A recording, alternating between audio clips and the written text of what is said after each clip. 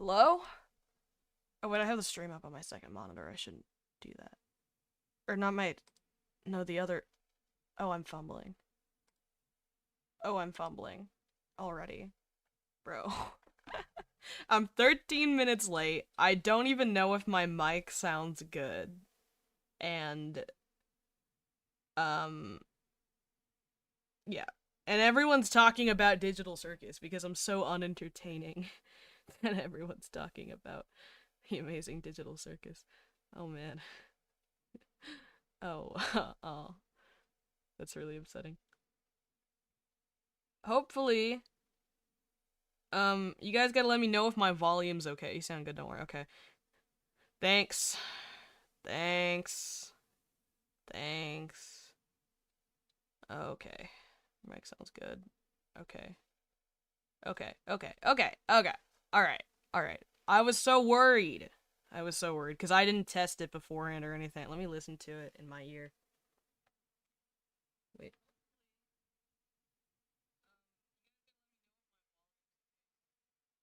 Okay, I sound fine, I think. Yay! Okay, I actually low-key got distracted because I was just talking with the co-hosts, in call, and I genuinely just, like, it's a little quiet. Okay. Wait. I'm gonna figure this out. Hang on. Wait.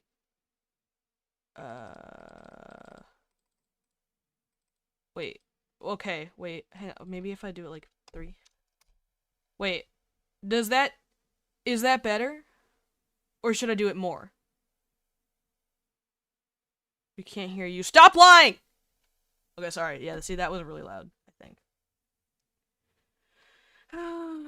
I need to figure that out and stuff before we get into the goods. It is kind of like... Let's check just my general set. It should be all the way up in sound. Yeah, I was trying to find a Tong Sahur creepypasta, but I couldn't. I just couldn't. We might be able to hear you. You guys need to stop pranking me because I'll get so upset if you're like, you're so quiet, I can't hear. I'll get so upset. Whatever. Alright. We got some people in here. We're gonna go over to the ground rules. But I gotta get in with my gang first. They're probably talking about, what are they talking? You better not. Hey guys. Hi. Hey. Hey. Hello. What were you talking about? Digital Circus. Oh. So all the digitals are here, and it's good Oh. content. We were talking about the deep complexity of Kaufmo, I think. Are you We still were on about actually. Kaufmo? Yeah, we were. You don't know him, bro. Kaufmo's My hero. favorite character is Scratch. I like so much art of him on Twitter. Kaufmo? No, that's my guy. That's my Trying to be guy. Different. That's Just my trying to make sure I guy. don't fit in. Yeah, literally, bro. Favorite fucking character is Kaufmo. No, that's my guy. That's my guy. Okay. Okay. I think maybe I should explain the rules of the stream to the people. I think, probably. Right? Right? No. Yes, bro. Yeah. Yes. Yeah. Shut up. Okay.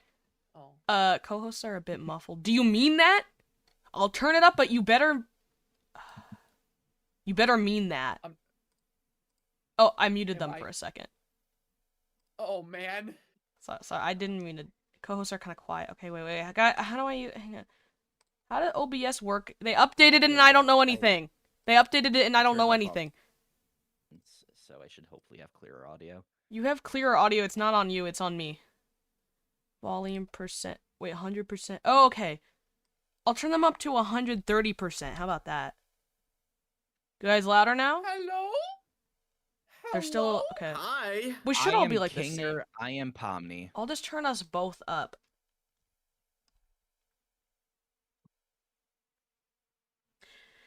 Glub McSchlubbington, thank you for the 5. Spooky Squad, please answer my question. What do you think cooked person meat tastes like? I personally think it tastes like pork. I've heard it's like pork, isn't it? I've heard that it's like pork as well. It's like pork either and pork chicken. or chicken. It's like a mix of both. It's like very, very gamey though. There's only one way to find out, guys. So Oh yeah, Kane, come here. Kane isn't here. Okay, I'm still turning everybody up. Then I shake my head very slowly. Too soon. Oh fuck! I didn't even mean that, guys. I forgot. What? How What does happened? guys? I don't know how OBS works.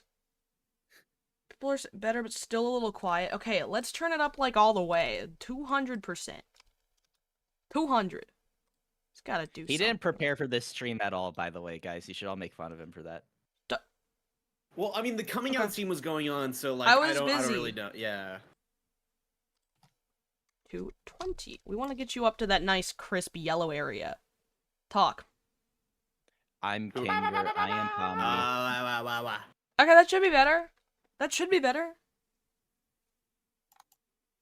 Did we reach that nice crisp yellow area? You've reached that nice crisp yellow area. Yes, Oh bro. my god, I'm so proud of us, gang. Thank you, Super Orlock, for the :3. I'm :3ing back at you. Thank you, Voided Plaguebird, for the 5. Hey, everyone, no requests, just a pronoun check. Okay, I use he, him pronouns. .exe. Okay, shut up. Austin uses he, they, right? Right? Right, Daggz? Right? It's Okay, well, Daggz? I don't know. I don't know. Hello. Wait, hello? Austin, what are your pronouns? Sonic. No, okay, no, okay. Micaiah, pronouns, go. He, him. Okay, Zach, pronouns, go. They, he. There you go, pronoun check. Okay, so how this is gonna work is, last time we had a lot of people, and so last time we had $10 to request a topic. We're gonna do it 15 this time, not because I'm greedy, but because I want to try and actually get to those requests, because I feel like we didn't last time, because we're so fucking many. We Yeah, did there have were a so many very backed requests up last queue time, last we time. actually just were not able to get to all of them. Yeah, so hopefully the slight change will make it, you know, survival of the fittest. You don't need to pay to request. There's a chance that somebody might just see your request and be like, oh, that sounds really good. But I'm not going to be super on top of the chat necessarily if it starts moving really fast. And also do not, if you have a request, do not spam it, or I will hide you and you will not get that read. That is not, no. Yeah, the super chat is just if you really want us to find something that is either related to a certain topic, or if you have a specific one that you want us to read, that's just like the guaranteed, like, okay, we'll see it, we'll do it. If your request contains anything that we cannot talk about, depending on the severity of it and how much there is, I know some of them we can kind of just skip over it or replace the word with something else, but I don't want you guys requesting anything that has to do with sexual harassment or child activities engaging in that. That is not funny to us, necessarily. It will not be a fun or entertaining read. And if you request anything with that, I will kill you in real life, so don't do that. And also, you'll waste your money, and we won't read your request. So make sure you know what you're submitting. We will, like, glaze over it to make sure there's nothing crazy in it. There are a few, like, I know last time we read, like, Squidward suicide. That's, like, fine, like, topics like that are, like, we can kind of just, like, replace the word with the TikTok lingo, or, like, skip over some parts. But I don't want to see anything As much as too horrible. we hate doing stuff like that, unfortunately, like, the last stream genuinely got demonetized. Yeah. I don't know if the rules have changed in the last year, but language is being killed by massive corporations to make us dumber. So, we apologize. Absolutely. The Archivist of Horror, thank you for the 5. What are some of your favorite creepypastas? Well, I know. I like the one where SpongeBob dies. Well, okay. So, and then I like do a gesture where, like, you know, like I just like point towards my current avatar. Just point at yourself. I just point at myself, and my current Jeff the Killer inspired outfit. I like I the, like I all like of the them. creepypasta where we kill Micaiah and then sell his Whoa, organs. Oh. whoa, Okay. whoa! I didn't agree to this one.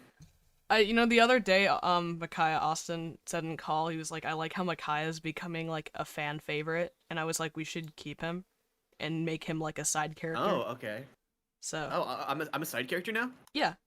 Yeah, Oh, you're okay. you're part of the Well, because I universe. was saying it's like, you know how, like, some people, like, have their, like, designated, like, side characters? Like Fiznom has Yeah. all the designated one. Like, well, you'll be mine. Oh, okay. Yeah. Okay. Yeah, like Pastra. I'm Yeah, like like I'm like Pastra. Kai Snat stream interruption. Yeah, you're like, that's not I stream don't interruption. like you. That's so mean. Yeah. My favorite creepypasta is actually Slenderman. Slenderman and the Backrooms. But I do like Tiki Toby for, like, the funniness of it. I was saying this to Austin, but I was like, that is the most me fucking creepypasta ever. The like, fucking, the misunderstood guy who has ticks and worships Slenderman. That's me, bro. That's my guy. I always forget that Slender Man is just like forcibly connected to that creepypasta. It's cool. Yeah, isn't he like a super proxy? Yeah, Yeah. super pro. I like the proxy stuff. That stuff's cool. Does engage 6634. Thank you for the 15. Can you guys talk about dog eating cereal with a spoon? Is that like an actual thing?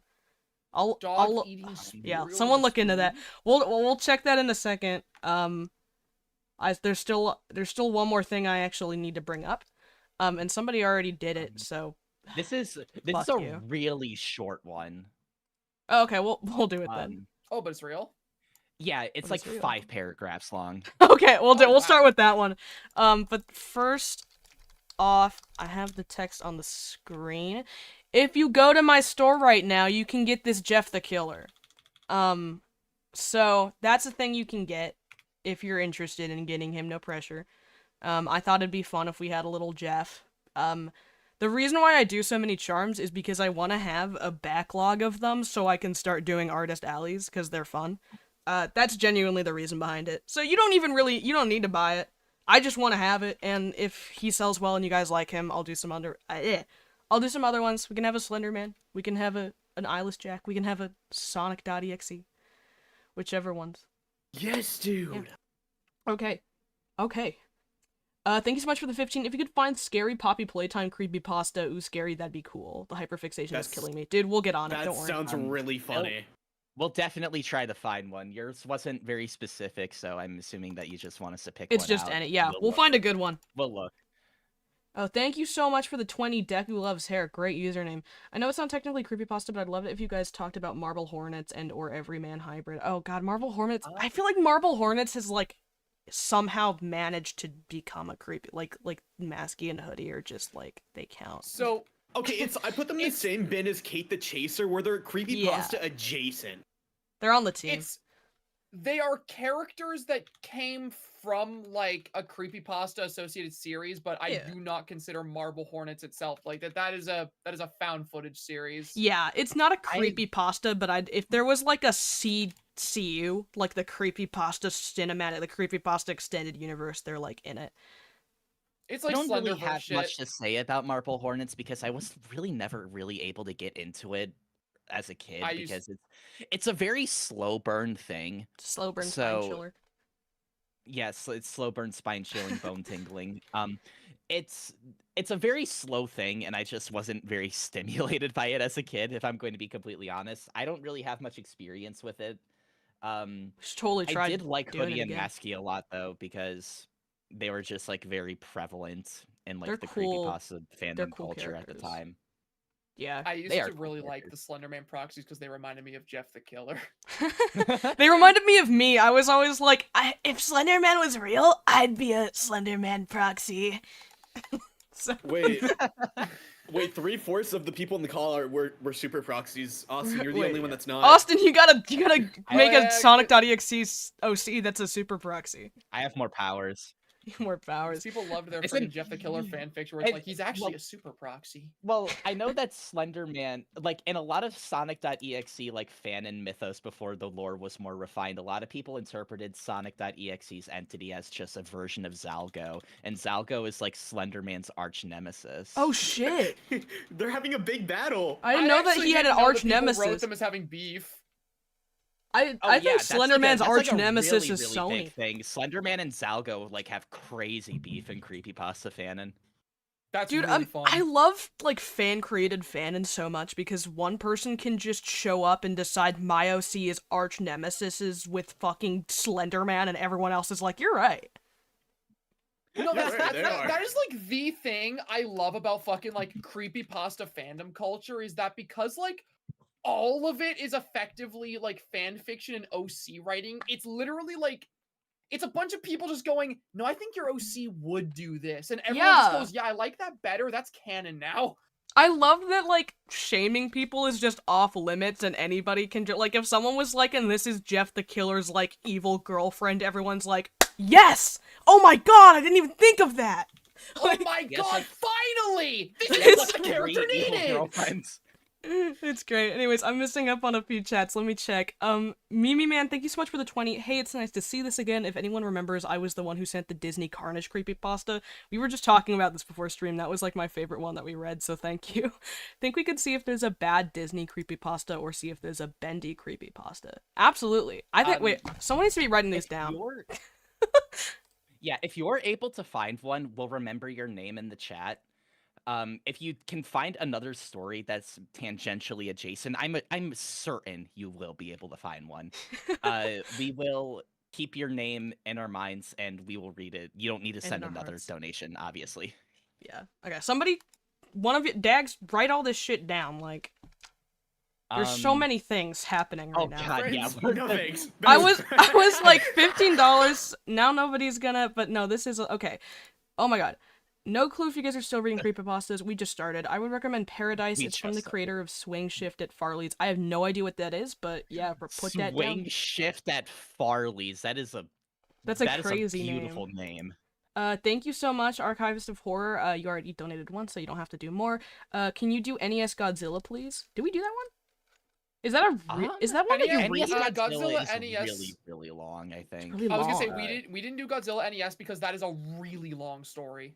Is there like a condensed? Can we just read like a bit of it? Can we read the best part? Maybe because it's like I a don't know. 3-hour read. Jesus. Oh Okay. my god. It's like a novel. Oh Yeah, wow. it's a big story. We can maybe do like a chapter 1. I know that it was released in parts. We could do like chapter 1 of NES Godzilla. Oh, okay. If there's like parts. Jesus, these donations are going crazy. Okay.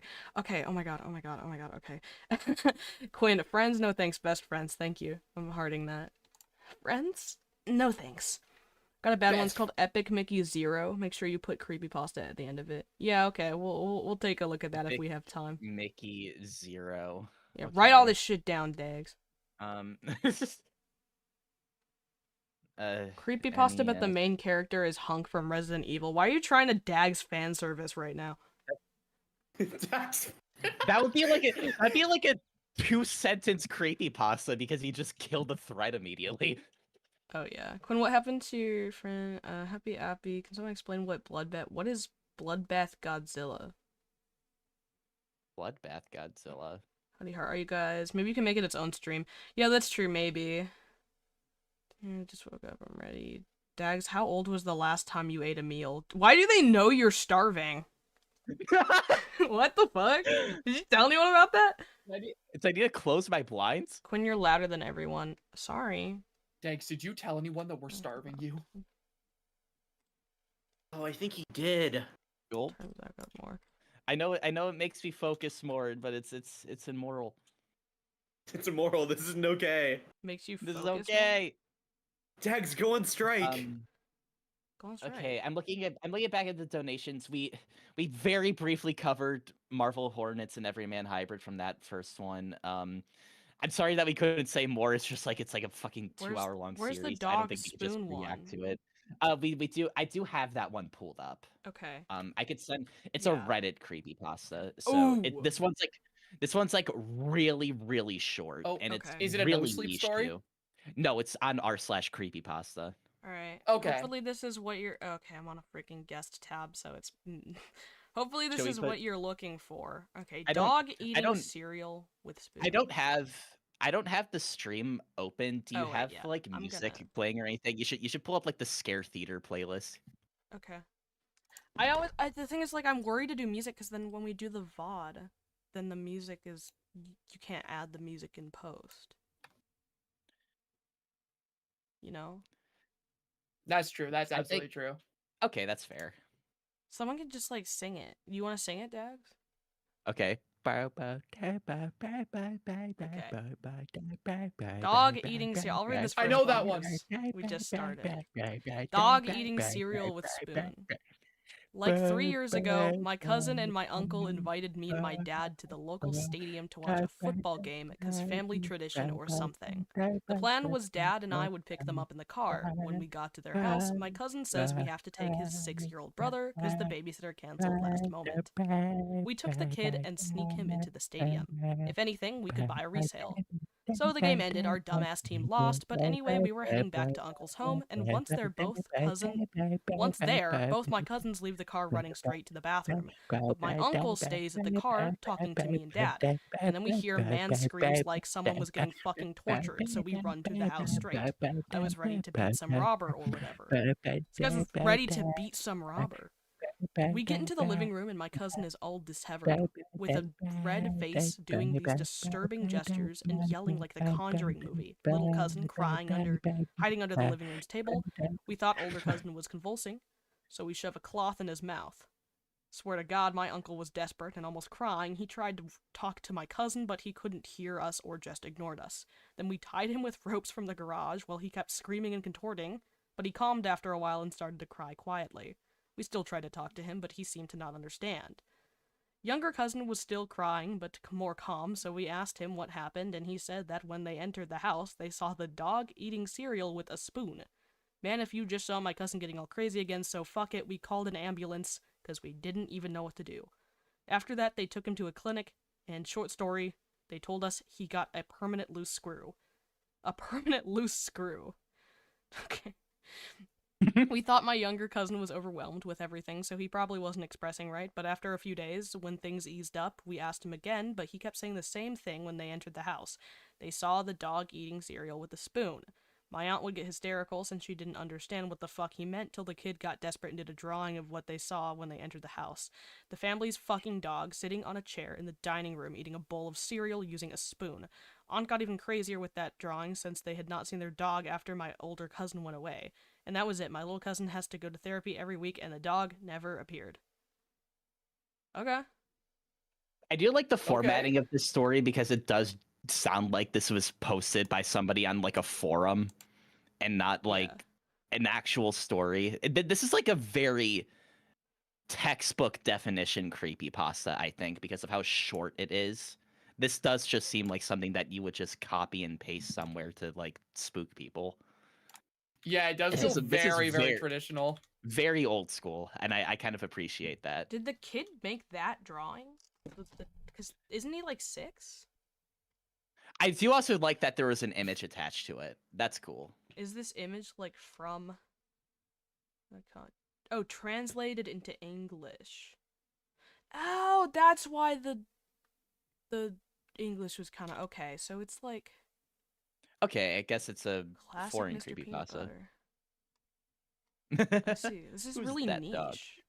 It's probably I'm not sorry, niche in like another language. I didn't hear the first half because I was going lightheaded from not breathing while I was doing this sweet dreams. Yeah. So, like, why? Because I was told to! You didn't need to keep going. I only stopped because chat was begging me. Damn. Hi, I love you We guys. hate Can your you please singing, read Daggz. Thomas and the Children because I love Thomas and the Tank Engines. Is there Thomas creepypasta? Oh, there's absolutely Thomas. Oh, creepypastas. 100%. Oh my god. Somebody did ask to do Epic Mickey 0, however, so I think that we should get to that one first. Is it like really short? When it's kind of quiet. Okay, you told me I was too loud. Now I'm too quiet. It's so popular in my country some years ago. Okay, so it's like a foreign creepypasta. That's really cool, actually. That's interesting. Epic Mickey Zero.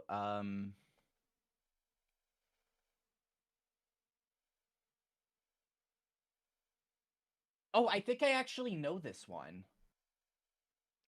Yeah. Yeah, okay. This is where I get a lot of my very funny creepypastas is the Oh. channel. It's a channel Hoodoo Hoodlum's Revenge used to do these top 10 worst character creepypasta readings. And I like bringing these to a new audience because these are some absolute fucking gems that are in here. Some Apparently, gems. this was in one of those videos because I found a archived snippet of it that was narrated by Phantom Strider, who apparently was collabing in this video, which is pretty funny. Oh. Um, I found the story. I could be the one to read it. I will send the Okay. link to it in the chat so that you could pull it up on stream. Daggz, your singing is beautiful. Don't let the haters hate. We'll look Thank at you. that. I appreciate it very much. They love you. Thank you, Voided Plaguebird. You are very nice. Okay, so should I get to reading? I think the creepypasta itself is called Epic Mickey Zero, but the link here is just Mickey in all caps. So Oh yeah. we are going. Oh Wait, so do I click on this? Oh, okay. yes. Okay. Alright. All right. Are you guys ready? Yeah. This is gonna I'm be ready. Me and my friend were die-hard fans of Epic Mickey. We heard 2 is coming, but one day, the game caused my nightmares to come true, and my friends too. It was 2 p.m. I was looking in eBay. I was looking in eBay to buy a new game. I found an Epic Mickey game, and I clicked on it. It was called Epic Mickey Zero. The description said, "Take it away or he will kill me! The game is cursed to take it!" I was creeped out. I asked myself, who's he? I bought the game, and the description said, "Thank you. Destroy it and never play it." I was like, the fuck? I clicked refresh and it 404'd on me. After a few weeks, the box came in, poorly written, to and from words.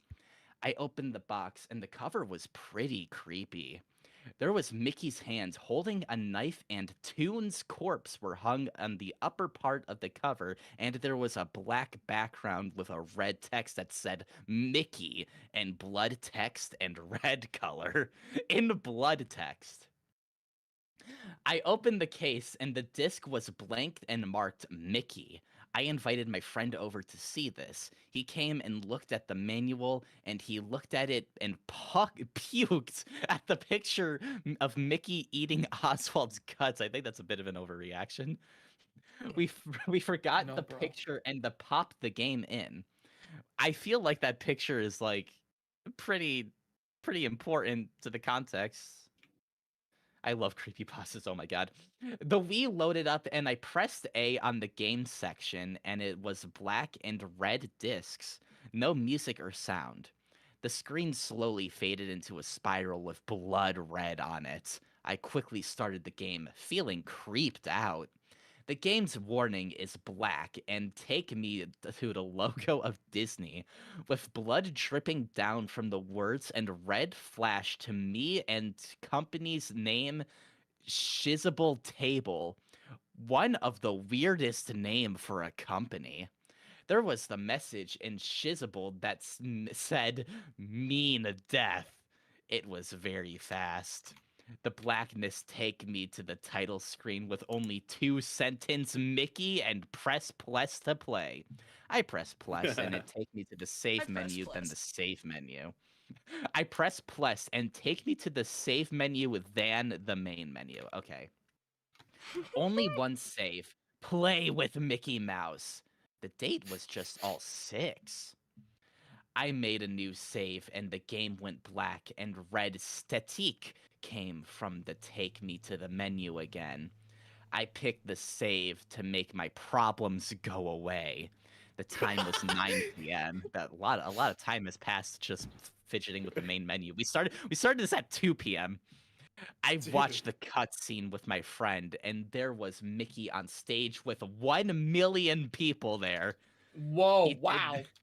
He did his act in the House of Mouse, and everybody booed at him with hyper realistic eyes that were red. His friends blood at him, and his brother and everybody from Disney booed at him and left. Mickey headed No. home on foot, walking endlessly, and made it to him. Pluto was nowhere to be seen. Mickey was crying in his room. After he cried for 2 minutes, he got a rifle and shot himself, and the screen went black and fades to back to his corpse bleeding, and his soul left his body. And he did the same thing he did in the first one. He saw Yen have a paintbrush with some tall guy with tentacles and a fedora to hide his face while wearing a suit. Yen Sid dip his brush into the thinner and thinned out the wasteland. It was very shocking. We heard someone talking. We turned the volume up, and the narration sounds more demonic than meets eye. Than meets the eye. We never understand what he was saying. Yen Sid looked at the tall guy, and the tentacle went out and to push him down like normal. He killed Yen Sid by stealing his soul. Mickey hide and the guy vanish. There was a message on the corner said, Yen Sid is done with his life by the Mind Man. I thought it was Slender Man. What a shitty name for a Slender Man related character. Mickey came up the work and found knife in the drawer and cut the wasteland into pieces like Tetris. Mind Man was standing behind him and showed his face. He had no eyeballs and with a flesh-eating smile with his eye bleeding. He looked like a Roblox in a Family Guy body. He looked like a but- Roblox. What? He looked like a Roblox? He looked like a Roblox in a Family Guy body with his head Robloxian and brought out his tentacles and choked Mickey and jumped into the wasteland and brought Mickey Mouse down with the no paintbrush. That's what the sentence says, Zach. Of course. My bad. No, Makes that's on me, sense. really. With his head Robloxian. His head Robloxian Family Guy, okay? Pay attention. No, I'm sorry. No, you're right. That's my bad. I'll do better next time. The sky was blood red, and Mind Man Mickey let go. There was the Mind Men. There was Ortizna, Bugs Bunny, and Darkwing Duck, with their eyes gone and bleeding with a blood-eating grin. The game went static with blood red colors. The game was black and faded, a torture chamber with no dialogue or a small scene. I go upstairs in the game and made it to a room with 3 doors to choose.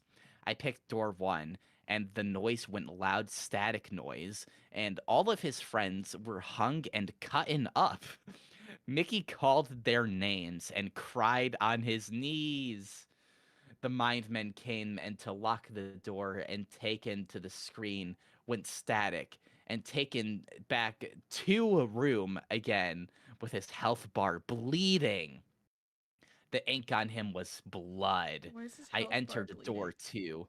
The room was pitch black, and he walked by himself to spikes, and his body crashed into the spikes once again. This happened the first time? Static came to take me and back to the room again with 3 doors. I picked the middle door. It got taken into a whole new screen. There was the It's a Small World clock with a killer face with blood red color on his face.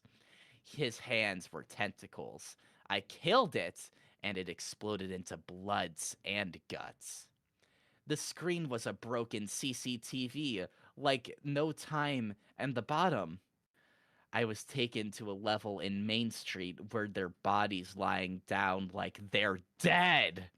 There's no enemies. The Mind Men were standing there with the lavender Town music reversed.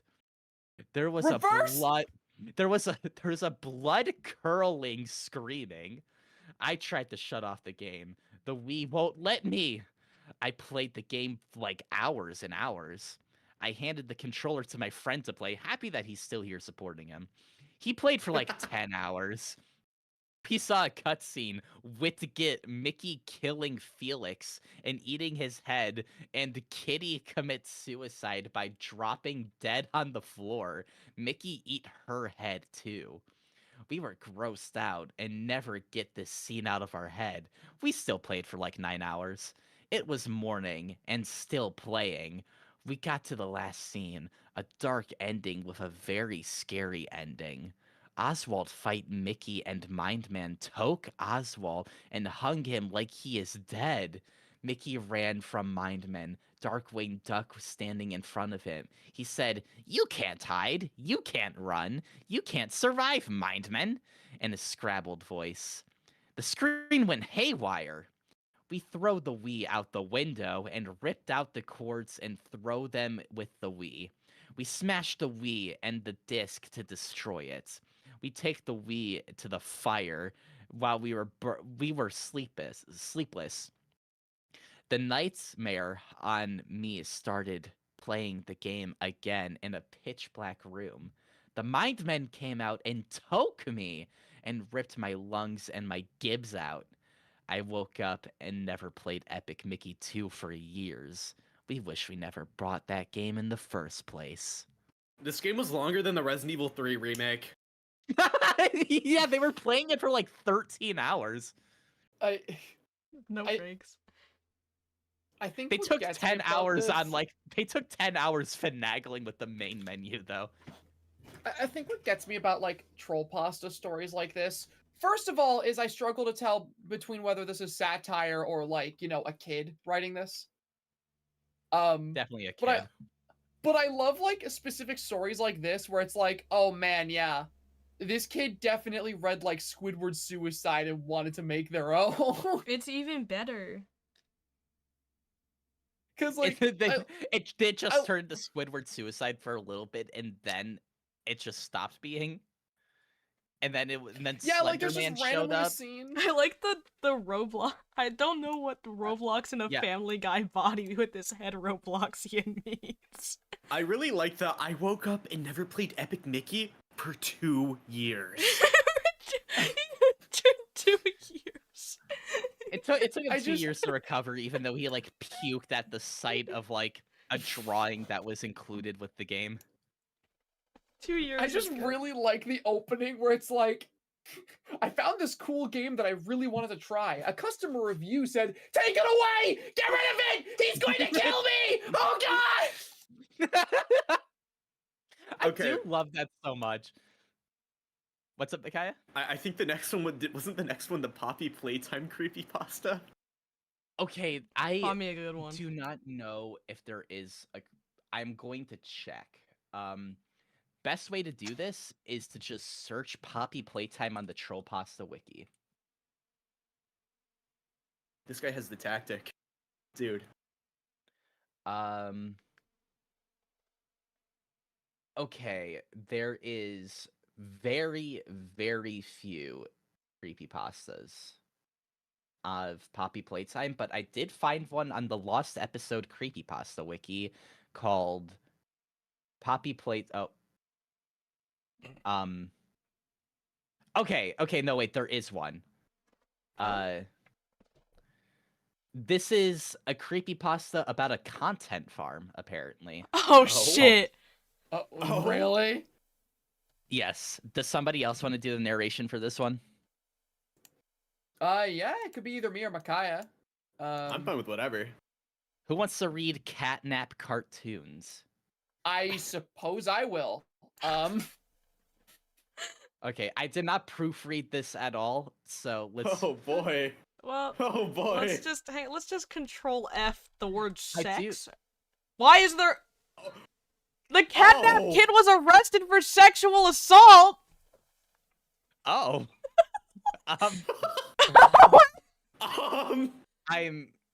I- Okay, that seems like the only mention of something like this. So let's like. I think it's fine. I We'll think we'll stop if it. This is like the only fucking Poppy Playtime creepypasta I found, but like the premise Well- of it is kind of interesting. Basically, Well, my he was internet abusing cut out his for a second. girlfriend. Oh, Oh, hello? Zach? Zach? I think Catnap Cartoons got him. No! He's out. Why the fuck is that one Sonic the Hedgehog render on the left? Look at it. Rather feel pain. Wait, What are is this? okay? Actually, like, hold on, no, go back. I want to read the names that are Oh. featured on the side because Fandom Wiki has to be the most. Skipper's There isn't a bin. mean enough word to describe this. A chocolate bar. Rather feel So- pain. Jeffy's Clan. Wait, never- is this what's up? SML? My Oh my internet God! cut out when we were checking this creepypasta. Like, are we reading this or no? I I think think it's just like brief mentions. I'd say read it, and then if something gets too graphic, just brief stop. mention of a character of like somebody getting arrested, and I think it's never mentioned again. So I think we're good to read this. Okay, so I can read this then. Okay, Read it, and then if Yeah. you get uncomfortable, stop. sure thing. Okay. Content farms, a very massive topic on YouTube that has been an issue since the beginning of the 2020s. Most people, Before that. specifically commentary channels, have been discussing about how these types of channels are ruining children's mind with their really odd and questionable content. These videos would include characters from various trendy indie shows, video games, or movies like Pizza Tower, Indigo Park, Garten of Banban, Five Nights at Freddy's, The Amazing Digital Circus, Has Been Hotel, Spelunky, or heck, even SpongeBob SquarePants, which is ironic enough considering SpongeBob isn't even indie. That's true. But, okay, like, I like how long that list felt the need to be. Like, you didn't need to list this. I like many. how they felt the need. You could tell the age of this creepypasta by the They had fact to that they include included Indigo Pizza Tower. Are there Indigo I- Park content farms? I never saw that. I think they included Rambly and stuff. I remember a content farm that has been recently closed that I once I remember a content farm that I once remembered. The channel's name was Catnap Cartoons. The profile picture had Catnap's cartoon head in front of a purple background. Now, for those who may not know, Catnap is from an indie game called Poppy Playtime, made by an indie studio, Mob Entertainment. Poppy Playtime needs no introduction. So, This game has been milked to death by these content farms, even up to this day. Aside from the smiling critters and the nightmare critters, I really didn't care for the game as it looked very. Okay, you know what? Okay, like little tangent. Can I point something out I love about like these types of creepypastas? they give Mhm. their opinion. I always love it so much when in the middle of this story I'm reading, the author just feels the need to interject with their like actual IRL opinion about the Yeah. media that the creepypasta is about. Do you think, I do you love that the that person their that wrote opinion this is that isn't- the only things they like about Poppy Playtime are the smiling critters and the nightmare critters. They don't like Like, do you think anything the else. person? Do you think the person that wrote this was an Aya fan? Probably. This is the most. This is the most Aya fan story I've ever just- seen in my life. It just reminds me too of like I forget which Pokemon creepypasta, but like there was a night where I was reading Pokemon creepypastas like with some friends, and like right in the middle of this like like terrifying story, the author just randomly goes, "Yeah, and Pokemon Diamond and Pearl sucked. They were like really bad, and I did not like them." And it's like this is like I don't know if this is like a trope, but it's my favorite thing in these creepypastas where like they can't resist just writing their opinion into the story. Anyway. Anyways, back to talking about the channel. The channel had posted content all centering the character Catnap as he goes on various adventures. I would like to talk about two videos I can remember that the channel posted, but I can't remember the titles or thumbnails of these videos. The first video is where Catnap is going to McDonald's to eat some food.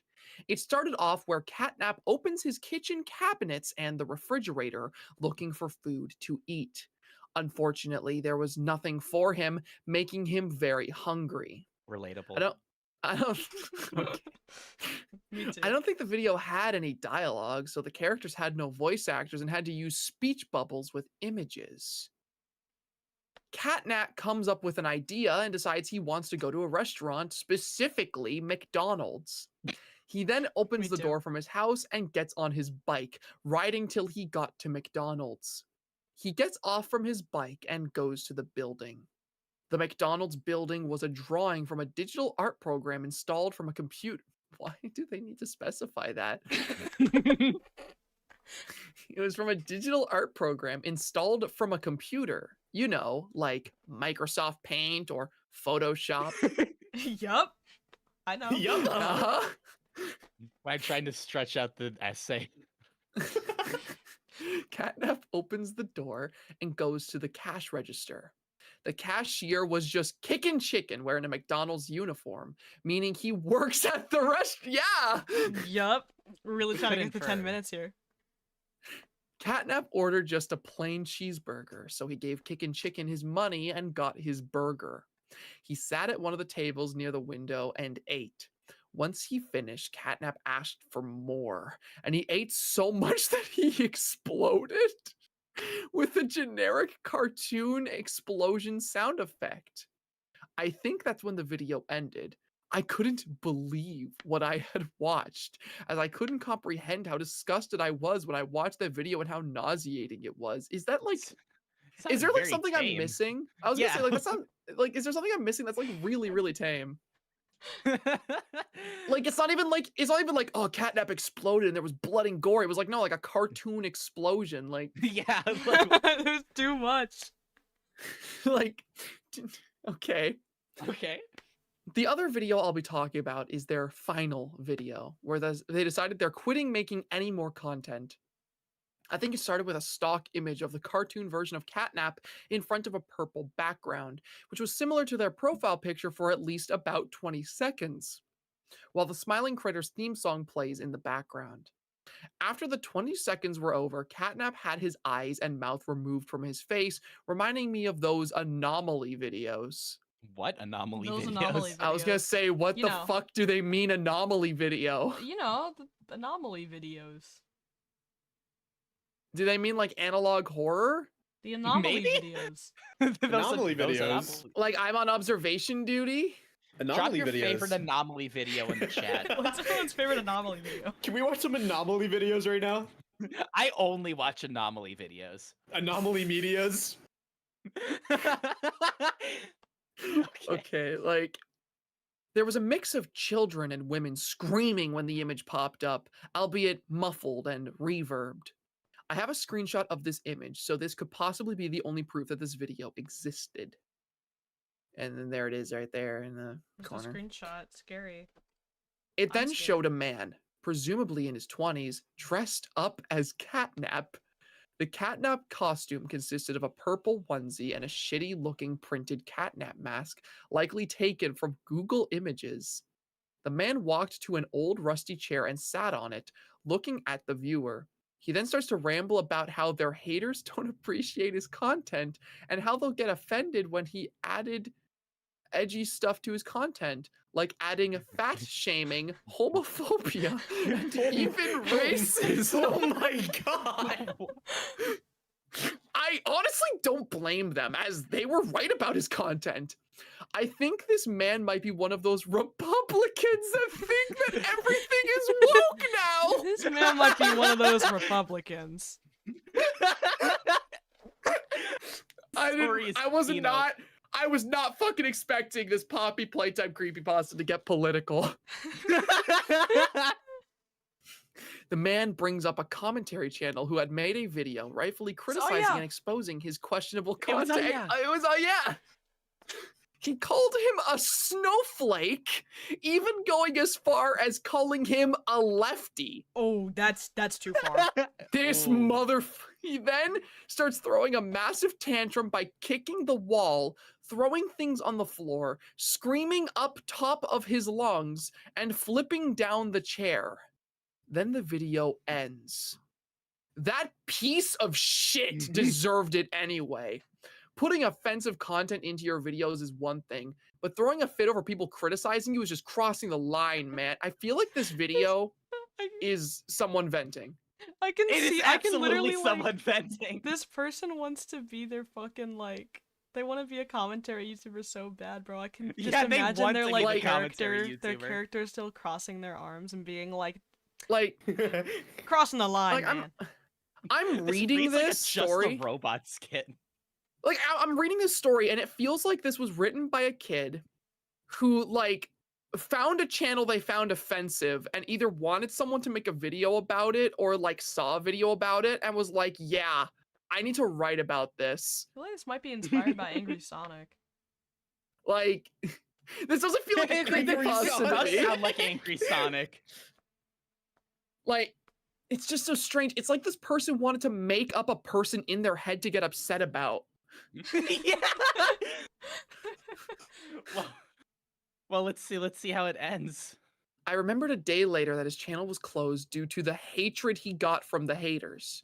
2 weeks have passed, and I found out a person nicknamed the Catnap Kid was arrested for SA and making fraudulent cease and desist letters that he would send to anyone who would make a video on him. So I speculated that he was Catnap Cartoons. So basically, he was abusing his girlfriend, who, by the way, was an editor for his videos, by flip kicking her in the legs. Oh my. I like this. Fucking what? I like the term. So basically, he was abusing his girlfriend. So basically. Oh, hold on. My ping's spiking. Am I good? Yeah, you, you're good. you were You're like good. glitching a little bit, but I Okay. think you're okay. You were anomalying Okay. a little bit. Yeah. Yeah, that was an anomaly. And many people were talking about him to the point that he gave them Oh. false copyright strikes and gave them a false cease and desist email. Oh. Pup is Steve? Result of time.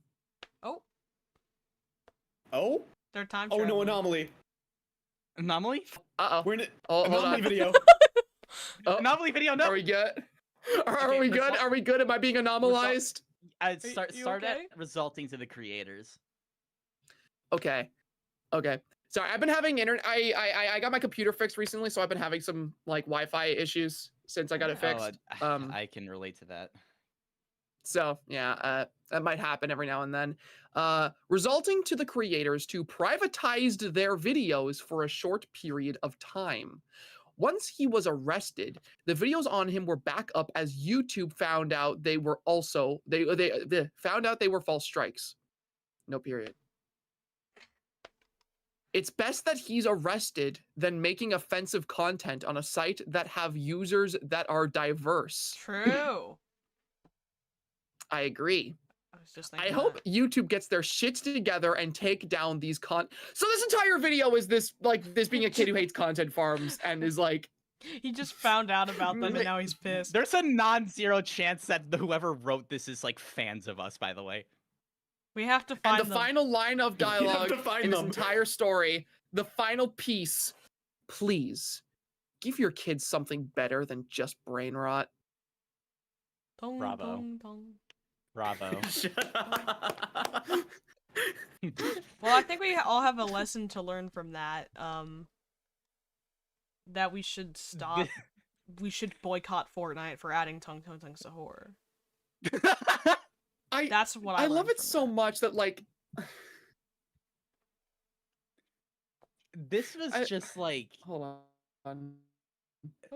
Anomaly. No. this was an anomaly. This is a video essay. This is without a the video video. essay The about the video. video. Dude, it's the I just fucking love it so the much how Minecraft like people who make their own fucking ARGs to make videos about. You're right, it is like that. Can Yeah, you make like- a video on this? like this story to me did not feel like I was reading a creepypasta. It felt like fucking like content farm fan fiction. Which is like the premise of this story of like finding like Uh-oh. a creepy content Oh. farm that. Oh, what? Can you hear me? No, we can Yeah. hear you. I think the Zach's just Mindmen are another after one. Zach, like this guy in chat The said. Mindmen, no! Jesus, you were really passionate about that. The Mindmen is scary, okay? Oh, I think he was actually taken by the anomalous Mindmen. We're just fusing shit now. Anomalous Mindmen? They're all good things, okay? Someone draw the anomalous Mindmen, okay? What would they even look like? I'm just imagining like the smiling critters, but like analog. Smiling critters, analog, epic Mickey Okay, Slenderman. how am I now? How am I now? No. You're still an anomaly. You're getting somewhere. You are getting somewhere. I'm getting somewhere. I like how your internet waited for you to finish the story, by the way. Yeah. Oh, it was because he summoned the anomaly. Oh, okay. Did we Are lose there them Mindmen again? in the chat? I'm just making sure they're okay. He's gonna turn into a Roblox family guy against your will. Oh, Roblox family. Head like a Robloxian. You're Robloxian.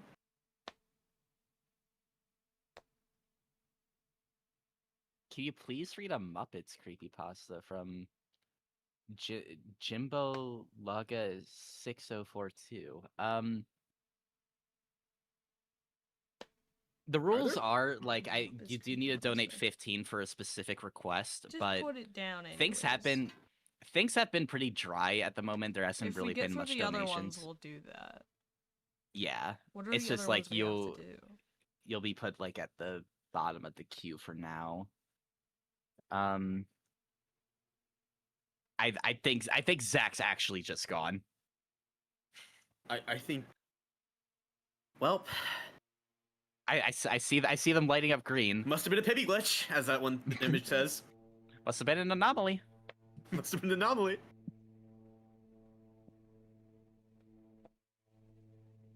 Would the anomaly Mindmen have Roblox Family Guy bodies? Man, I don't fucking know. I think they would. I think they would. Why don't we just let Micaiah engage with the chat for a little bit? Wait, Yeah, Micaiah, like you're entertain the fucking people. like wait, whoa. Am I like, dude? Am I a jester? Am I like Pomni right now?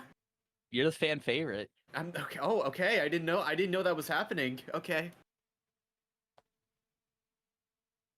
Okay. Let me. What do you- chat. What do you all you beautiful chatters want to say to Micaiah?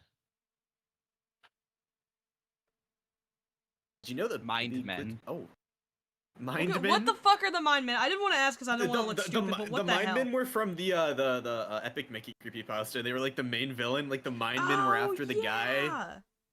I zoned out. I honestly There was the more.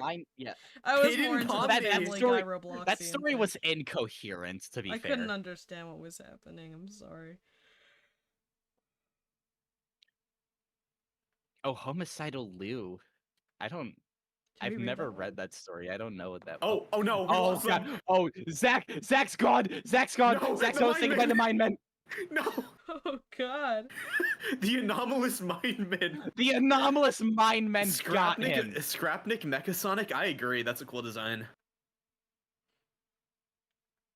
Austin, Born of wait, can you Science, check Jane DMs, the Austin? Killer win. What? Okay.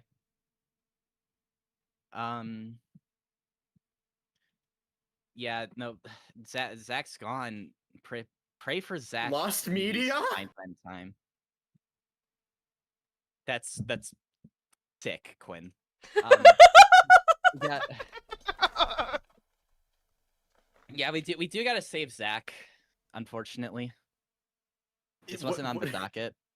What happened? I do really appreciate how their internet allowed them to finish the story, but as soon as the story was done, the Mindmen got him. Also, the Mindmen. I like them Yeah, too.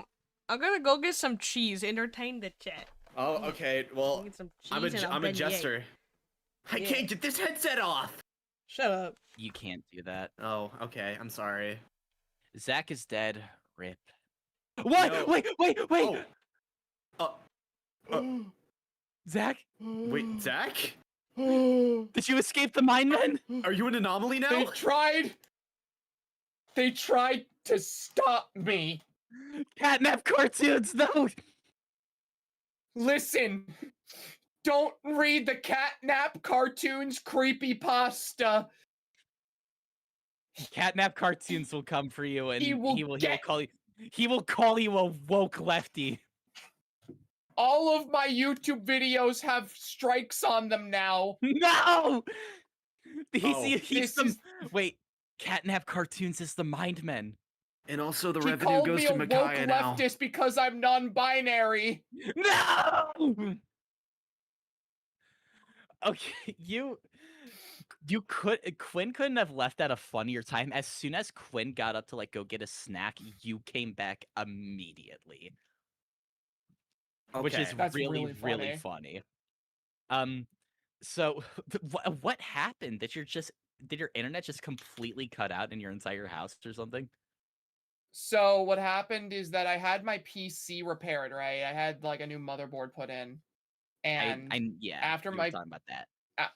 after my PC was repaired, this PC does not have wireless connection. It doesn't have like its own Bluetooth. So I have had to connect to the internet via a network adapter for the time being until I yeah, can figure out me how to get too. Ethernet.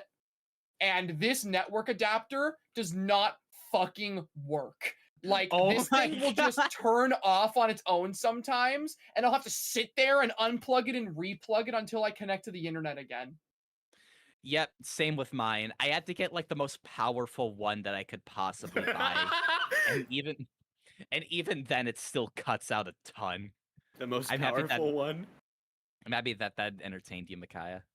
Thank you. I'm trying right now to like figure out a way to get Ethernet on this thing so that I don't have internet issues anymore. Because like as it currently is, like with internet this bad, I can barely play like online games. And I mean, you literally got to see it firsthand. If I co-host or host a stream, it gets fucked. I see. Yep, I see. At the very least, your internet was polite enough for you to finish the Catnap cartoons creepypasta. Yeah, I'm assuming we only had like slight issues at the end. Yes, only very slight issues, but we got the creepypasta done. I feel like we didn't That's I feel like we didn't get enough time to actually process this, though. I mean, I anomaly videos. I was trying to give a lot of commentary about it, but then I realized that every single word I said was not being heard, so I just stopped. What were your thoughts at the very end? I was saying that story, that was not a creepypasta that I read. That was a friggin' like, that was a kid who got very upset because they found out about content farms and like got upset at their mere existence and wanted to vent their rage about it via like a story that's framed as a creepypasta. Like that at no point did I read that and I'm like, yeah, this is like something this person found scary. I'm like, no, this was something this person was pissed about. Yeah, there's like some things that are written where you could tell just pure hatred was put into it. Yeah, This and like is one of that's those what I find things. so funny. Like nothing about it was even remotely like scary or disturbing. They like you could tell too that they threw in some random shit at the end to like make this catnap cartoons person like a worse person so that the story at least had some kind of like disturbing quality to it. But like It's so hyper specific though. Like girlfriend was the editor and he would like Kick flip her. Kick flip her. in the legs. I feel like this might actually just be based off of a real person or something because it's so hyper specific. It's either like based off of a real person or like just the very concept of a content farm YouTuber that got into controversy. Like I said it whenever I was reading it, but this story feels like this person made up a fictional human being and then they got angry about said fictional human being. This kid saw the guys from Lanky Box and assumed they were Republicans who kickflipped their girlfriends in the legs. I really like the random addition of like this dude being called a Republican too, and then going on about snowflakes and leftists out of nowhere and saying that shit's too woke.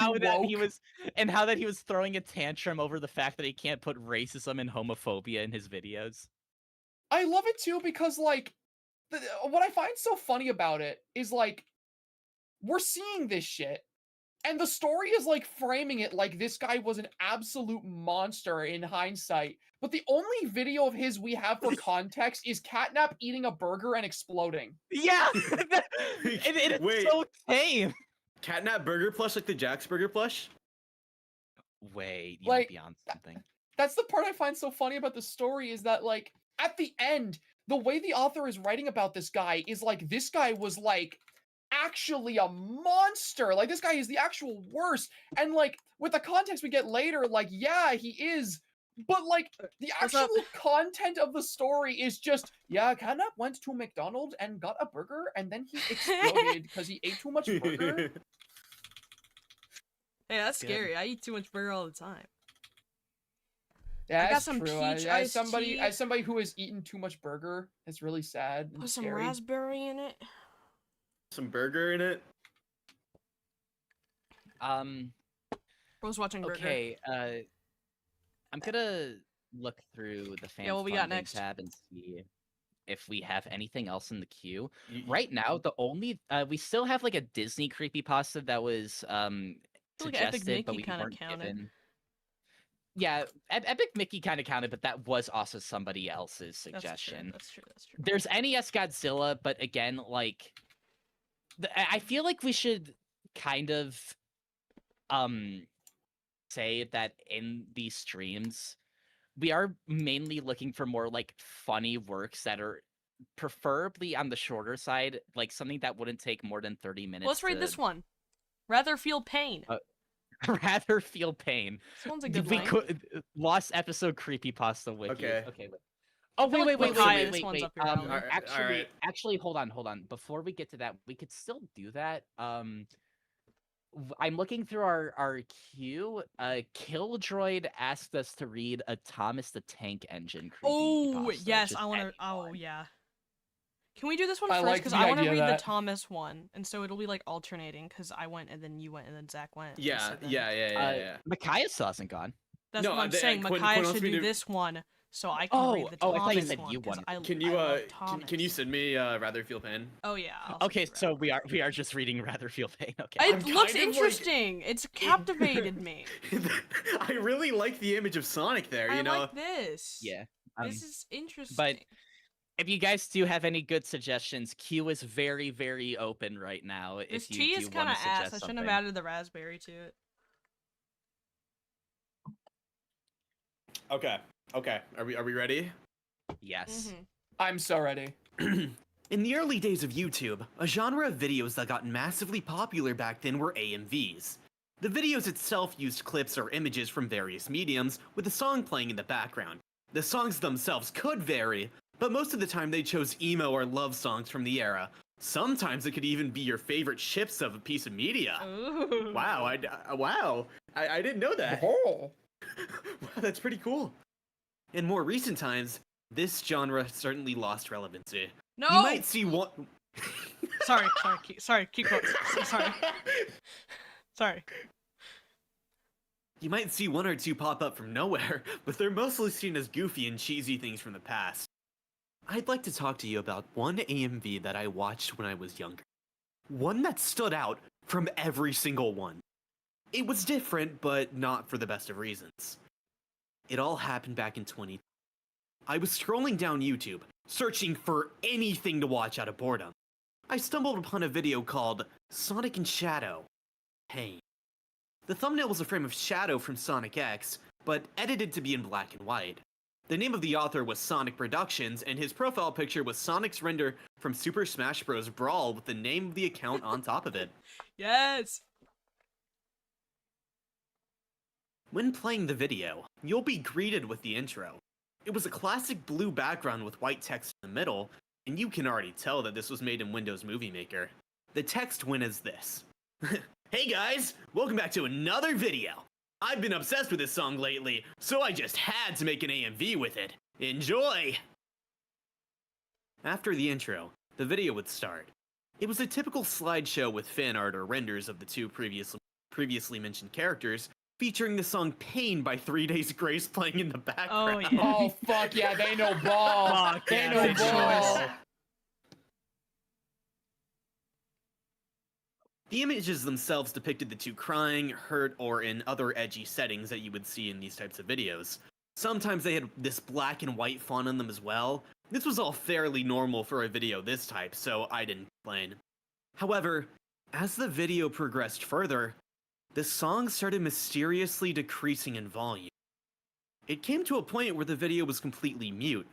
This weirded me out a lot since one of the focal points of these videos is the music. Eventually, the slideshow stopped as well, specifically stopping in an image of Sonic looking backwards, one of the only non-bloody pictures of the video, ironically. This lasted for around 10 seconds. Just a static image to stare at. Enough to make it uncomfortable. I was about to switch to another video, thinking that this was incomplete or something happened when exporting. The sound came back just when I was moving the cursor, so I kept watching out of curiosity. I expected the song to play again as normal, but this time all I could hear was heavy breathing. It sounded like someone recording his own breath into a damaged microphone, as it was distorted and glitched. Anomaly. If I remember correctly, it kept playing for the rest of the video's duration. Suddenly, the screen switched to a different image. A picture of a male teenager. He was light-skinned with messy brown hair and blue eyes. He had a light-colored shirt and was seemingly smiling at the camera. The background seemed to just be a light-colored wall, probably from the kid's house. Like, okay? Probably? Okay? Probably. The same white text from the intro appeared again, with a different approach. I truly outdid myself today. It was clean, silent, especially exquisite. The best part? He was still breathing. He felt it all. Every single stab. Ah! Sorry. I know I this is paused the scary. video. I was starting to get anxious about the situation. All of this sounded more and more like a murder confession. I was trying to convince myself that this was just a way to shock the viewer, a cruel prank from the user itself. As the text continued, though, it started to prove me wrong. I caught him right when he was...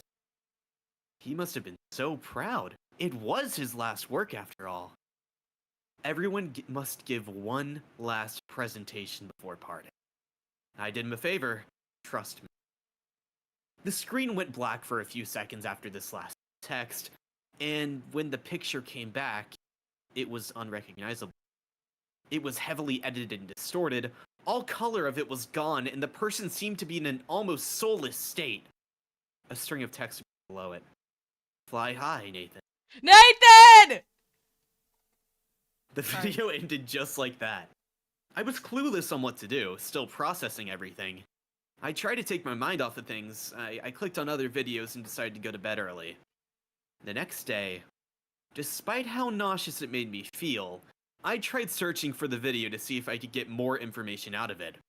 It didn't pop up when searching for it, and neither was it on my history. Even if I searched for the user, there was nothing. You guessed it already, everything was deleted. To this day, this video is a mystery.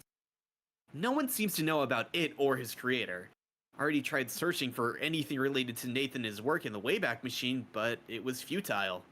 Recently, I mentioned to find a blue pen drive with some old archives of mine. Oh yeah. I found some screenshots of the video that I took at the moment along with Nathan's profile picture. No. Back then, I thought these would be useful, but I completely forgot about them. Until now. That's why I'm making this post. I can finally prove the existence of this video and spread awareness. I hope that at the very least, Nathan is rested. And the person who did this terrible act is now being punished. No one deserves what happened to this poor kid. The mind So, man like, made him do it. Nathan. Unless there's something I'm missing, is there like any...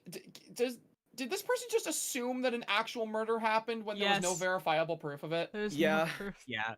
Also, I like that. I like that they mentioned pin drive. Fucking like the fucking blue pin drive Sonic creepypasta.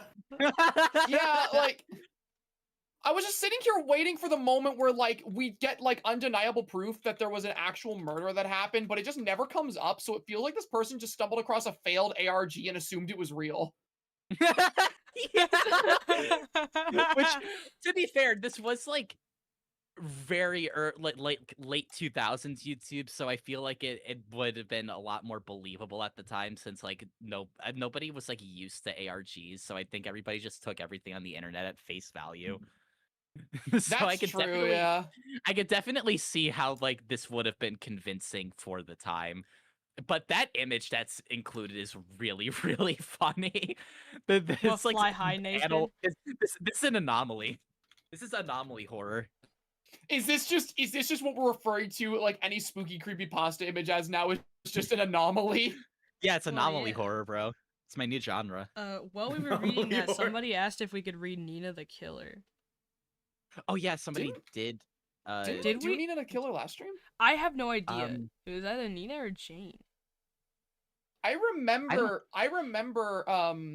we either read it or I talked about that story a lot on the last stream. You You talked did about talk it a about lot. that big story a presentation. lot. You put it in your presentation, but I don't know if you read the story itself. I'm pretty sure that's because there wasn't wait. like a version of Nina the Killer I could find because it was translated from another language. Yeah, wait, you're right. I think it's like a hard to find thing. If you I do, distinctly remember trying at the very least to read Nina the Killer, and there was like complications that stopped it from happening. yeah, I'm not really sure if it's findable. Hold on. I'm gonna control F Nina the Killer in your okay.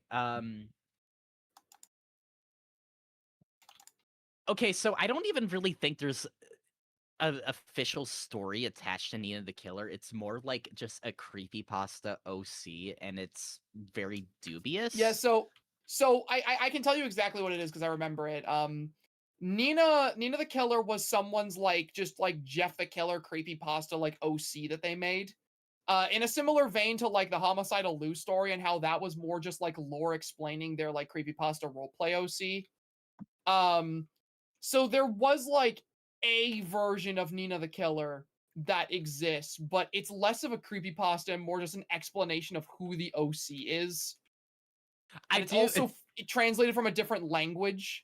The person who sent the super chat said in parentheses, "I don't take criticism," which I'm assuming is like an inside joke from that story. Yeah, like there is a story, but it's Spanish. Okay, yeah, I remember it being in another language. We did talk about Nina the Killer in length in the last one. If you are going to super chat like a story, absolutely make sure to like double check if we hadn't already gotten to something previously. We like if you do want to hear us talk about Nina the Killer, like we do talk about it in length back then. Yeah, I talked about it very extensively in the last one. So That's just the one thing is I don't want to retread old ground. I think you'll be happy with that if you do want to go see that. Like again, there's like not really much else to cover that Zach didn't already cover back then. Yeah, like literally in the last stream, I talked about Jeff the Killer and all Jeff the Killer associated characters for over an hour and a half. Like, if it is Jeff the Killer affiliated, I yapped about it in the last stream. Meme Man came back again with another donation. I guess this will add to your other donation. You didn't need to donate again, but thank you. You know what? I'm gonna recommend a good one for once. On this wiki, it's called Inkwell. It's a bit long, but I think it's interesting. You have sent like an accumulation of $20 at this point. Weren't we gonna do the Thomas the Tank Engine one? Yeah, Oh wait, yeah, Thomas. find me That's that in our one. queue now.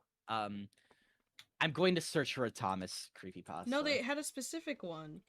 Oh, they had a specific one? Yes, I thought you wrote that down. It was like Children of Thomas Children of Thomas. or something like that. Let me go back to fan funding. Pastra's Jeff the Killer brain rot era. That's the thing is I never stopped being brain rotted for Thomas Jeff the and Killer. the- I just stopped talking about it. Okay, Thomas and the Children. Thomas and the Children. Okay. It's also on the Lost Episode Creepypasta Wiki. This is Yes! my favorite. It's my favorite place ever. All right. Thomas. Oh, I fat fingered the slash. Okay, there we go. Okay. Okay, brother. Thomas. Thomas. Thomas. Okay. Thomas Ooh, and the oh, children. Oh, Thomas and the children! Okay, I have a big Thomas fan, you guys. Have you ever heard of Thomas the Tank Engine? If you have been No. around little kids between the ages of 2 or around 7 or so, I'm sure you have. I love how all of these creepypastas open with like, have you ever heard of Disney? You might not know what Remember- that is. Remember AMVs? Have you ever heard of a Ronald McDonald? He's kind of No. niche.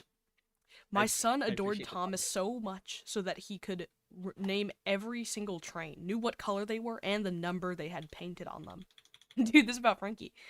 I was glad when I heard that he was coming to visit me over the summer, but I had a ton of work to do, so I bought him a Thomas DVD. The cover looked innocent enough. What was also interesting was that Thomas was smiling and little wooden children were waving their arms out of the windows in his couches. Dude, it's tongue. It's the tonguelings. No. The DVD was called Thomas and the Children. He was so excited to see the DVD that right off the bat, he pleaded with me to pop it into the DVD player. I went to work while he watched it. After a few hours, he came into my office looking as pale as a sheet. Daddy? He spoke. His voice seemed weak. Are you okay? I asked, touching his head. I noticed that his temperature had gone up. Why did Thomas kill the children? My heart sank like a stone, but I soon brushed it off. I'm sure Thomas didn't kill the children, I reassured him. Now you rest your... Wait, fuck. Now you need your rest and some medicine. I gently pushed him towards his room. Come on now. After putting him to bed, I got curious as to what he had seen. I popped the DVD and began to watch the episode play. It seemed innocent enough. The episode began as Thomas was told to take a group of children to the seaside by the instructions of Sir Topham Hatt, aka the Fat Control. Damn! That's fucking mean. It's I his noticed actual name, something though. odd, I know, but that's fucking mean. There was no narrator in this episode. The rest of the episode then showed Thomas picking up the little wooden children, and showed every single one of them climb on board. Then there was a scene with him zooming down the rails like he always did, and the kids were cheering. But then there was trouble, as they say in the show. Birdie the bus was stuck on the railway tracks. This is when the episode got strange. Birdie stared at Thomas in fear, but the little blue engine just smiled and sped up.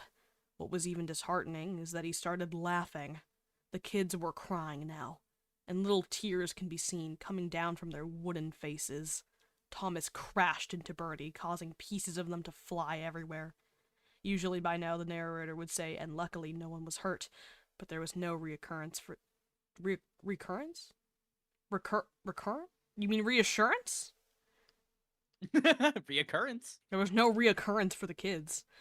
The episode then showed the carnage inside the coaches. Wooden limbs were broken off. What looked like actual blood had been splattered everywhere. Heads had been ripped off of the little bodies of the little dolls. And worst yet, the children still had tears painted upon their faces. Everything was static. Oh, God. It's okay. It's okay. It's okay. I'm scared. Breathe in. After that, I felt myself boiling over with anger. What sicko would create something that messed up for little kids? When I paused the static, messages started to appear on the screen.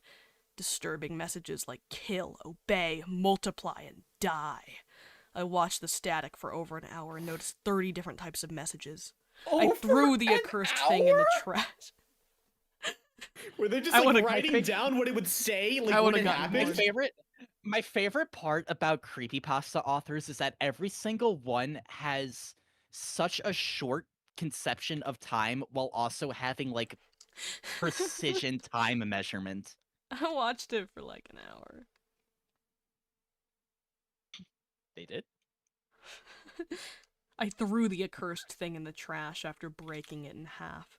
I would not expose my child to any more of that trash. Before going to bed myself, I checked him. He was happily asleep and snoring, clutching his teddy. I had a nightmare from this, one where the children came into my room, but they were lifelike and as tall as a normal person. Dung, dung, dung, dung. Their twisted forms grabbed my limbs and pulled me apart while I heard that blasted train laughing. Now I have woken up, covered in blood, knife in hand, and I'm too afraid to go check my son's room. What the fuck? Did he kill his son? Is that Dude, the grieving? plot twist? The It's grieving. the grieving. The Oh, shit, grieving. we should read the grieving. Actually, that'd be a good one. Get the grieving up. That was. That was raw as fuck. I can't believe he killed I'm 3. scared. I can't believe that he killed them, bro. That was like such a plot twist. I'm still just okay. So what? Like the static that he watched for an hour was the TV show telling him to murder his son. He saw the TV glow. I'm assuming it is really fascinating how he was apparently being brainwashed but still had precision time measurements. Wait, I'm so he so was he like confused. mesmerized watching the static? He I watched the guess. static and he was like, I'm gonna fucking kill my rotten son! This is his dream. He Rotten killed his son in boy. his sleep. I hate my son! Dude, there's so Thomas many told me to Thomas do it. ones in the like side. There's so much There- Thomas. Do not underestimate Thomas fans, dude.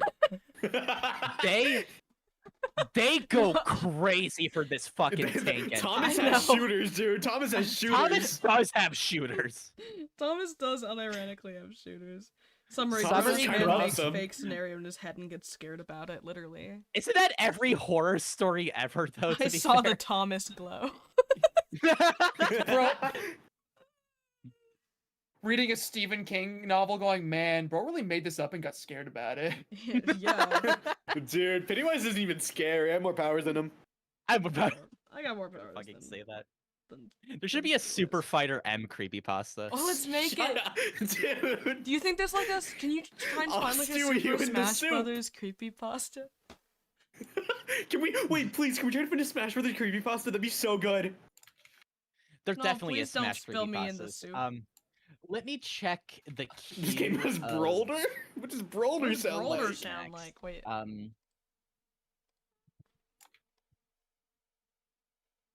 Let me see.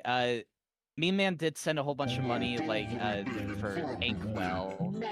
Apparently it's also on the Lost Episode wiki. Let's check how long that is. Let me see other things. Born it's of actually good. Science Jane. Born Oh, of shit, this is Science long. Jane. Oh shit, this is. Oh my goodness gracious. But it's like one of those that's actually good. But it's so long.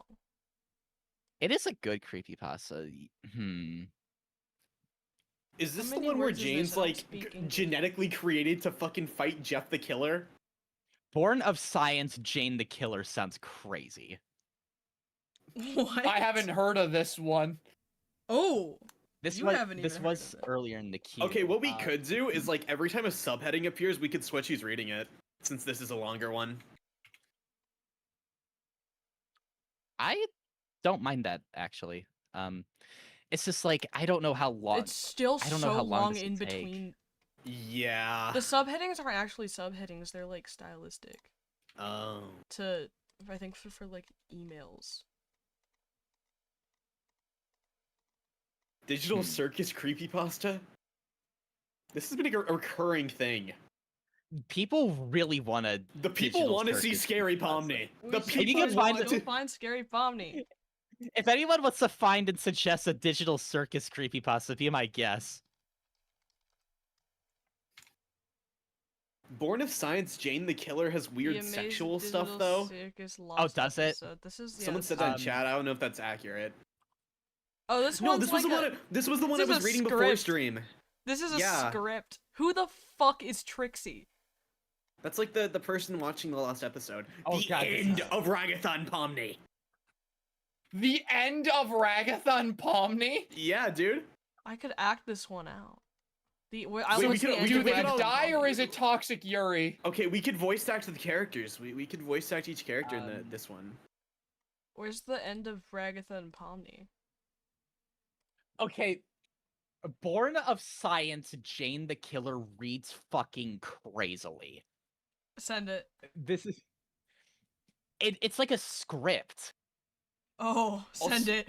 Okay, apparently, the Born of Science one doesn't have any sexual things like stuff, and that one guy was just saying that.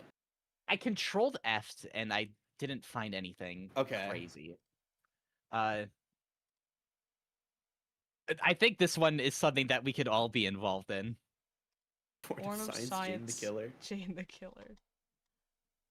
I'm excited. Oh, there's a lot of dialogue. This could be interesting. It is pretty long.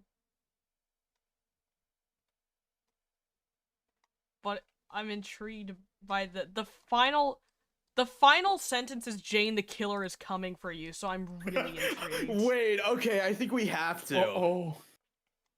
Okay, I think so my food might have just gotten here, question mark? So hungry.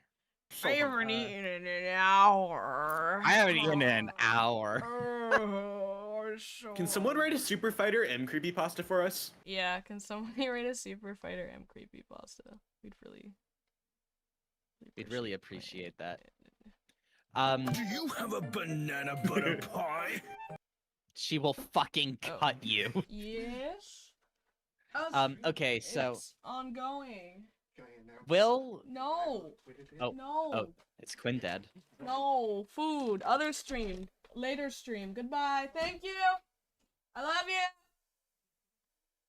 Okay. I got my food, so someone's gonna have to start this one out. And I can tag in. Okay, so our queue again is very, very free. If any of you want to, this is gonna take us a little bit. So if any of you want to True. suggest things while we get through this, I think someone Well- should do one of those fucking digital circus ones. Please! We want Evil Pomni. We want Evil if Pomni. you guys, yeah, if any of you want to suggest a digital circus creepypasta, we're all ears. Okay. Shall I start with Born of Science, Jane the Killer? Sure. Yes. I'm gonna eat. Let me know if you need me to sub in. All right, here we go. Turn off my fan for this one so my audio is a bit clearer. 2002 was never a good year for Jane Richardson, losing both of her parents to Jeff They the say Killer. this like 2002 happened multiple times. losing both her parents to Jeff the Killer, No. tackling a job at IHOP as a waitress with barely enough money to get by on, and being both mother and father to her little sister Jessie, who was 13 years old during the time. Jane's aunt Samantha Engel was graciously helped out by her nieces as far as money was concerned. So it wasn't a total loss for Jane. After all, Samantha was Paulia's sister, and after her death, Samantha felt it was right to take care of her sister's daughters. One day, while Jane was working her usual shift at IHOP and on her break, she came across an ad in the newspaper sponsored by her local blood bank. In the ad, it said the person would be paid $150 for their distribution. But they would have to be really healthy blood type in order to qualify. $150 just for giving blood? This was too good to be true. That's not that much money. Jane thought it would be good to take the money and pay off her mom's rent, so why not? After all, she did have clean blood. Without hesitation, Jane wrote the address of her local blood bank down plus the phone number, finished off her orange juice, and went back to work. Grab a snack and a glass of orange juice, because here we go! Another waitress, Alexis, who was covering for Jane, noticed her mood was more optimistic and appeared more pleasant as usual, refilling other customers' drinks. Well, someone's really happy today, Alexis said. Why wouldn't I be? I found an easy way to pay off my month's rent, Jane replied, pouring a fresh cup of coffee for a random man. Thanks, the man said. Really happy that they included that.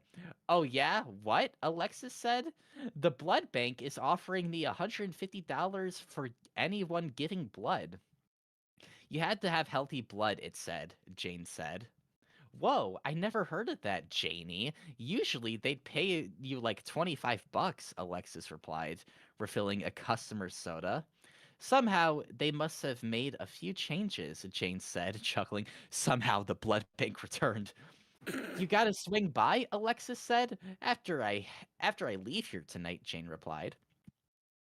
Jane and her friend worked on through the night until the atmosphere of this IHOP was calm, laid back, and less rushed. The lights of the shopping center where the restaurant was shined through the windows. Random cars on the highway passed in the distance. Motorists who were looking for a bite to eat, getting off of work, or going home set the mood for this particularly lazy California night. KTLA News 5 was giving a report of the LAPD still pursuing Jeffrey Woods, aka Jeff the Killer, the one Oh my God. responsible for the murder of Jane's parents. The police commissioner said that they were having a hard time catching the suspect and had to enlist the aid of the FBI, CIA, and Department of Justice in their manhunt. Wow. It would take Jane it would make Jane feel better to not only have Jeff captured, but wiped off the face of the earth entirely. One of the customers in IHOP that Jane noticed was a man in his late 40s with short brown hair, a goatee, and sunglasses, and wearing a black three-piece suit and tie, crisply pressed. He looked at the waiter. He looked like Walter White with hair. Another distinguishing feature about this man was a Bluetooth earpiece just hanging on the left of his earlobe. He browsed through the menu, surveyed the employees. He paid close attention to Jane, almost as if she was a famous person. Hello, sir. What can I get you tonight? Jane asked, smiling. T-boned steak and eggs, the man said. How do you want your steak? Well done. Eggs over easy. I'm happy that they're including these details.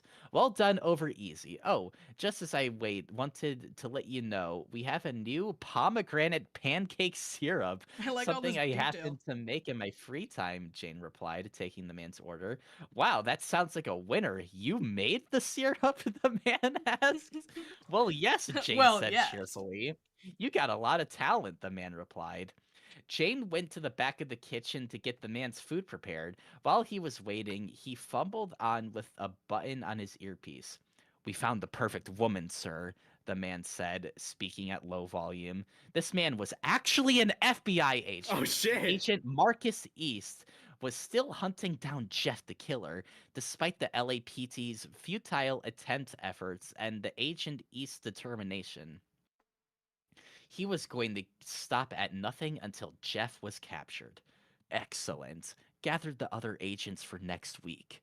We know a way to go after Jeffrey Woods. Understood. Jane brought out East's meal and a fresh cup of coffee. Thank you very much, ma'am, Agent East said pleasantly. You are certainly welcome, sir, Jane replied. An hour later, Jane clocked out and left for the night. I'll see you tomorrow, Alexis, Jane said. See ya, Janie, Alexis replied. Another 30 minutes of being on the road, Jane came across the blood bank. She expected the building to be closed for the night, but oddly, it was open. This must have been a 24-hour deal. The outside of the building looked like total shit, but the interior was very pristine and sterile, similar to a doctor's office. Jane approached the receptionist at the desk and announced that she was there to give blood. Good evening, ma'am. How can I help you? The receptionist asked in a warm, friendly tone, smiling. I came across your ad saying that you would pay $150 for simply giving blood. Wonderful. What's your name, dear? The receptionist asked. Jane Richardson. Okay, Miss Richardson. You go down the hall, second door on the right, the receptionist said. Do I have to sign any papers or anything? No.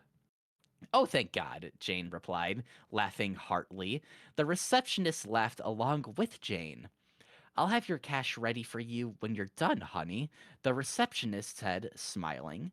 Jane did indeed have healthy and clean blood. Zero negative was her blood type after what seemed like hours, but only a few minutes. The doctor who extracted Jane's blood put a bandage over her spot and wished her a good night. Out front, the receptionist was going through the files on her computer when she saw Jane. Man, that needle hurt like hell, Jane said, chuckling. Your arm is going to feel sore for a day or two, the receptionist said. Tell me about it. Okay, here's cash, Miss Richardson, $150. This'll take care of my month's rent, Jane replied. Behind on your rent, huh? The receptionist asked. A lot of stuff has been going on. Me losing both my parents and all, Jane said. Oh, I'm sorry. It's just me and my little sister. I have to be both mom and dad to her. I like how this has been said twice. She's both mom and dad. Just be mom and dad. Me when I have my face when I have to be both mom and dad. My face win. Well, my condolences go out to you and your sister, Jane, the receptionist said sympathetically. Thanks, that means a lot. You have a wonderful night, sweetie. Stay safe. You too. The following morning, Jane was able to pay her month's rent and wouldn't have to worry about it until next month. That's typically how monthly pays work. While working the day shift at IHOP, Jane got a call from the blood bank she visited the other night. What could it be? Thank you for calling IHOP and now serving pomegranate pancake syrup in our new stuffed French toast. Now serving pomegranate pancake syrup in our new She stuffed made it herself French in her toast. free time. Dude, she's really talented. She has. It actually Makes it in does her sound kind free of time, fire, bro. though. It does count. I feel like the author of this worked at an IHOP. This is very specific. Do you think that they also made their own pomegranate pancake syrup? She made it You got think that they were fired for working- making her own pomegranate.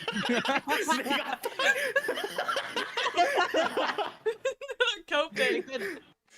Do you think that Jane had a stint working at Denny's during the Fant 4 Sick collab and was making the special thing sauce in her free time? Yeah. That's where she found out how to make the pomegranate syrup.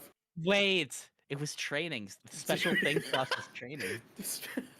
The special thing sauce was training. Okay. Pomegranate pancake syrup aside. This is Jane Richardson. How may I help you? Miss Richardson? This is she. My name is Beth Williams, one of the doctors and biomedics at the blood bank. We were wondering if you could come by next week to give another sample of your blood. Okay.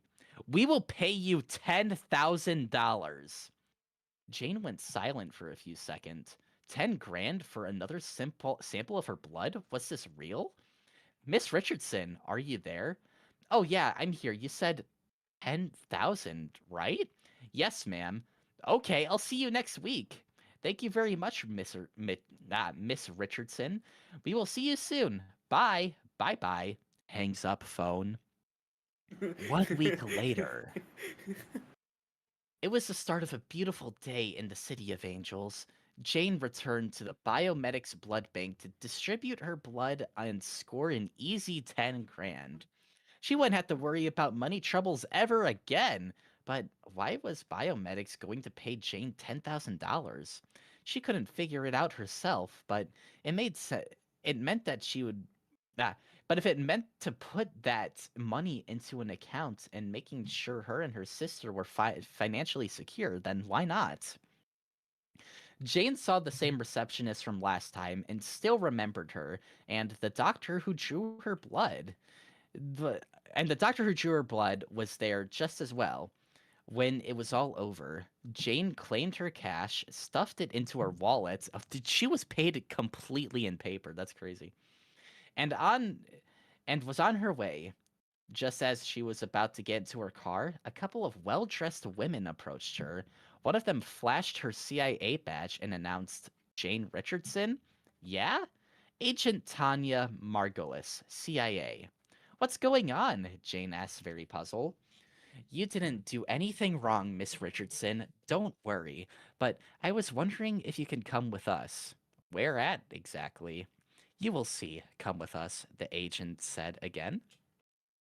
Without hesitation, Jane got into the limo with all the other agents. Where were they taking her?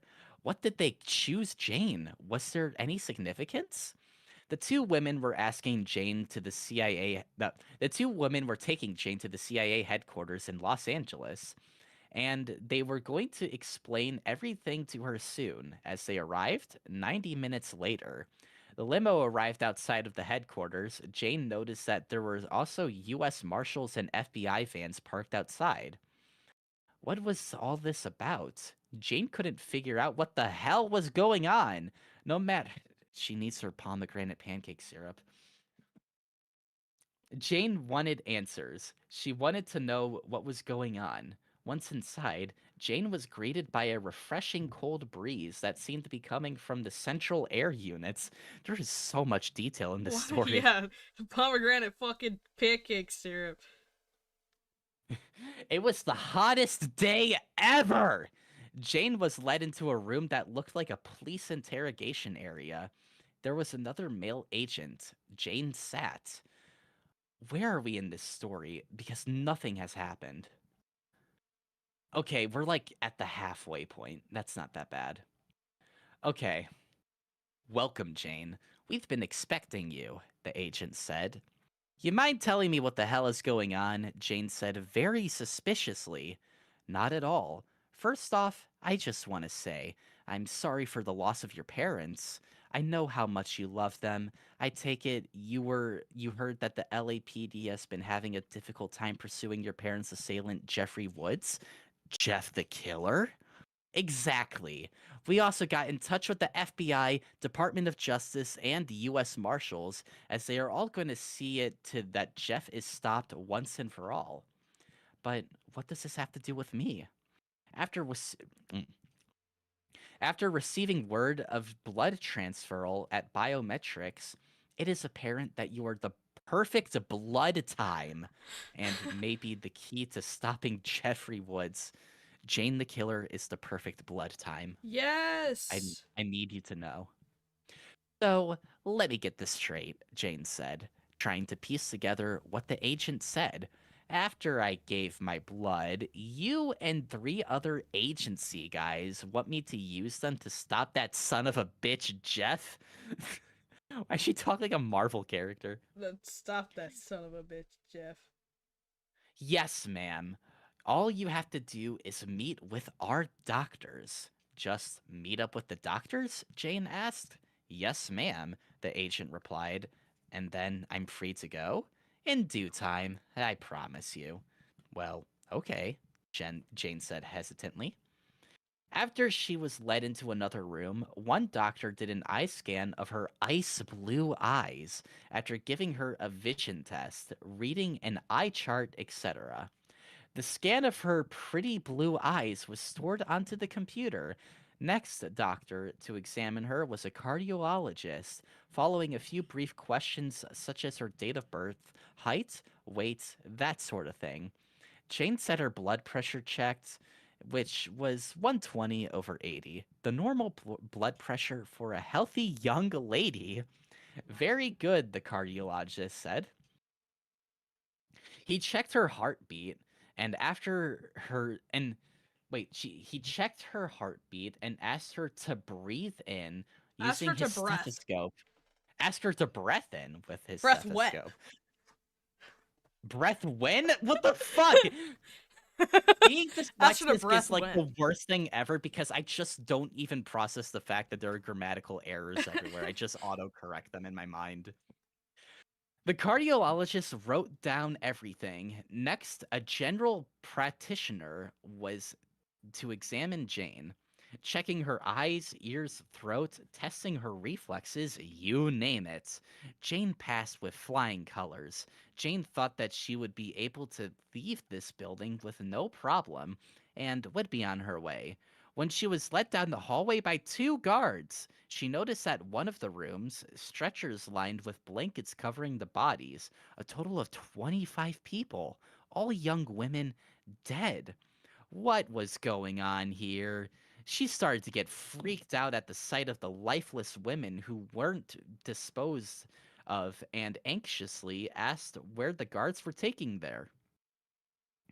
They refused to answer, so out of instinct, she began to assault the guards, Okay. incapacitating one of them. Her fighting skills she learned from Mary's father, Sheriff Nick, really paid off. She's like Hopper. In the midst of this brutal melee, Jane was tackled and sedated by one of the doctors. Her world began to blur and fade to black. Jane groaning. Where am I? Jane asked, coming to. She was strapped to a chair similar to what you'd see in a dentist's office. It's like the beginning of RE9. Around her, the room looked like an operating theater, bathed with a bright light which gave the room a clean appearance. Jane couldn't see anybody because all that was in the room with her, facing towards her, was a two-way mirror. She felt something on her forehead that was similar to a handband, but all of the electrodes and wires running away from her. Her hands and feet were secured in place. No matter how hard she tried, she couldn't break free. A few seconds later, she heard an unknown female voice from the intercom. It must have been that agent, researcher, or scientist. Miss Richardson, can you hear me? The voice asked, almost sympathetically. Who's there? It's me, Dr. Beth Williams from Biomedics. I didn't want to have you find out the hard way, but some of these agents and government officials tell me a very healthy blood type. And from what I can gather, they were correct. If you are wondering, it was me who sedated you. I did not drag you into the room which you are in, dear, but I can assure you, I will be standing by to monitor your vitals through the process, Dr. Williams said. What are you talking about? Jane, Ancient Margolis said, we brought you here because you were the perfect blood type and also the candidate for the following experiment that's been funded by the US government, totaling at $6.9 million we have received. Word from the LAPD that they are in trouble in capturing the suspect responsible for the death of your parents, Bruce and Paula. And we, along with the FBI, Department of Justice, and US Marshals, I like how they need to state every single branch that's on the Jeff the Killer case every single time. That's good. It's really powerful. It's really anomalous. Agreed to help capture Jeffrey Woods. If you haven't noticed, there is an intravenous needle in your arm. One of the scientists will be bringing in the serum to replace your blood. This serum is classified, but will ultimately help you in getting revenge on the one who took your parents' lives. Just then, a scientist and doctor came into the room prepping Jane. The scientist came in with the liquid hate. The container was 1.25 gallons with a biohazard symbol on it. The light from overhead casted in the liquid, giving off a pretty glowing purple. The doctor who came in there to make sure everything was ready and to monitor Jane's safety. He assured her that she had nothing to be afraid of and that she was going to be okay afterwards. This made Jane feel somewhat better. A part of her was scared to death, but the other half of her showed no fear and she was ready. The doctor put an intravenous tube into Jane's arm. The one tube ran into a container that would collect Jane's blood and shipped it to an American Red Cross for patients who had the same blood type as Jane and to receive a healthy blood transfusion. Well, that's nice of them. The other tube was attached to the container holding the liquid hate. So, in a way, this was just like enabling fluid prep setup, but with an experimental liquid. Despite the reassured by medical personnel that she had nothing to be scared of, a single tear ran down her face. The process began. The voice Jane heard, the scientists, the government officials, FBI, CIA agents, U.S. They're all here. Marshals, they're all here. If you did not know, they are Bro. all here. Researchers began to sound a distance if something was going to happen to her. she would be deceased parent. She would see her deceased parents. On the other side of the two-way mirror, doctors were monitoring Jane's vitals, her heart and brain waves, etc. Her heart was beating at a steady pace, showing the EKG beeping. The readings of her EEG showing normal brain activity. Jane saw her blood being drained slowly. This didn't bother her at first, but as it began to increase, she felt very weak and drowsy, almost like she was being smothered by an unknown person with an ether-soaked rag. And in just a few minutes, Jane's surroundings began to disappear, first into a state of unconsciousness and weakness from blood loss in her body, then dead. Her heart Oh. monitor in the room flatlined. The EEG went flat. For a moment, Jane was clinically dead. Jane felt a gentle, familiar hand on her face, caressing her. It was her mother, Paula. She opened her eyes, and despite being deceased for over a few minutes, she was still in the room. Her father, Bruce, was there as well. Mom? Don't be afraid, Janie. Mommy's here, Paula cooed sweetly. She saw Jane's eyes welling up with tears and held her daughter's arms tightly, comforting her. Dad! Bruce gave Jane a kiss on the head as she joined in to hold his child as well. Jane was weeping and she was glad to see her parents.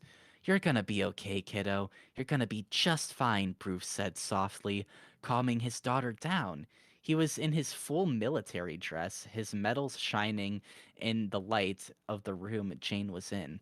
His uniform was crisply pressed, his short hair shiny and brushed back, almost as if he was going to attend a military ball. What's going on? Jane asked. Well, since those doctors empty your body, you went out like a light, but me and Daddy are going to stay here until you come alive, honey. Paula went in her soft-spoken voice, her words soothing Jane's heart. One thing I could never stand about IV needles is when someone can't find a vein to put it in. That happened to me when I was a little kid and I suffered sepsis. It felt like a frickin' Swiss cheese. That old hag What? couldn't that old hag couldn't put the needle in right. He should have Wait, known what? something. Having an experience as a doctor and a PhD doesn't come with vision, Bruce said, smiling, laughing. Jane made a smile and giggle as she laughed with her daddy. Then she knew for the longest time that her daddy was very silly. He's very silly, he's Swiss cheese. And made her laugh without even trying. And she was a goofball and he was a goofball in the afterlife. That's also what Paula loved about her husband. Jane's parents stayed with her until the liquid hate was administered. Your father Liquid couldn't hate. stand the needles being poked into him at all, honey. But getting an allergy shot or vaccine, that didn't bother him. It was an intravenous needle that got into on his nerves. Even when he was little, he fainted at the slight sight of a big needle, Paula said, chuckling. Hey, that was big, Bruce replied comically. I know, I'm gonna feel sore and stiff when I get up, Jane said. Considering the chair you're in, I wouldn't be surprised, honey, Paula replied. I think tonight you should have a nice hot bath with some Epsom salts, Bruce said, caressing Jane's hair. Good idea, Jane replied. How long does this go on for? I love You the remembered fucking one. mundane ass dialogue. It's so mundane. Nothing has happened in this story. You just remember one thing, little Janie baby. If you ever need me or Daddy, we'll be right here, Paula said, pointing to Jane's heart. And we will come to live in your dreams, sweetheart, Bruce said, smiling. We are so proud of you. Jessie's lucky to have such a sweet sister and will always be watching over you, love, Paula said sleepily. We love you, Jane, Bruce said. Oh, the purple stuff is about finished, Paula said, pointing to the liquid hate that was halfway empty. What the I fuck, love you, Glitchtail? Mom. I love you, Dad, Jane said, giving her parents a hug before they returned to heaven. We love you too, Janie, Paula replied, giving her daughter one final kiss goodbye. Jane slowly regained consciousness and came to. The EKG and EEG roared back to life, showing her heart and brain activity, her vitals appearing normal as her vision adjusted. She saw what she was still in the operating theater. When she looked down, she noticed her hands were now an ivory white. She was as pale as a corpse. She screamed over the loss of her natural skin pigmentation and saw that her once bright platinum blonde hair was now a coal black. That's what the liquid hate does to So- you. This is what bothered her, and not the fact that the U.S. government is turning her into a bioweapon to fight Jeff the Killer. Wait, Resident Evil, wait! She tried to break from the restraints, thinking that she would fall, but somehow, now increased strength ripped both of her restrictions off and jerked the wires off her hand. She tore the leg restraints away and got up from the chair. She looked away in the two-way mirror, now in a violent, angry, homicidal rage, hollered, "What the hell did you do to me?" Why is this what's pissing her off? I'm so confused. Why was she so okay with this until she turned more white? It was the liquid. It was the liquid hate, man. Dude, Don't- Glitchtail, I'm telling you. Wait, she's going to experience violent episodes and homicidal tendencies for the first 90 seconds. One of the scientists said of the group. This You are now this full of. this reads you like are- the Return to Freddy's fucking like super cancer. You're right. Wait, this is a good line. You are now full of liquid hate, Miss Richardson. Miss Agent Margulis said. I look like fucking powder. That's because your natural skin color went away, Jane. Jane picked up a chair that was in the room and threw it against the two-way mirror, shattering the glass, and grabbed a hold of one of the doctors who were monitoring her vitals by the collar, slamming him against the wall with incredible strength, causing a huge dent. One of the scientists sounded an alarm for armed guards and medical personnel to restrain Jane. One pulled out a syringe, trying to aim for Jane's neck, but Jane took the needle and stabbed the doctor between the eyes and injected an air bubble into him. Two guards with automatic weapons tried to fire at Jane, but she grabbed both of their arms, causing them to fire at each other. One of the agents fired at Jane, but the bullet didn't faze her a bit. Her wound automatically and quickly healed up. She approached the agents who were still firing multiple shots at Jane and snapped his wrist in two, showing showing fractured bones and blood spewing everywhere. An orderly standing in at 6'5", 300+ pounds tackled Jane, attempting to subdue her, but Jane had the upper hand, flipped him over on his side, and snapped him neck in two. Just as just as carnage continued, Jane took the now empty liquid hate container, broke it against the ground, and took the sharp glass shard and stabbed it to death and one of the agents. Her clothes now stained with blood, amidst the dead, broken, mutilated, bullet-riddled bodies of those who were out cold. Jane looked at the group who was in the room now that it had no mirror and said in an ominous tone, "Thank you for saving me. Thank you for making me what I am. I know what I must do. I must kill Jeffrey Woods and end his reign of terror forever. If he is not killed, more lives will be lost. I am much stronger now. I am unstoppable, unkillable. Weapons are useless against me. Anyone who dares crosses me, I will be the last thing they will ever see. I Oh will my- kill Jeff the Killer, and Oh no my one God. can stop me." After 90 seconds, Jane's homicidal tendencies ceased and she was acting normal again. The same doctors who were examining her wanted to do x-rays, MRI scans, and a final examination on her. Jane stood naked as the day she was born in physicians didn't see any normal changes, no defects.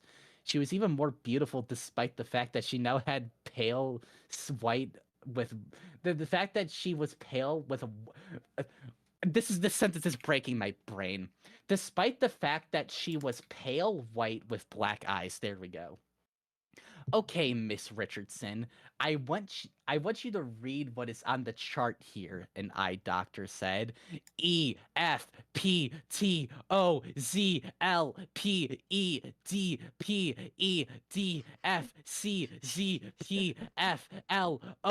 EFPTOZPEDFLOPZD 1, 2, 3, 4, 5, 6, 7.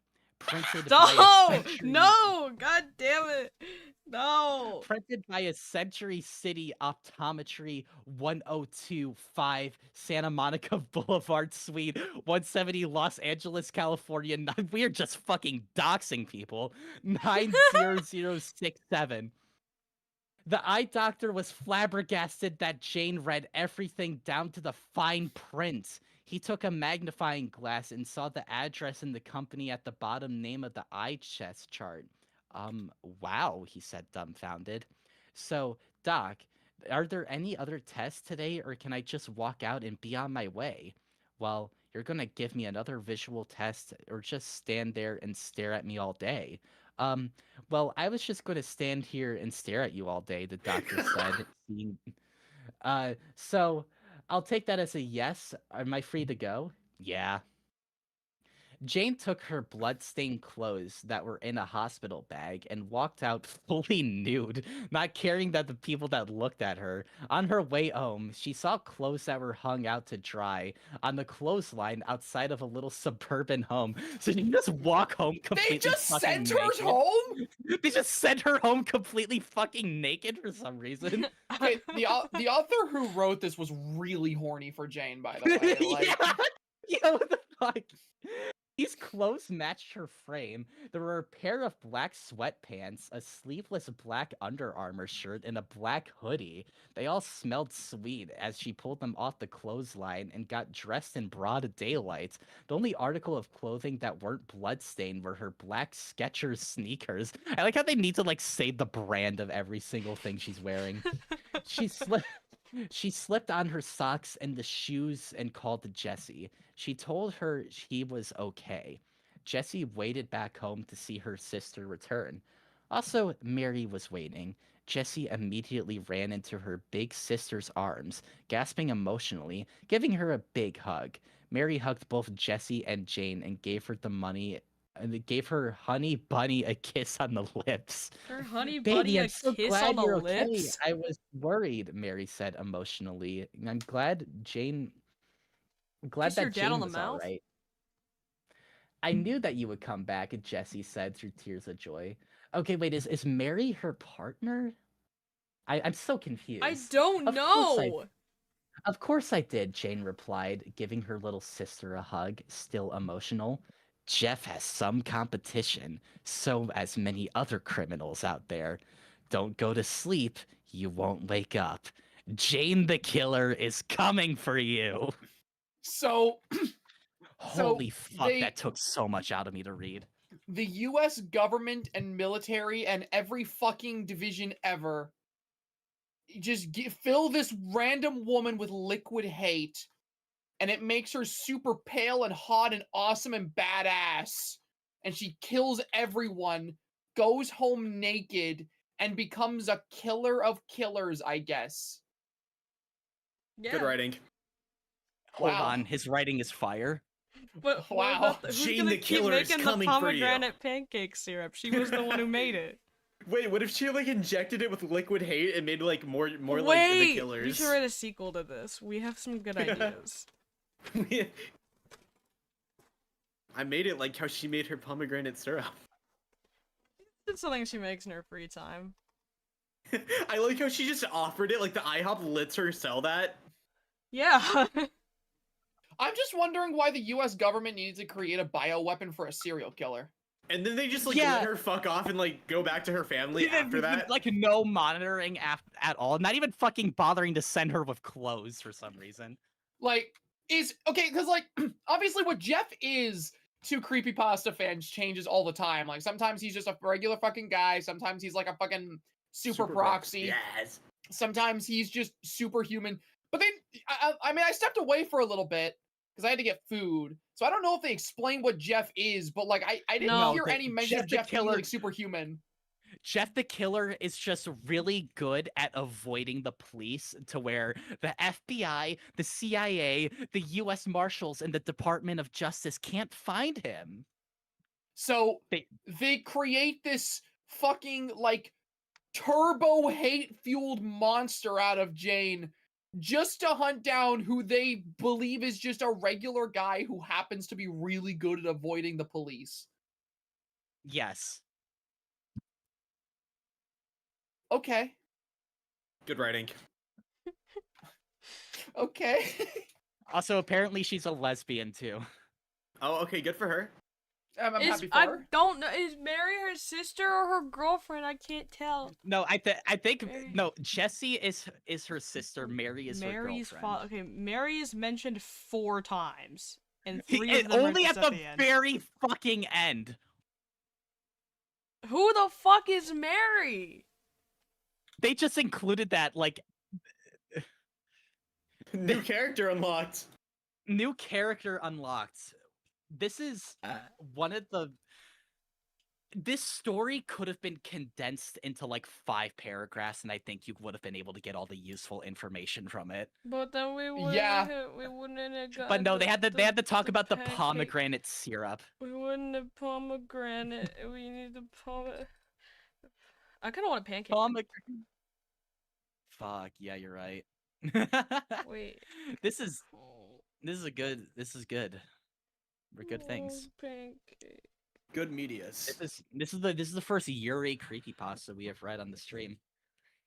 I'm We happy. need to You find say that as more. if like we've read like a yaoi creepypasta, like to like match it. We can do that. Bro, were you not paying attention to Epic Mickey Zero?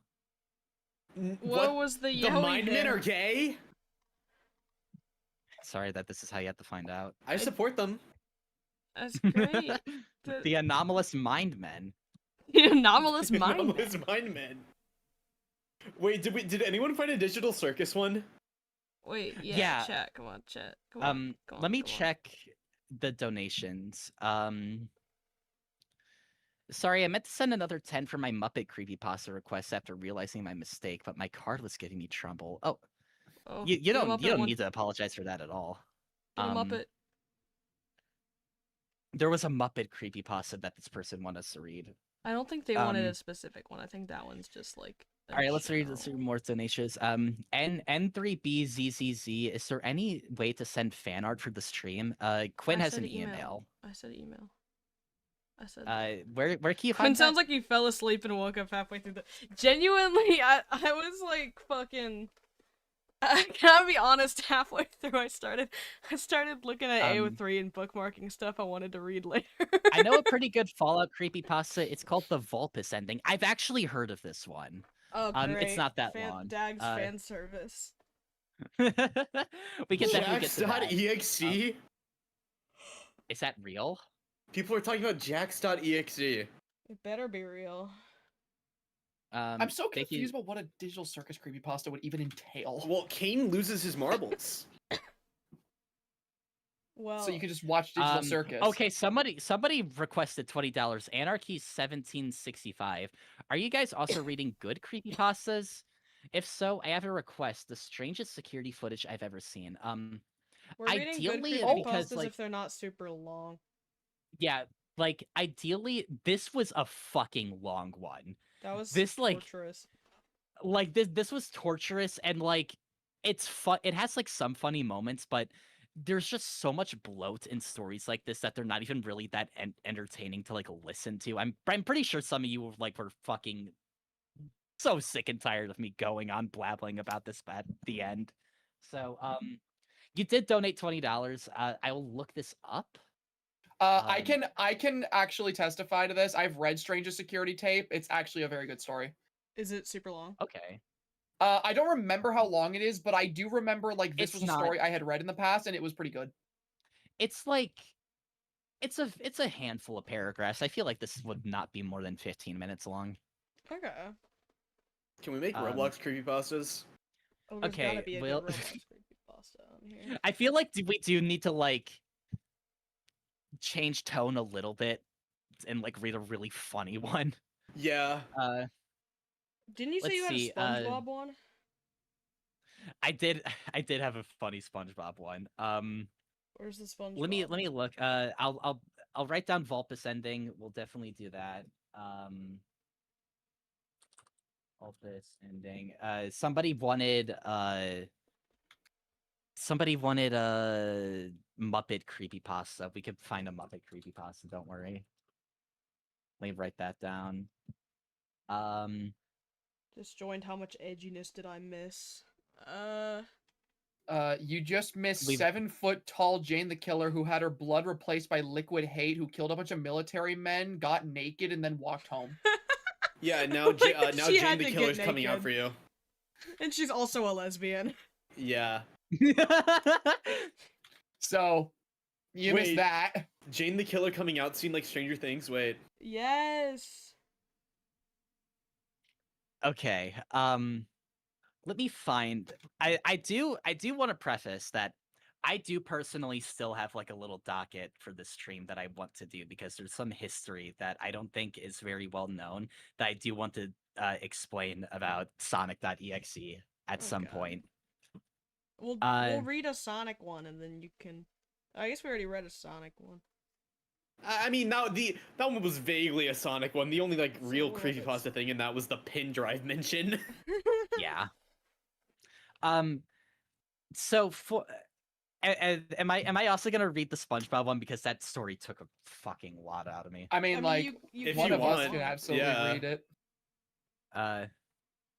You choose. Pass the torch. I'm just trying to find it. Hold on. Give me 1 second. Oh fuck. Okay, yeah, I think it's called Dead SpongeBob. Dead SpongeBob? All right, so What the fuck? Is this a sequel Good to Red name. Miss Squidward? good name. It's called deadsponge.avi because AVI files are scary. Dead No, that's the Spawn. wrong file. EXEs are the scary ones. Nothing scares me more than an AVI. Oh, I was about to send that to Quinn's DMs. Oops. Wait, so who do you want to Dead read this one, Spawn. Daggz? You choose. It's really short. I could read it. Oh, okay. Okay. Oh, okay. Let me pull up deadsponge.avi. Quick, you check DMs. What are you DMing me? Okay. I will read deadsponge.avi. Bruh, for you all of fat you. fuck! Teehee. Y'all, everyone, Daggz just asked me to get him DoorDash. I'm hungry. I'm fat shaming you. Okay, what do you want? Okay. I want deadsponge.avi. Tell me what. Shout out Tell to whoever everyone on the mentioned- stream what you want. I want to read deadsponge.avi. I thought you wanted The food. show- You only get one. Shut the fuck up! you only get. You only get. You only get one. The video shows an outside view of SpongeBob's pineapple house for almost 2 minutes. The door was open, as if someone was about to enter in it, but no one did. After 2 minutes of this, the camera shot inside of SpongeBob's bedroom, where SpongeBob is sleeping, for about 20 seconds. The foghorn clock starts to make the foghorn sound as usual. SpongeBob got up, stopped the clock, and shouted, "Hooray!" He put on his pants and he said, "This is going to be a perfect day. This is because..." He dashes over to his calendar and flips it. "I have to drive a boat, and I feel like I'm going to get my driver's license."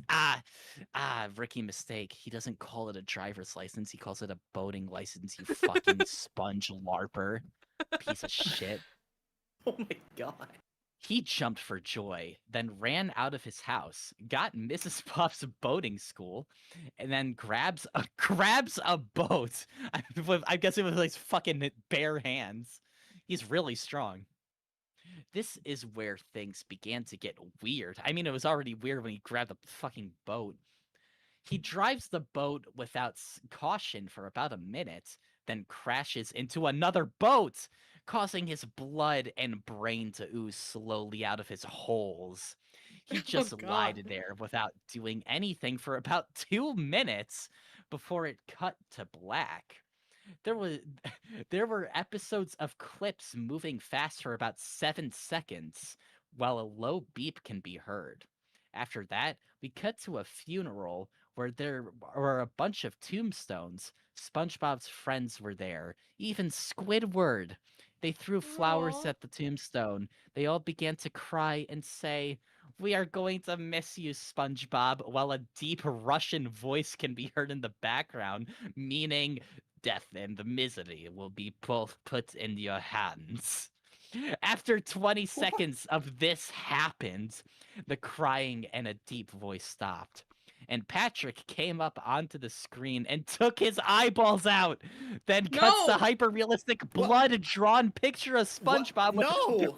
with a stitched mouth, screaming, while a deep voice of a man screaming can be heard with a faint static and a deep voice whispering slowly. Then the video ends with static for 4 seconds. No. As far as I know, no one else has seen it, but someone on 4shared called deadsponge.avi. If they have a copy of the video on YouTube, then this means that this has to be somewhat huge. What? If they have a copy on it on YouTube, it has to be somewhat huge. It has to be only somewhat, somewhat? huge. Only somewhat? Okay, This I is- was this worried it'd cre- be more. This creepypasta gets a somewhat huge out of 10. Somewhat. What do you want for dinner? Yeah, Daggz, tell the people. I don't want to. It's from a local place. I don't want to dox myself. No, just like Ew. I want to know like what kind of food it is. You know? I want shawarma. Oh, fuck. Holy shit, dude. Shawarma. Iron Man gif. Iron Man gif. Actually, I've been on such an Iron Man kick. Okay, send me your order. Someone said, can you read the creepypasta about Slenderman's gay brother who's into fashion? Like Minderman? Is that yeah. the name? I thought Yeah. it was like Splendor, like Splendor No, Man. Splenderman was the happy one. I think it's I Like Mender Man. Right? I don't know. I don't remember all these AU versions of Slender Man. I'm not as You're not a real Undertale fan. I have more powers than you. I'm not as Slender Man privy. I was always on the Jeff the Killer side of creepypasta fandom. I don't even think there's like a story about You read all Slender the Man wrong. the Slender. I read Slender Man wrong. Have you guys seen the Jeff the Killer versus Slenderman rap battle? It's really Yeah. good. It's Wait, really good. wait. Super Olak.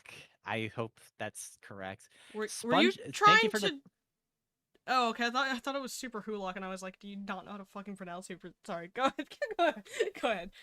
Thank you for the $20. SpongeBob Hope is Lost is pretty insane and absolutely made me think I hallucinated it when I found it as a kid. Okay, I I want will. another SpongeBob one. SpongeBob Hope is Lost. I will look that up. Oh,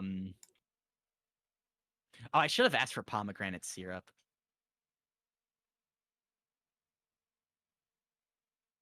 Okay, what's next on our docket? I'll send a SpongeBob. link to Hope is Lost, but we should probably wait to read this You- one. Okay. Didn't we have Oh yeah, somebody wanted to like actually read like a good one. yeah. Zach, Yeah, this was the one that you somebody- remembered. Yeah, the strangest security tape I've ever watched. I'll get a Austin, do you want a drink? Chad, what should I get to drink? I'll They have have- chat choose for me. Okay, wait. Well, what? Like, you have to do it. Be one of the options. There's Coke, Pepsi, Vimto, Vimto? fruit flavored drink. Wait, pomegranate! The pomegranate! What fruit though? Just fruit flavor. Vimto. I've Unique never flavor heard of of this grapes, before. raspberries, and black currants plus herbs and spice. This sounds good. Wait, I want a Vimto. Where do I get this? Chat, do I get Vimto? Vimto. What if it has pomegranate in it? Flavored drink. Okay, I guess we'll get Pomegranate. Vimto. Pomegranate pancake. I pomegranate pancake. Oh yeah. Oh, this the shit That look Shane the good. Killer be making? That look good. That look good. That look good. Dude. I have raspberry pancakes and they're good. Ooh, Someone in that chat look said good. I don't. Someone in chat said I don't deserve Vimto. You Low-key don't right, though, you deserve don't. Vimto. Everyone's saying Damn. Vimto's good. Okay, I'm gonna get you a Vimto. Do they have liquid hate? I It hope might so. be Vimto Some is liquid hate for me. I need to take a sip and feel empty. Do you want a dessert? They have baklava I'm- and custard. I'm okay. You don't want babusa? Fucking fine.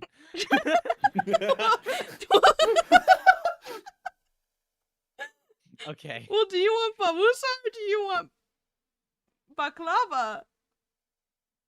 Babusa. I want babusa. Do you know what's in it?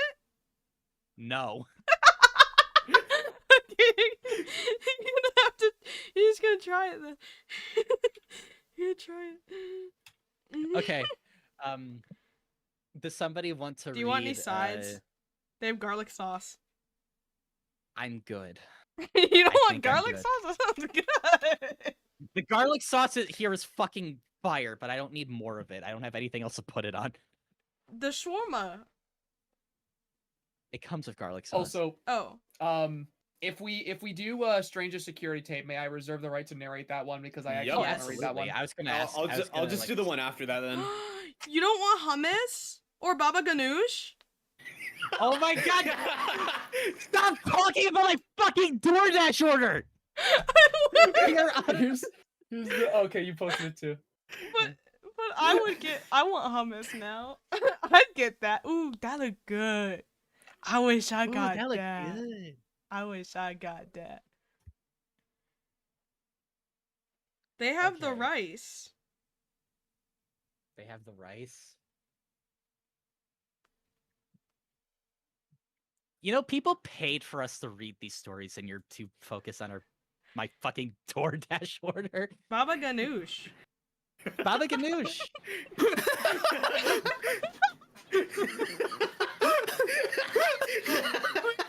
I actually really want baba ganoush now. It's so good. It is kind of fire. so you thought you agree? never You want had baba it. ganoush? Or hummus? Sure, just order the full fucking menu for me while you're at it. Okay, I'm gonna get baba ganoush and hummus. Oh my fucking god, this is gonna be this is And I'm gonna get another Vimto just in case you want one later.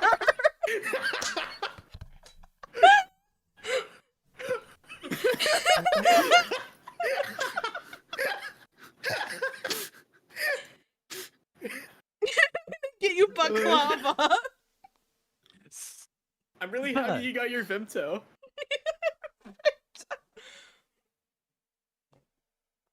Do you want French fries? You can put that in the garlic sauce. It comes with the thing that I wanted. Fucking comes with French fries. I don't need more French fries added onto it. Well, then you can. You can. If I get you the garlic sauce, you can put the French fries. I fucking hate you so much.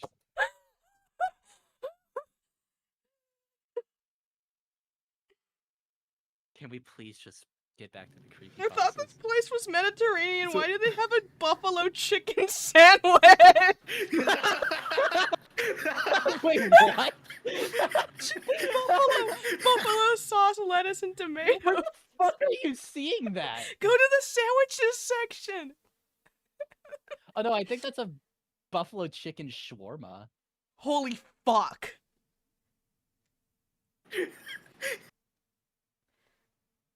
Can When I this have the order's gonna French be like fries? this order's Oh, gonna be they like got fucking falafel. $100. Oh my Okay, no, okay. I'll get you the shawarma, I'm gonna 2 Vimtos, a babusa, and then baba ganoush and hummus. Wait, does it come with pita bread, or do you have to get pita bread on the Yes, side? it comes with pita bread. Okay, I'm making sure. Thank you very much, Quinn. I appreciate See, it. this is why you greatly. guys have to donate to this stream, because then I can buy Austin DoorDash. And more Vimto. And more Vimto creepypasta. Oh, half of the proceeds of the stream will go to me getting him like 10 Vimtos one day with no warning. I want you to know that one time Quinn just like surprise ordered me the entire Mr. Beast burger menu. Wait, do you still have Mr. Beast Burger near you? Hang on. I No. should have not said it. Oh, is it Wait. gone? Is it? No, you do. You do. No fucking way! It's still near me. I can still get you Mr. Beast Burger. You gotta stop. The Chandler style, Austin. Do not even fucking get started on the Chandler style in front of me right now. Next stream we do, I'm ordering everything off the Mr. Beast Burger menu for you. Okay, what are we reading next? I'm reading the strangest security tape I've ever seen. Okay, wait, did you send it in the... Okay, Yeah. Okay. Thank you. All right. Alright. Now this one, it's been a long time since I read this one, but I remember really liking this one. Okay. Right. Sorry. This, Sorry. Okay. you're good. You're good. Too much Vimto. Okay. Locking in. in. The strangest security tape I've ever seen. I work at a gas station in rural Pennsylvania. It's a boring job, but it's pretty easy and it pays all right. A few weeks ago, this new guy started. Sorry, I'm a little bit illiterate. I'll call him Jeremy. Jeremy is weird. He's about 25 or 26 and he hardly speaks, but he's got the creepiest laugh I've ever heard. My boss and I have both noticed this, but it's never been a problem, so there's not much we can do about it. Customers have never complained about him, and he's always done his job fairly well. Up until a few weeks ago, anyway. That's when things started going missing. Employee theft can be a problem at any business that sells consumer goods, and there's only one person working at a time at this gas station. It's a pretty small place. About 2 weeks ago, my boss started noticing that we were short on motor oil. At first, it was a few containers at a time, then entire shelves and boxes from the back room. Pretty soon, entire shipments would be gone the day after we got them, and it would always be right after Jeremy's shifts. My boss has checked the security camera tapes from every single night he worked, and he could never catch him in the act. Jeremy would lock up at closing, then the motor oil would be gone the next day. My boss usually takes the tapes home with him to try and catch Jeremy stealing, but his daughter had a softball game last night, so he asked me to watch the tape for him. He offered to pay me overtime under the table, so obviously I took that offer. There are 3 cameras, so he gave me 3 different tapes to check. I figured it would be a long night, but I'm trying to save up for vacation, so I really needed the money. I took the tapes home, popped them in an old VCR, and sat back. 2 days ago, the last time he worked, Jeremy started at 4 p.m.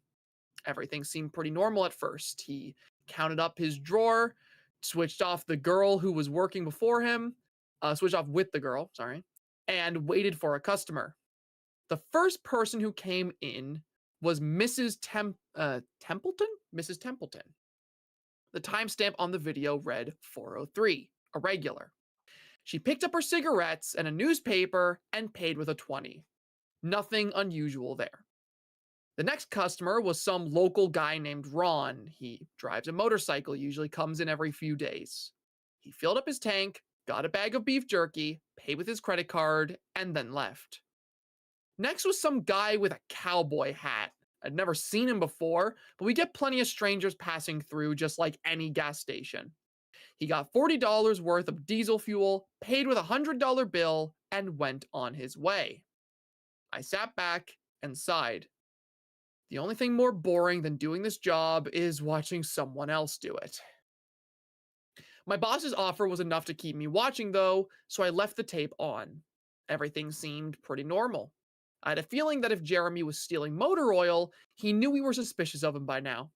I didn't expect him to be dumb enough to let us catch him on camera. Things stayed boring and routine until about 5 o'clock.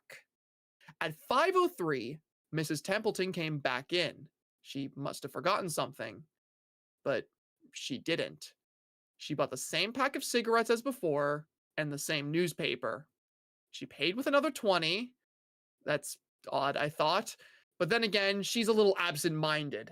I thought Jeremy should have told her she already got her smokes, but it's not against the rules to sell somebody the same thing twice. That's when Ron came in again. He bought another tank of gas for his motorcycle again. I later checked the outdoor camera because I thought maybe he had another car he wanted to fill up, and the same pack of beef jerky. He paid with his credit card again. No big deal. I figured this was just a weird coincidence. Mrs. Templeton forgetting, and Ron probably owns more than one Harley. That's when the guy in the cowboy hat came back in. I felt a chill run down my spine. Don't get diesel. Don't get diesel. I found myself whispering to my empty living room, but he did. He got $40 worth of diesel fuel and paid with another $100 bill. Every move he made was identical to his first visit, right down to the way he scratched his nose before walking out. Either this guy is rich, owns a lot of trucks, and just moved into town, or something really bizarre was happening. I kept watching. Every customer for the next hour was the same as before. Every single one. I was seriously freaked out, and then at 6:03, Mrs. Templeton walked back in. She bought her cigarettes and newspaper again and paid with a 20 again. I thought I was going to lose it. I only watched another half an hour before I started fast forwarding through the rest. It was all the same. Every customer would come in at the exact same times, only 1 hour apart, or exactly 1 hour apart. Now, I know what you're thinking. That sneaky motherfucker Jeremy had messed with the tapes. He had run a loop of the first hour of business over and over again. That wasn't the case. There are windows around the cash register area that the camera covers, and I watched the sunlight fade as time ran on. Jeremy's routine didn't loop over. He swept, mopped, restocked, and did all his duties exactly how you would expect. But the same customers kept coming in. I was panicking at this point. Something was seriously wrong with what I was seeing, and I had no explanation for it. I skipped ahead to when he locked up and walked out to his car. He hadn't stolen anything, but I kept watching just to make sure. I fast forwarded one last time to about midnight. At exactly 12:03, out of nowhere, Jeremy's face pops up on camera. I don't mean he moved his head into view. I mean that 1 second the store was empty, the next second his face was all I could see. He wasn't looking at the camera, he was looking at me. I was sure of it. I screamed and fumbled for the remote. By the time I grabbed it, he was gone just as soon as he had left. One frame he was there, the next he wasn't. My hands were shaking like crazy, but I popped in another tape. The other indoor camera shows the back area by the cash register, and I would be able to see how he got up to put his face in the camera like that. I skipped ahead to 12:03, but there was nothing. I would have been able to see him standing on a chair or something on this tape, but he wasn't there. I didn't see him enter the store at all after he left. It's like he wasn't really there. He doesn't know the security code, and no alarms were triggered that night after he locked up. What I did see, however, was that at 12:03, the motor oil vanished off the shelf. All of it. Same as Jeremy's face. 1 second it was there, and the next it wasn't. I turned that tape off and went to bed, but I didn't get a wink of sleep. My body is exhausted right now, but my mind is racing. That tape is undoubtedly the creepiest, most disturbing thing I've seen in my life. I work in a few hours. My boss asked me to bring the tapes back in and let him know what I found, but really, what the hell am I going to say? Jeremy works the night shift tonight, directly after me, and the plan is for my boss to come in just before I leave and confront him with me, as I'm supposed to be the one who caught him stealing. But I have no idea what I'm going to do. I suppose I'll have to show my boss the tapes, but I don't want to watch them with him. I never want to see something like that again. I can't get the image of Jeremy just smiling directly into the camera out of my mind. It was the creepiest look I've ever seen on another human being's face. Anyway, I'm going to try again to get some last minute sleep before I have to go in and deal with this. I'll let you guys know what happens. Update. 2:49 p.m. Updating from my phone. Apologies in advance for errors. My boss just finished watching the last of the tapes. I told him what to expect, but you really can't prepare someone for something like that.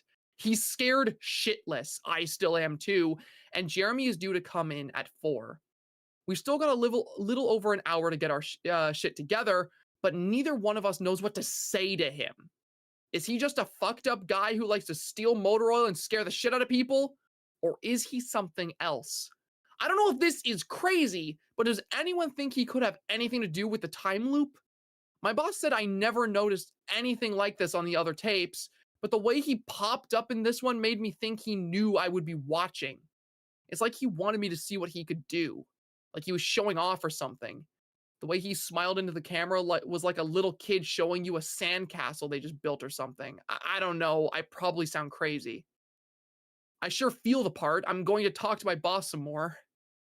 We have to calm ourselves down and figure out how to handle this. I'll update again tonight, but I have a really bad feeling about how this is going to play out. Update, 4:33 p.m. No sign of Jeremy. Tried calling him, but his phone has been disconnected. We're calling the police. Update, 5:33 p.m. No sign of Jeremy. Tried calling him, but his phone's been disconnected. We're calling the police. Update, 6:33 p.m. No sign of Jeremy. Tried calling him, but his phone's been disconnected. We're calling the police. Update, 7:33 p.m. No sign of Jeremy. Tried calling him, but his phone's been disconnected. We're calling the police. Update, 8:33 p.m. No sign of Jeremy. Tried calling him, but his phone's been disconnected. We're calling the police. Update, 10:58 p.m. Holy shit. Holy shit, holy shit, holy shit. I just got home and saw my previous updates. Things make less sense now than ever. Here's what I can tell you. I went to work. Jeremy never showed up. My boss and I decided to call the police, as well as you're well aware. When I picked up the phone to call, though, the sun went out. I shit you not, that's what I thought happened. Apparently, I blacked out for exactly 5 hours because when I looked at the clock, it was 9:33. I think I got stuck in Jeremy's time loop, and then I snapped out of it at the exact point I blacked out, if that makes sense. But that's when things got really weird. My boss was right next to me when I blacked out, ready to corroborate my story to the cops. When I came to, the phone was in my hand, but it was dead. Not even a dial tone. My boss was still right there, but he wasn't moving. He was standing up, but frozen. I looked at the clock again, and it wasn't moving. The second hand was stuck on the 12. It was 9:33 exactly. The clock on the register, computer screen, wasn't moving either. My phone was frozen. There was even a customer at the register waiting for my boss to get him a cigarette. I'm betting that would have been his 5th pack of the day. I got the fuck out of there. Didn't lock up, didn't turn the lights out, and sorry guys, I didn't grab the security tapes to upload on the internet. Believe me, that was the last thing on my mind. The gas station is on a major highway and cars were parked all along it, except they weren't parked, they were frozen. The people inside were sitting still as wax statues. I got in my car and prayed that it would start. Thankfully, it did. About halfway home, time started up again. The static from the radio turned into music, like it's supposed to be, and from what I could tell by listening to the host talk in between songs, no one noticed the time freeze or whatever it was. I was the only one. Well, I'm sure Jeremy noticed as well. I still have no clue where he is or what he's doing. I'm hiding in my room and calling the police again in the morning. I don't know if I ever got through to them before, or if I did, whether they would take me seriously. I'm scared for my life at this point. I'll update tomorrow if I can. Final update, 10:33 a.m. I finally fell asleep last night at around 4. I have no idea how I did it. I guess exhaustion finally got the best of me. This morning I woke up to my phone ringing. It was my boss. He'd been calling me since about 6. He woke up when time turned back on last night and immediately called the cops. They came by to see what was wrong, and he told them everything. The police around here are all small-time guys. They were more concerned with the missing motor oil than anything, but my boss figured he would take it, as long as he had their attention. They decided to go looking for Jeremy. We keep all our employees' applications on file, and since Jeremy just started working here, this was easy to find. They checked the address on it and headed over to his house. You're not going to believe what they found. The address listed on this application was an empty slot, or at least now it is. There used to be a house there, but it burnt down in 1993. Being a small town, almost everyone remembers that fire. A family of 4 used to live there way back when. Rumor has it that they had an estranged son who they never really talked about, but I can't say for sure if that was true. What I can say is true is that our insurance investigation, the fire was ruled an arson. The entire house was soaked in oil and torched with a Molotov cocktail. The entire family was sleeping when it happened. None of them survived. They never caught the guy who did it. Rumor has it that they tried to contact the estranged son, rumor has it when they tried to contact the estranged son, no one could find him. Anyway, my boss called and told me this, and I freaked out. Then he asked to come to the gas station. What, are you crazy? I said, but he assured me that the cops were there with him. Then he dropped a bomb.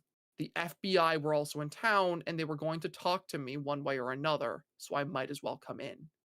It was about 7:15, and I wanted to go back to bed, but I figured I wouldn't be able to sleep much more anyway, so I went down.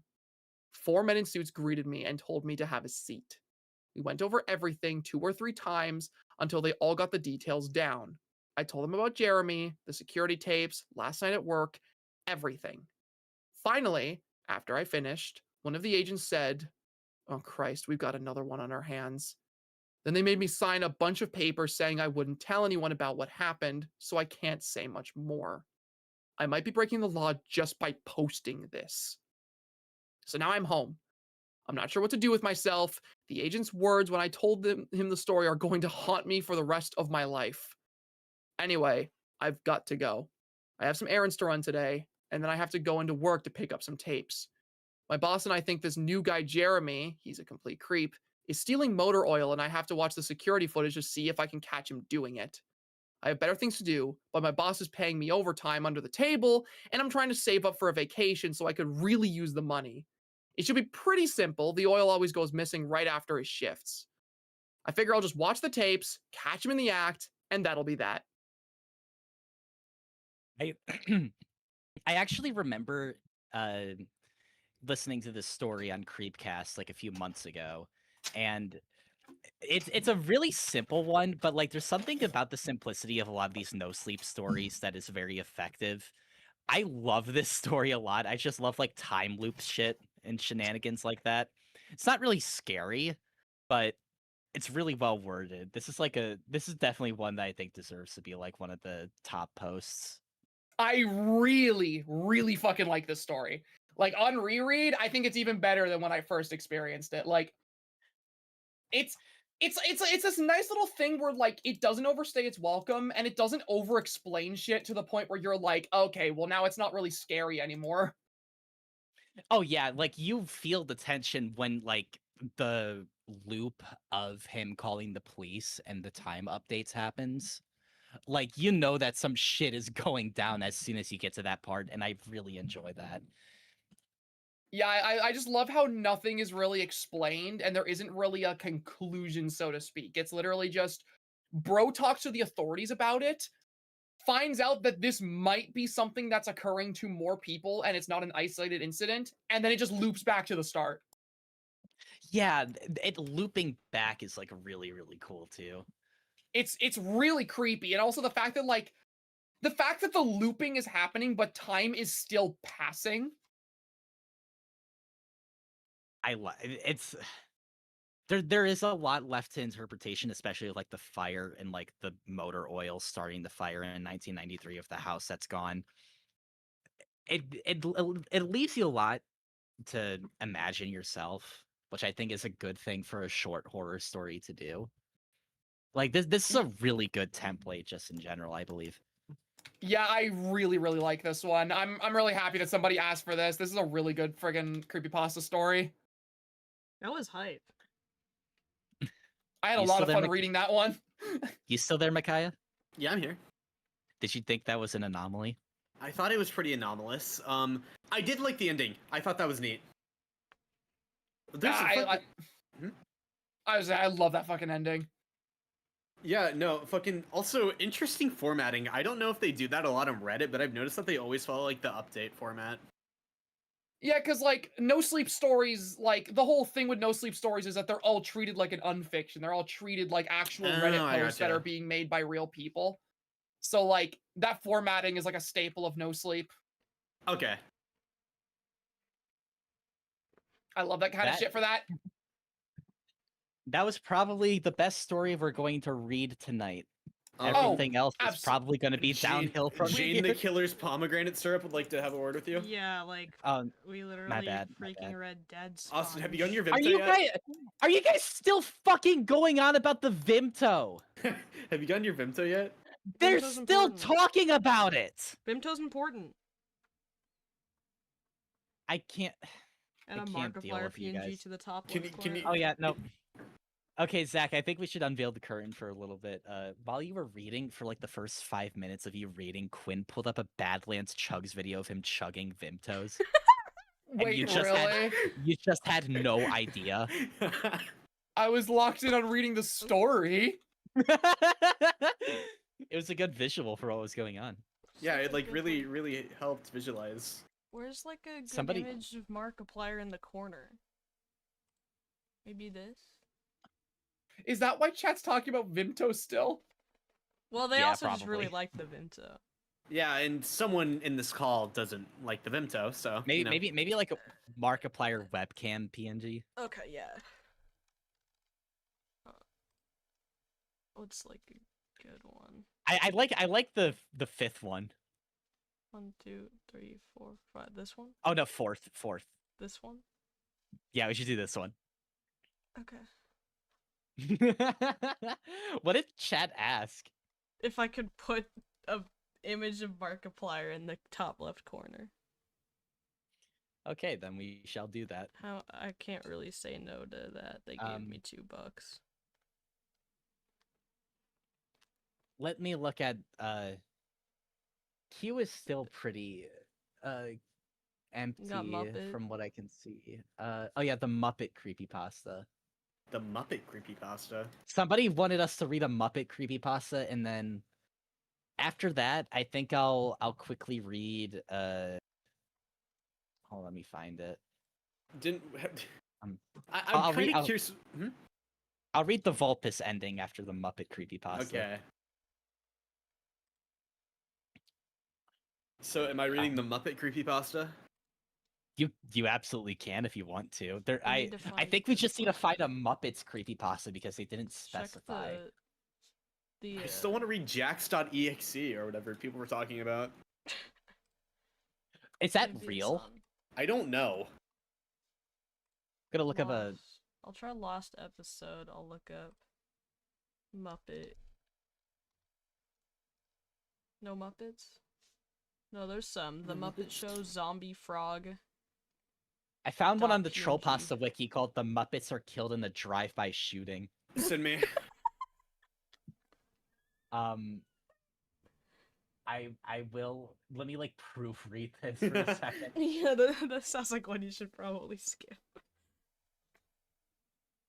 I'll put some more of this on. Chug it. Chug the Vimto. Drink it.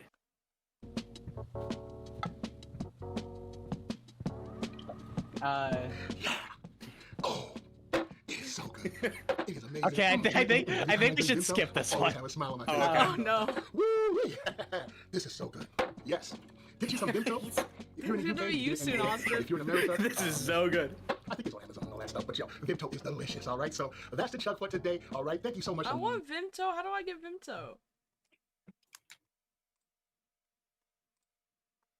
You have to ask Badlands Chugs for some Vimto.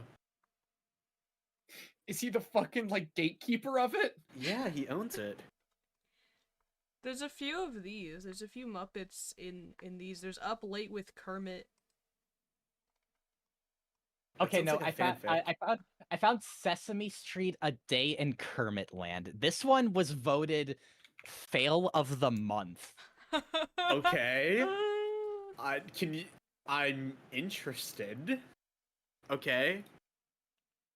Let me pull up This- a day in Kermit Land. This was voted fail pasta of the month in December 2024. I think a fail pasta means that this was a sincere attempt to upload it to the creepypasta wiki. Okay. Oh. Okay. Okay. Well, Austin, your Vimto will be here in like 5 minutes, by the way.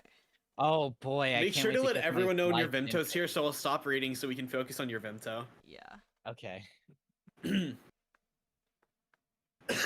Okay. Sesame Street was one of my favorite cartoons to watch when I was a child. Kermit the Frog was the best character with his new segments with the fairy tale characters. I was saddened when it ended, and more bereaved when they actually removed Kermit. The movies contained him still, but it just wasn't fun to see him anymore. As I grew up, I forgot somewhat about Kermit, but never forgot about him. One day in 2012, I was talking to my buddy Pat, and he told me he had an ancient tape of Sesame Street called A Day in Kermit Land, featuring Kermit the Frog in an unaired episode. However, he never told me where or how he produced the tape. I didn't think of it at the time and how it was suspicious, and Pat gave it to me for only $50. I dug into my attic and unearthed a VCR set. Once I connected it to my TV, I opened up the tape box and found it was really like a blank cassette in black Sharpie spelling Kermit Torture Land Tape. I figured it was a typo by a creepypasta troll and attempt to ruin a childhood tape, and pressed play once it was in the VCR. The Sesame Street played as normal, but I had a feeling of dread. The colors were a bit hyper and pale at the same time, and the audio was a bit grainy. I brushed it off when I saw the episode was in the 60s, and presumed it was due to the age of the tape, but I was still suspicious as to how it was in mint condition. Then suddenly, the tape seized and went to a black screen with different audio than before. Like the tune and circus music combined into one track. There were colorful words, but it was an Arial lettering that was too large for the screen. Kermit in Kermit Land! Then it transitioned to the next scene with somewhat poor quality. Kermit was in a blank room with clown posters and a few lights by himself, looking a bit somber. He was in his news apparel, and then he saw the screen. Oh, hi there! Kermit the Frog here, and today we are in a special place dedicated to me, Kermit Land Park. I smiled as a similarity came back to me. It must have been a typo on the tape by a troll. Did they have different voice actors? I could have sworn that Kermit's voice wasn't as high-pitched before. Another Muppet, Elmo, soon came on the screen. But another wave of suspicion soon came back. Elmo had not been created yet. And he Why? also looked somewhat unhappy. I decided to turn it off after realizing I had better things to do, but the button was stuck and I couldn't eject the tape. I've read Creepypasta before, and that was when I realized I had made a mistake in buying that tape from Pat. I like the self-aware. Yeah. The cartoon continued. They were talking about the development of the park and how great Kermit was to Sesame Street as a news reporter. The film continued to degrade bit by bit, and 2 Muppets started to look at me with smiles. Now they were in Kermit land. No. No! Wow, so this is the, place? It looks different than what I may have expected, Elmo buddy. That's how it is for everyone. Elmo worked very hard to make people happy. Sorry. It was still getting creepy, and at that moment I realized I was late for work. I still couldn't eject the tape. Now I was terrified. You don't want this fun to end. Oh, wait. You don't want this fun to end, do ya, Elmo buddy? No, never. What about you, kitties? All at once, there was a sine wave with a scream building up in a black flash. I closed my eyes tight from fear and heard a grotesque scream from the TV, but didn't dare open my eyes. I wasn't gonna be traumatized anytime soon. I kept my eyes closed and walked out of my house, by memory, until I was outside and heard the whine wave no more. Once I made it to my job, I explained away my absence as to oversleeping, and checked my email. I received a new message, and found it was from an unknown email. The subject was Kermit Land 2. No. No! I wasn't ready to see what was beyond that either, and prepared to delete it. But an error message came up and said that it couldn't be deleted, nor could I exit out of my email.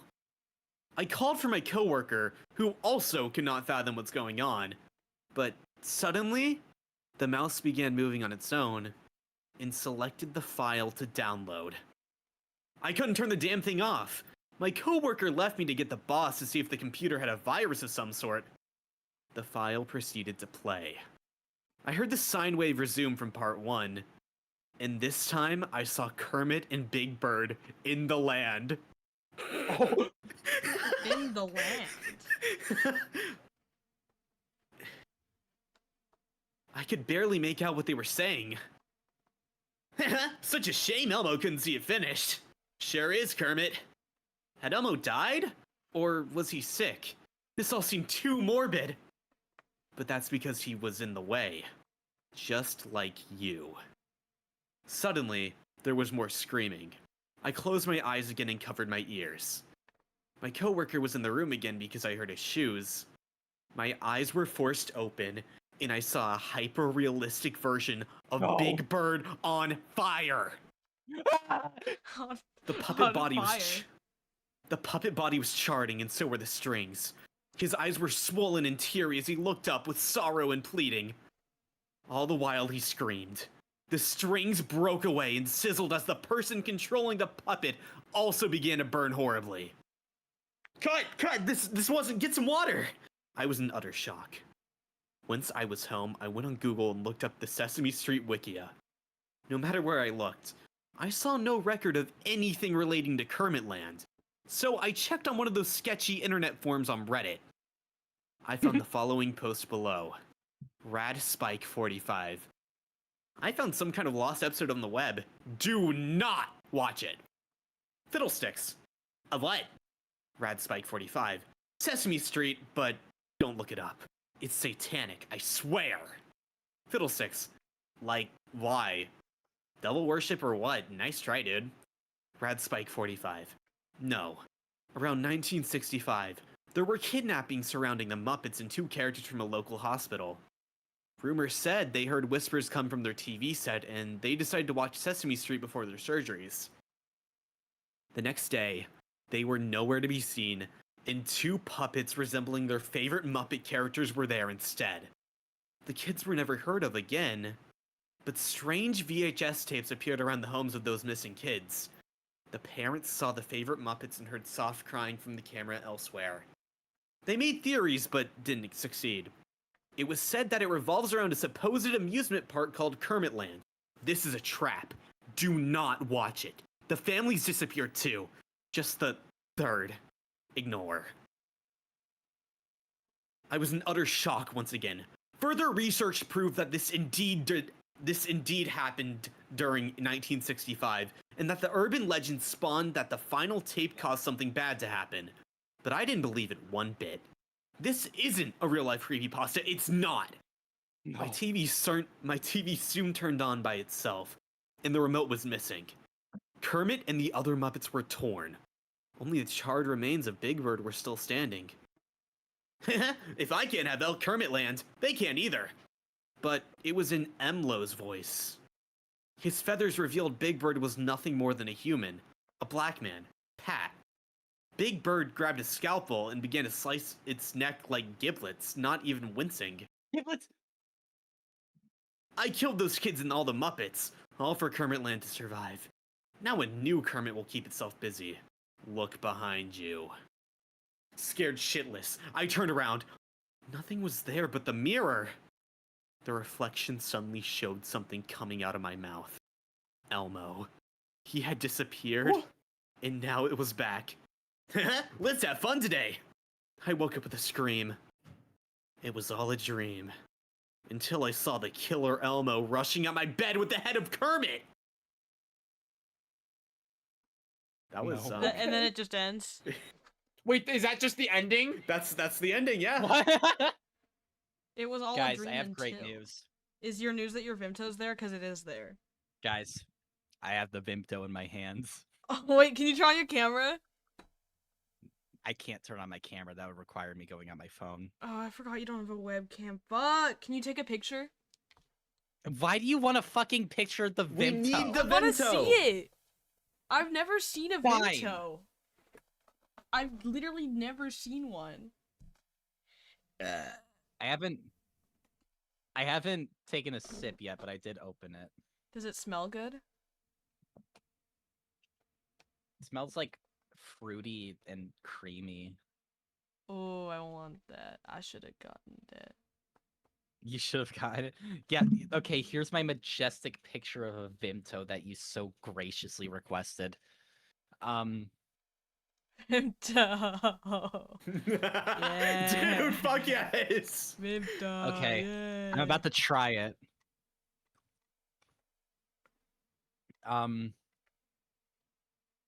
Oh, that's interesting.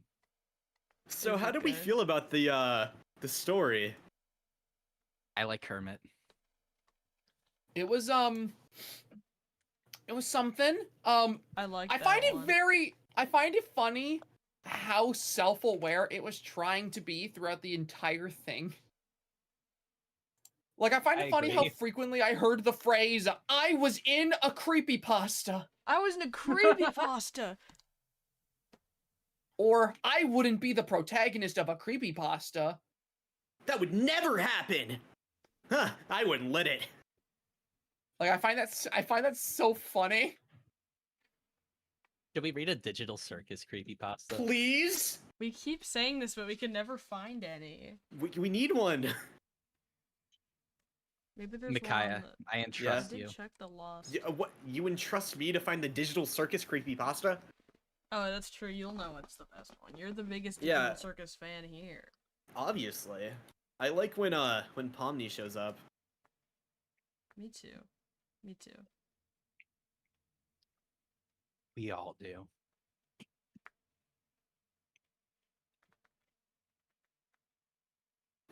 Hold on. Let me. Okay, well, there's the Amazing Digital Circus Lost episode.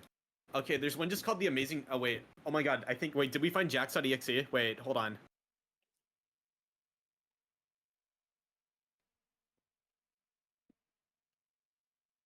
Did we?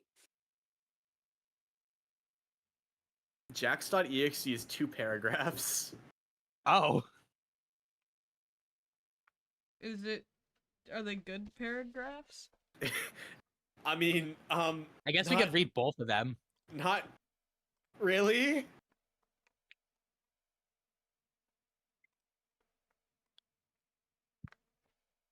Digital Circus. Pomni Tunes. Is this... This is another one like the Catnap Pomni. one. Wait. Pomni Tunes. Wait. Wait, is this hold- another content farm? Holy shit, this one might be good though. Hold on. Send me this. I'm reading this. What? Send me this now. Pomni Tunes. Pomni Tunes. Was Okay, the wait, catnap one plagiarized from this? Maybe Pomni Tunes Okay, wait, is the better. There's no way Catnap Cartoons was plagiarized from a digital circus Okay, wait. creepypasta. I You're like pulling my Jack's fucking audience. leg. Wait. Do you guys want a double whammy? Do you want Jax.exe and Pomni Tunes? Because Yes. Jax.exe is really short. Okay. Okay, let me do Jax.exe real quick. Okay. Are we all ready? Yeah. Mhm. Why is it asking me to download something whenever I click on Jax.exe? 'Cause Okay. It's a real file. It's real. It's scary. It's scary because they have hyper realistic eyes.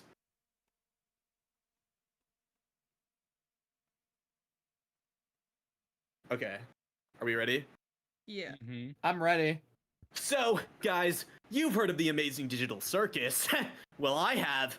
I had early access to the pilot of the show, and boy, did it take a scary turn. It was named Oh. Jax.exe. The pilot mainly consisted of murder, the things I never expected from a show that wasn't even that scary. You guys are probably asking, where's the pilot? The pilot's gone. It's now been taken down by YouTube and was replaced by the pilot we know now. The pilot is gone, but I still have a fond memory of it. It starts like this. The cast reveals itself. Jax wasn't there. Everyone was confused about where Jax could be. I was confused about how they couldn't find him. Like, seriously, Jax was like spying on them and they still couldn't find him. Jax grabbed an axe nearby. And right about everyone else was trying to find Jax, Jax grabbed an axe and ripped one of their head off. Everyone was shocked. Jax smiled. Jax grabbed Ragatha's head. Jax squeezed it until it pops blood everywhere. The cast runs. Kinger and Zubul hide. Jax smiles. Where are you? Zuby panics. Jax smiles as he taps on the shoulder of Zubul. Jax grabs Zubul and rips their head off. Kinger panics and then runs into a nearby room. Jax smiles. Pomni freaks out. Jax extends his arm, catching Kinger. Linger screams and blood-crunching noise can be heard. Jax, after killing them, decides to kill Pomni. Pomni No! looks at the exit door, opening it. Jax heard Pomni opening the door. Jax runs to Pomni. Pomni sees Jax. Pomni runs. Jax runs to her. Pomni shuts the door. Jax runs to the door, and then the door opens. Jax grabs Pomni. He rips her face off and walks away from her.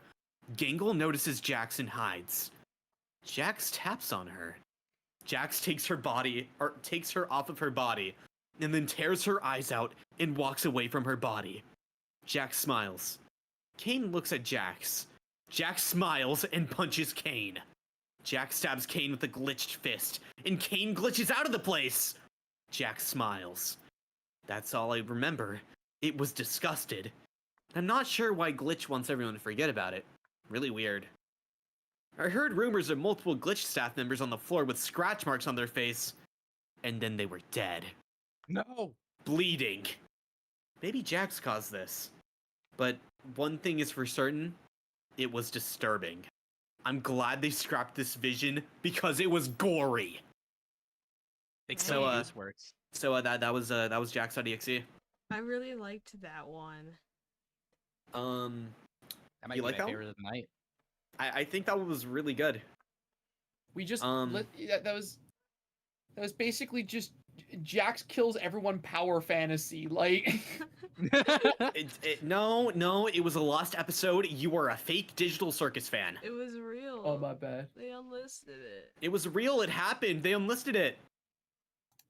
I can't tell with a lot of these is like I genuinely can't tell if it is like a kid and it's real That- or if it's like That one wasn't a kid, I think. I don't. You think this one was a joke? I think that one was a joke. It seems kind of like a joke. I think. It's hard to tell. I think. It is hard to tell. But it was kind of like digital, which is good. This what's gonna was a happen in the digital horror. finale, I hear.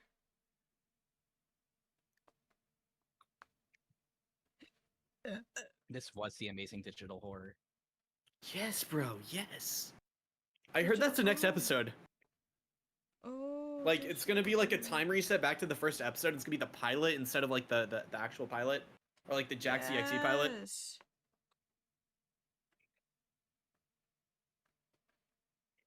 Well, shall we read Pomni Tunes now?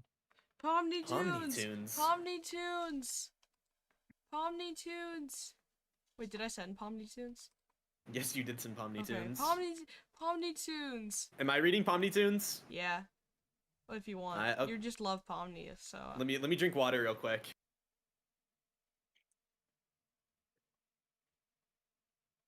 Bro's eating an apple. Shut up. Bros. Wait, there's a rewrite of it too. Why is this so popular? there Pomni Tunes. Apparently, Okay, wait. this one has good. Is like good. This one's got a. Okay, how about I read Pomni Tunes and then someone reads Pomni Tunes rewrite? Pomni Tunes Does that sound rewrite's good? kinda long. That sounds good to me. Why is Pomni Yeah, I mean, Tunes rewrite so okay. long? Cause it's Pomni Tunes. That's important. Okay, you're right. Oh fuck, you're right, guys. I should have Vimto, not water. I'm sorry, I'm a bad person. Give Vimto. Dude, I want Vimto. Okay, are we ready, gang? I'm excited. I'm ready. All right. YouTube Kids is a double-edged sword. On one hand, your kid can watch family-friendly content like cartoon clips, but on the other hand, they can see content that is not appropriate for them at all. I was babysitting my neighbor's kid. I don't want to actually reveal his actual name, so we'll just call him Kevin. Kevin was really into YouTube Kids. He mostly watched a lot of content focused on FNAF, Minecraft, Pokemon, and this one internet show called The Amazing Digital Circus. Oh, I don't... What happened? I just really like the Amazing Digital Circus. Oh, I see. Keep going. I usually don't mind him being on the app, though, until one Sunday evening, I decided to check his watch history out of curiosity, to see if what he was watching was age appropriate. I found one video in particular called The Amazing Digital Circus versus Skivity Toilet and Grimace Shake Funny Videos for Kids by a channel called Pomni Tunes. The video starts off with your usual run-of-the-mill YouTube Kids cartoon, poorly made 2D animations depicting characters from the Amazing Digital Circus getting into strange, unusual situations that would never happen in the actual series. These scenarios usually involved other characters often used in content farm videos like Ban Ban and Huggy Wuggy. These animations were around 7 to 10 minutes long, and were all compiled together into 1 hour-long video. To most, this wouldn't warrant any further investigation. But it was the thumbnail that made me curious. It was Pomni standing in a black void with a spotlight on her. Her colors looked desaturated, and she was staring toward the ground, her face shrouded in shadow. This made me think it was potentially some sort of Elsagate video, and I started panicking that maybe Kevin had seen something he shouldn't have. That was the reason I decided to watch it, to make sure it wasn't anything inappropriate. And for the majority of the video, it was perfectly kid-friendly. No violence, no swearing, no weird fetish content, just regular YouTube Kids animations. That is, until the end of the video. It opened with a shot of the outside of the circus, before zooming in and cutting to show the interior. All the characters were standing around in a group with Kane floating in front of them. Welcome! I've gathered you all here today to announce my newest adventure. Today, you'll all be fighting my army of skibbity toilets. Whoever kills the most will win a lifetime supply of Grimace shakes. Shit, I want. Kane said. Oh, I want a lifetime supply of Grimace shakes. This is good. It's really good. Kane said. It's great. His voice was an AI text-to-speech made to sound like him.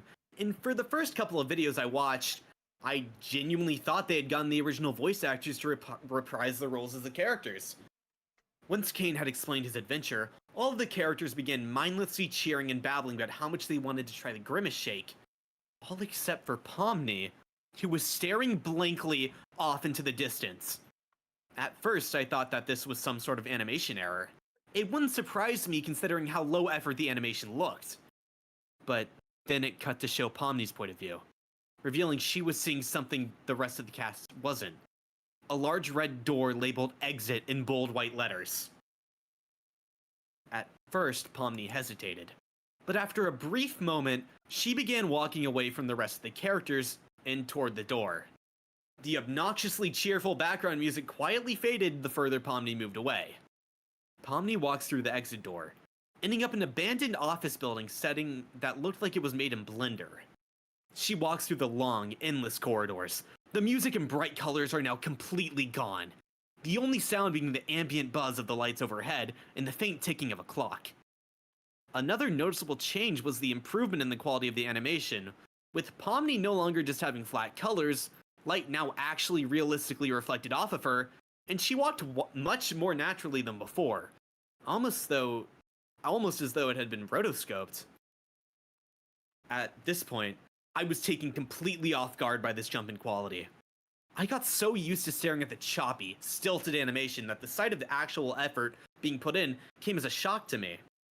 I was now fully invested in what I was watching, and I knew the video I'd stumbled upon wasn't like most of its kind. This went a lot deeper than just animated brain rot made for a quick profit. As Pomni traversed the seemingly endless maze of rooms, I began to notice a pattern. In every room she passed through, there was a framed photo of the wall of a man and his wife. As Pomni moved further and further into the building, the photos seemed to show a passing of time, with each photo being more and more recent. After Pomni had gone through about 14 different rooms, his wife was wheelchair-bound. After 26 different rooms, she was bed-bound. And after 33 rooms, she was no longer in the photos at all. It was just the man now, with a much more glum expression than before. At this point, Pomni began breathing heavily as she started to run through the office building, attempting to find a way out. And eventually, she did. As she opened the final door frantically, she was met with someone's real apartment. Not a 3D space made in Blender, but an actual live-action apartment. To the right, sitting on the couch, was the man from the photos. In front of him was a coffee table with 3 things on it: an empty beer bottle, an ashtray full of used cigarettes, and a worn-out drawing tablet. The man turned to look at Pomni, but he seemed unfazed by her presence. "Oh, it's you. Not often I get visitors these days," he said, before slouching back down into his original position. Who are you?" Pomni asked, leaving the doorway and stepping into the apartment. "My name's Nassim. I'm the one behind all of this, as much as I hate to admit it," he said, seemingly almost embarrassed with himself. "Heh, but that's impossible. Kane runs the amazing digital circus," she said, raising an eyebrow in confusion. "Which one's Kane again? Is he the rabbit or the set of teeth? I'm not too good at remembering the names of you guys, but I don't really need to be. As long as I just keep doing what I do, they'll still carry on watching," he said, with a hint of hopelessness in his voice. Who's they?" Pomni asked, slowly walking closer to Nassim. "Children. Kids don't care about clever writing or an actual plot, as long as their favorite characters are involved. And that's where I come in. I just animate overstimulating garbage and upload it to YouTube, and that's been my only source of income for nearly a year. It's the only job I can hold down ever since I lost her." No, His voice Pomni. began to get shaky as he covered his face with his hands. "You mean the woman in the pictures?" Pomni asked remorsefully, now standing right beside him. He nodded his head while still cupping his face with his hands. "Ever since she died, I've been on a downward spiral. I've applied for 6 jobs in the past 2 months, and I've been fired from all of them before I could even get my first paycheck. Drawing and animation have been my only source of joy, so I assumed making a career from that would help me both mentally and financially. But all it's done is make my life even more miserable. I don't enjoy making any of this. I just do it out of necessity. If I didn't, I'd be thrown out in the street. It's the only way I can keep the lights on," he said after finishing his sentence. So, that's what I am? That's what all my friends are?" Pomni asked, a look of disbelief forming on her face. "Unfortunately, yes. I'm sorry you had to be the one to hear this, kiddo, but life is cruel. There's no denying it. At least your world is bright and colorful. Mine's a desaturated nightmare, full of loss and despair," he said, not daring to make eye contact with Pomni after what he had said.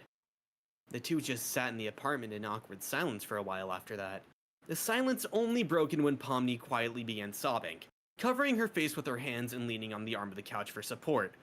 The scene stayed like this for about 15 seconds before Kane poofed into the room with a cloud of cartoon smoke. "Oh, there you are, Pomni," he said, before yanking Pomni by the arm and disappearing with her. The scene then stayed on Nassim, sitting motionlessly on the couch, before he too began to cry. The scene abruptly cut back to the digital circus, with Kane reappearing with Pomni. Everyone else was huddled Yay. around in a circle, sipping Grimace shakes and reminiscing about the day that they had had. Yes, Pomni sipping just Grimace stood there, shakes. not saying anything, black mascara running down her face from her crying, her whole body shaking slightly. Kane floated down to Pomni with an obnoxiously happy expression. "Wow, Pomni, you should have seen the crazy adventure we had. We did try looking for you, but you're just too darn good at hiding. Anyways, Ragatha won the supply of Grimace shakes and decided to share with everyone. You want one?" Kane said, pulling the purple milkshake out from behind his back and offering it to Pomni. Pomni didn't respond and remained motionless, before letting out a chuckle. This chuckle slowly grew louder and louder, to the point where she was laughing maniacally. Okay. Maniacally, sorry. It's okay. I couldn't even tell if it was the AI voice, or if they'd actually gotten a real woman to laugh like that. The laughing became more intense, and black, glitchy patches with eyes began forming on Pomni's body as she began to abstract. Kane continued to stare at her with a cheerful expression, seemingly not processing what was happening. Just before the black substance covered Pomni's body, the video cut to black, followed by cheerful, royalty-free music playing over the screen. The text, "Like and subscribe," appeared in bold letters, resembling the font from the Amazing Digital Circus title. After the video ended, my mind was racing. I could barely process what I had just watched, and I desperately wanted answers. I tried bringing it up to Kevin, asking about that specific video in his watch history. But when I brought it up to him, he just said he stopped watching a quarter of the way through since the rest of the videos in the compilation were ones he had already seen. As for the Pomni Tunes channel, I've had no luck trying to find the original channel. It's as if the owner of the channel completely wiped themselves from the internet. I genuinely am concerned for this guy though, and I hope that he gets the help he needs. Jesus, Oh, I feel like man. that was more of an event than the catnap one. Yeah. I was gonna say that one. Why was there just like what felt like an actual cry for help in the middle of the fucking I story? don't know. Yeah, that's not even an event. That's a cry for fucking help. This Like- is like Written by Mr. the Larry concept of this 26. is Hey, are you very. okay? Yeah, Mr. Larry 26. Are you good? I feel bad. I hope Like he's okay. this entire story has not felt like a creepypasta. It's felt like Yeah. we've been reading like a vent post. I'm just sitting here like, bro, are you okay? This is like an interesting concept, at least. It wasn't This, even like this bad absolutely- though. And apparently, there's a rewrite. The rewrite is so long. Maybe we should skip the rewrite. Yeah, I think we skipped the Oh rewrite. my god! I just found a good image that's attached to the rewrite. Is it What'd you Tommy find? hanging herself? Oh my god! No, Pomni, no. Dude. I'm fascinated. I'm also fascinated. This is a whole genre. Bobby Tibbs. Okay, I think our hue is like completely clear right now. And said, can we get a Um, funny one, please? I do have something that I do kind of want to tell the audience about. Okay. Is this something I can Um, sit on my bed for? I need to stretch for a second. Well, I'll still listen. I do need you to like pull up some images and stuff. Oh god, okay. Oh.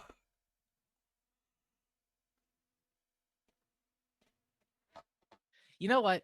Actually, I'll do something different. I had like two things I wanted to present. I'll present the first thing. Okay. So it has to do with Sonic.exe.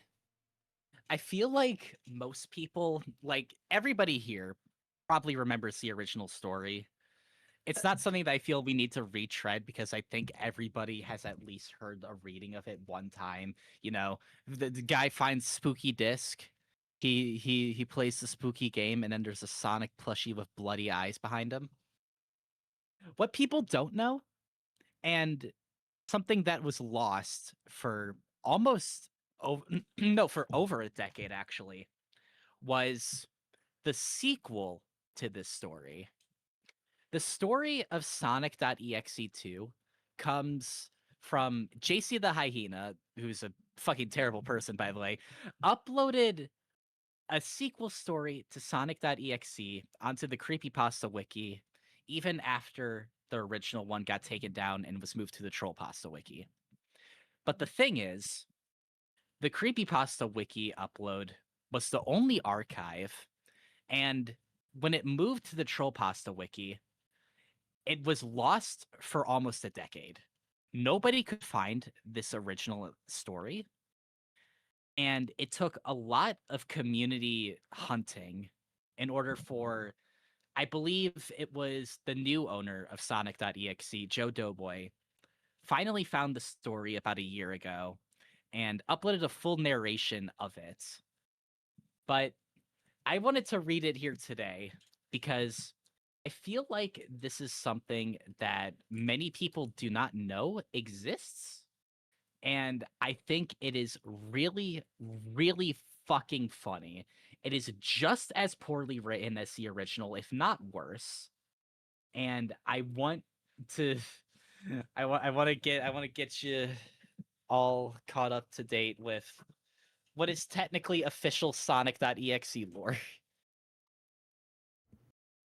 Oh, good lord. Why is Silver here? I we'll get to it. The hedgehog? Why is Blaze? Why All is right. the art so good? I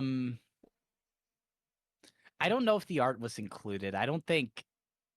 Okay, no, this is all Joe Doughboy stuff. Oh, so they added the art? Yeah, they added the art. The art was Oh, okay. made by the new creator of Sonic.exe Why did after they JC make- left. Because JC is the one that drew like the cover that you can see here. Yeah, why did they add the good? Why did they make like genuine art for something so shitty? Because it was probably I never watched Joe Doughboy's retelling of this story because he uploaded a full narration of it. I'm assuming that these illustrations were done for the YouTube upload and then people onto the wiki added them for further context. Because this was originally revealed to the public through a video. So, with that, do you guys want to read Sonic.exe 2? Well, of course. Absolutely. The Tale. Okay, allow me to introduce myself before I go blabbing away. My name is Crystal. I live with my mom and dad, and I'm a serious Sonic the Hedgehog fan. All my friends are too. We kind of formed a club. Anyway, I want to get this out of the way before something happens. I just got back from a friend's funeral. His name was Tom. Pretty sad when he died, but a little confused too. The police reported that he committed suicide. About Tom, Tom was the original protagonist of Sonic.exe, if you remember. I did not remember that. No, No, I I don't don't know think most that. people remember that.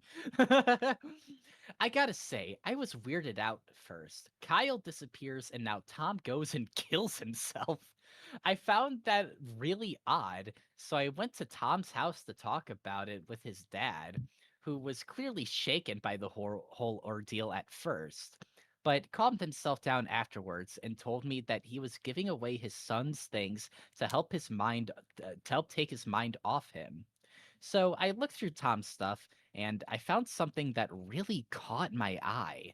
A CD case for computers. On the CDR disc was a black marker spelling Sonic.exe. Now, as a big Sonic fan, I was pretty curious about it. So I asked Tom's dad if I could have it. He said yes, but not before looking unsure when I showed it to him. So I went to go take it home. I looked at the disc for a while. It certainly looked like an ordinary CD game disc, kind of wondering if it had a game that Tom made on it. I laughed at the idea because, sure, he likes video games as much as I do, but I wouldn't say he was good at making his own games. So I went and popped the game into my computer, installed it and stuff, and started it. And to much to my surprise and pleasure, the opening title sequence of the first Sonic the Hedgehog game appeared on my screen. I was like, "Oh yeah, I love this game," and pressed start right away. I was like, oh yeah, I love this game. Ah, yeah! I love this game! All right. I thought I saw the screen change before it went to black, but I didn't have enough time to notice it. I looked like it's Sonic smiling with black and red dotted eyes and crying blood. Boy, I do hate that image to this day. Anyway, when the main menu popped up, I was a little weirded out, and here's why. It didn't look like any Sonic main menu I've ever seen. It looked like the select for Sonic 3, except there were only 5 save files. The background looked like a sky of a Twilight Realm zone from Zelda, only in very good 16-bit pixelated form. The music that was playing sounded ominous for some reason. It sounded like the final day from Majora's Mask. Each file also had a Sonic character on it, none of which I really expected to play as. The order was the following: Silver, Blaze, Sally, Mighty, and Amy. I was certain that this was a hacked game, but I shrugged it off and continued playing. I tried to pick Sally because she's my favorite character, Why? but the Liar. game wouldn't. I don't know. Do you think JC the Hyena is the owner of the Sally doll of the human bones? They're not. I don't want to human think about that. bones. It's worse. But the game wouldn't let me for some reason. I tried picking Blaze, Mighty, and Amy next, and it also didn't work. It was then I realized I had to play all the characters in order, starting with Silver, so I went ahead and selected him. When the screen faded to black, I heard Kefka's laugh, except it sounded a little distorted. The screen remained black for about, I don't know, 7 to 10 seconds.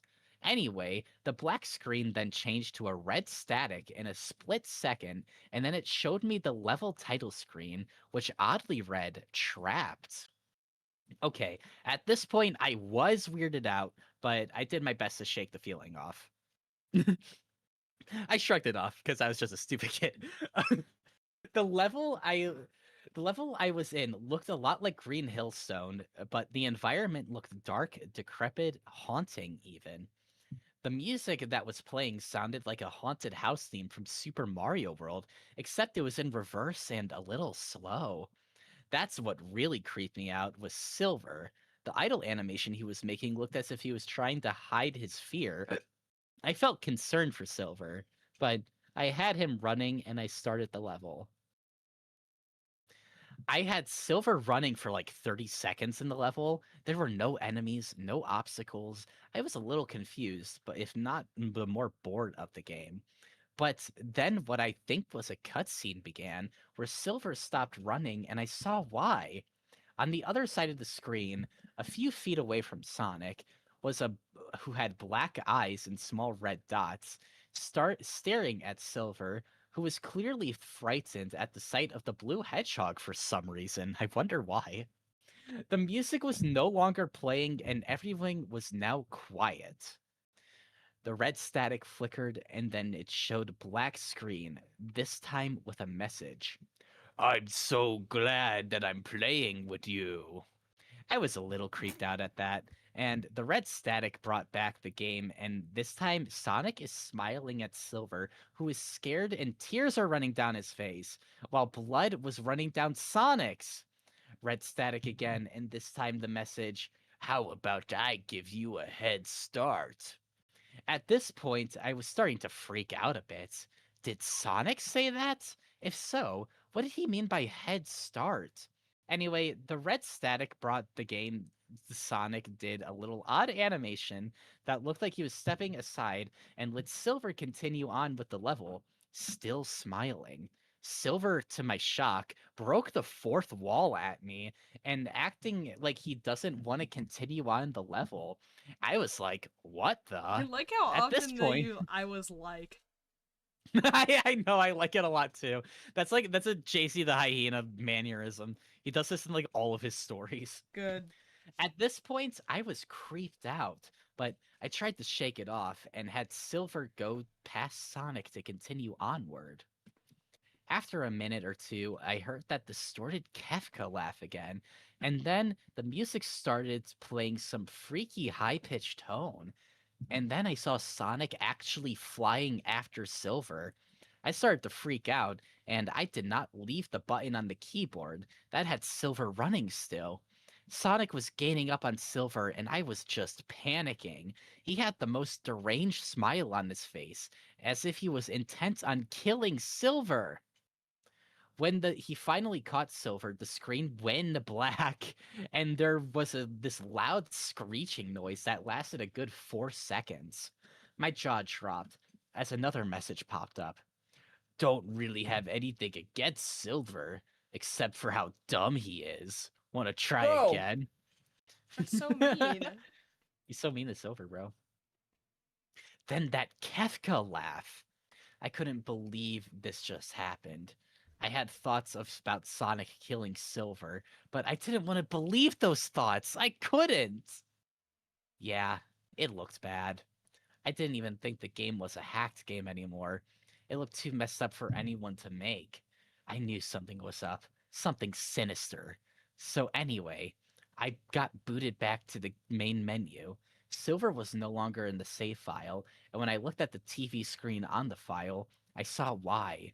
Silver and the screen flickering red static, and he was in a real sorry state. His fur darkened, his eyes were black and bleeding, his face looked cracked. It was like it was going to fall apart at any second, and he had quite an upsetting expression on his face. It looked like he wanted to die, but he can't. Man, did I feel a knot in my gut when I saw Silver like that. And you can see that there's a little image that's attached to it that was not made by JC the Hyena because it's way too high quality. I rubbed any tears out of my eyes after that and tried to continue with the game. So I went and picked Blaze next. The Kefka laugh came again, started to annoy me at this point. As the screen faded black, the level title this time was called Empty. When the level started up, I saw that it looked like Casino Night Zone, except it looked hellish, like an evil Casino Night Zone. And the music that was playing was odd. It sounded like a really low beeping sound Right. that goes off every 10 seconds. Blaze was doing an animation as if she had no idea what was going on. She too broke the fourth wall, looking like she wasn't sure about that she wanted to continue. I was starting to feel the same thing she was, and I didn't like it. I had to continue. Do you want to scroll down in the stream, Quinn? There we go. As I had Blaze trek through the creepy casino area, I noticed that it also had a macabre theme park style to it. Macabre. Kind of like a Joker's Funland in Arkham City. Good What? game, by the way. What? Oh my Except- god. This is like the worst example of like opinion interjection. Literally the shit I was talking about before. Except anything that was meant to have a clown face to it instead had a seriously messed up version of Sonic with it, again with black eyes with red dots and a huge fanged grin on his face. I was seriously creeped out now, but at least the level acted more like an actual level, albeit with a lack of enemies. Blaze still looked creeped, and I couldn't blame her. After going around in platforms, elevators, traps, and other stuff, Blaze started running on flat road. The music had stopped playing. It was then I started a really ugly pang of suspense growing in my throat. But Blaze clearly looked nervous too. And then suddenly Blaze tripped, and that godforsaken laugh came again, and Sonic appeared in a puff of black pixelated smoke, grinning and crying blood again, looking at Blaze, who looked just plain mortified. The black screen popped up again with another message. I don't know if you're clumsy or just being stupid. Maybe both. And then that laugh again. I was like, WTF? Did the game just insult me? The black screen changed back to the game again. Blaze is in what appears to be a mirror room, and Sonic is nowhere to be found, and some freaky music like an 8-bit piano began frantically playing. What was this? A boss fight? No, I don't feel like it. In fact, it didn't even have this game had any boss battles at all. Anyways, Sonic appeared in one of the mirrors smiling. So I had Blaze destroy the mirror, but all I got out of it was that wretched Kefka laughing. Then Sonic appeared in the other mirror, smiling like a goddamn joker. I had Blaze destroy that too. Ended up hearing the laugh again. Sonic was practically driving me nuts by pissing me off. Yes, I said Sonic was driving me nuts. Bro, I already started thinking that Sonic was doing all this. bro, if I could just interject for a moment. I love how at no point during the story so far has the protagonist in any way sounded afraid. They have just sounded pissed this entire time. Oh man, it sucks I'd that be Blaze is too. about to die. Oh man. Oh man, oh what WTF? Like- Blaze is about to die. This person is not even remotely scared of X. They're like, man, this stupid fucking hedgehog keeps talking shit to me and killing characters I like. Stupid fucking piece of shit. I'd be I mad like too. Blaze more than you. She has more powers than you. You just don't understand JC's masterful writing style. I was like, I kept destroying mirrors that had Sonic in them, but I end up just destroying mirrors and hearing that freaking annoying laugh for who knows how long. I was both irritated and terrified at the same time, to say the least. I think you just are irritated. Suddenly, Blaze fell to the floor tired. This had to be because a cutscene, because no matter which button I pressed, nothing happened. Anyway, Sonic reappeared the same time he did earlier, and Blaze looked at him, looking exhausted, rather scared. I too was looking at Sonic with fear and spite. Don't get me wrong, I still like Sonic, but this isn't the Sonic I know. No, this guy. That's it. It's That's just the that. It's sentence? just Anyway, the screen went to static again, and then came another message. I never get tired of doing what I do best. The screen went back. The screen went back, and this time Sonic's gone again. Blaze was alone. Suddenly, glass shards made Blaze floating midair, and then fly around her in a circle. Static again, and then, in fact, want to know something hilarious? Blaze looked at the shards in fear. Then the shards came from a huge mouth-like grin opening wide, with Blaze breaking the fourth wall and the circle looking dumbfounded. It actually keeps me up at night doing what I do best. The glass shards flew into Blaze as they did. The screen went black with a loud screeching noise. This one was much louder. I had to plug my ears in pain from it. The screeching stopped just when it started, and I was boosted back to the main menu again. Blaze was just like Silver. She was no longer in her save file. Instead, she was in the TV screen in the file, and she was in such a tormented state. Her fur had darkened and it was messy. Her eyes were also black and bleeding, but the most ugly feature was the fact that she had been grotesquely disfigured from shards of glass earlier. She had cuts and wounds that were so bad you could see the meat and blood and bone inside of her. It was. And she had such a dead like expression. I almost had the urge to vomit at the sight of Blaze. It was more than I could bear. What the fuck is with these people and almost puking over video games? I don't know. I don't think I've ever seen a piece of horror that has made me throw up. I haven't even seen like disturbing like real shit that makes me throw up. I'm just like ew, and then look away and do something Yeah, like, else. Like These people are reacting to this shit as if they're seeing like actual gore of a person IRL and not just like gory Blaze the Cat in a Sonic game. Hey, It's Blaze is pretty good. scary. I'm gonna Blaze has throw more up. powers than me. I tried to forget about Blaze and selected Sally. I was thankful I was selecting her next. She was my favorite Sonic character, and I was hoping that Sonic wasn't going to do anything to her. When I selected Sally, the screen, no space, changed to red static instead of it going black. It actually made me jump. And then came yet another message. I'm gonna go easy on this one, you lucky dog. And then that horrid laugh. Okay. What did Sonic mean by going easy? I figured he liked Sally, but something was definitely not right. The level was called Madness. For some reason, I thought that was fitting. When the level started, I saw Sally was in what should have been like a hallway, but instead it was one that looked torn, twisted, and suspended in some chaotic space.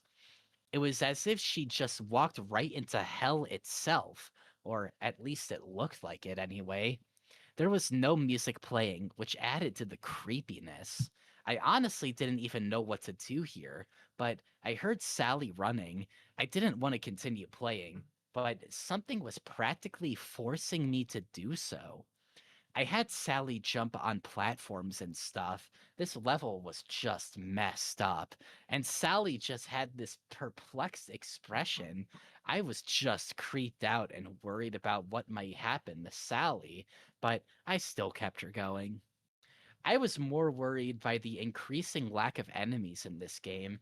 Like it's trying to tell me that the only bad guy in it was Sonic, because so far he's done something rather messed up to the playable characters and psychologically mess with my head. Why? I don't know. Maybe he's just some kind of demon haunting the game or something. I don't know. I don't And I know. don't care because he's driving me nuts and I'm sick of it. Ugh. Anyway, I had Sally continue hopping across platforms in a chaotic space, but then I accidentally had her jump into a large empty area that had her falling into the abyss. I dropped my jaw in shock and disbelief. When she landed onto the bottom of the screen went to red static yet again, and I almost jumped out of my seat. Then came yet another message. You look a bit run down. Why don't we take a little break while you still can? And I was like, WTF? Did the game just tell me to take a break from it? Anyway, I did what it told me to and turned off the computer and went to go have lunch. After I had lunch, I came back to my computer and saw that a chat popped up.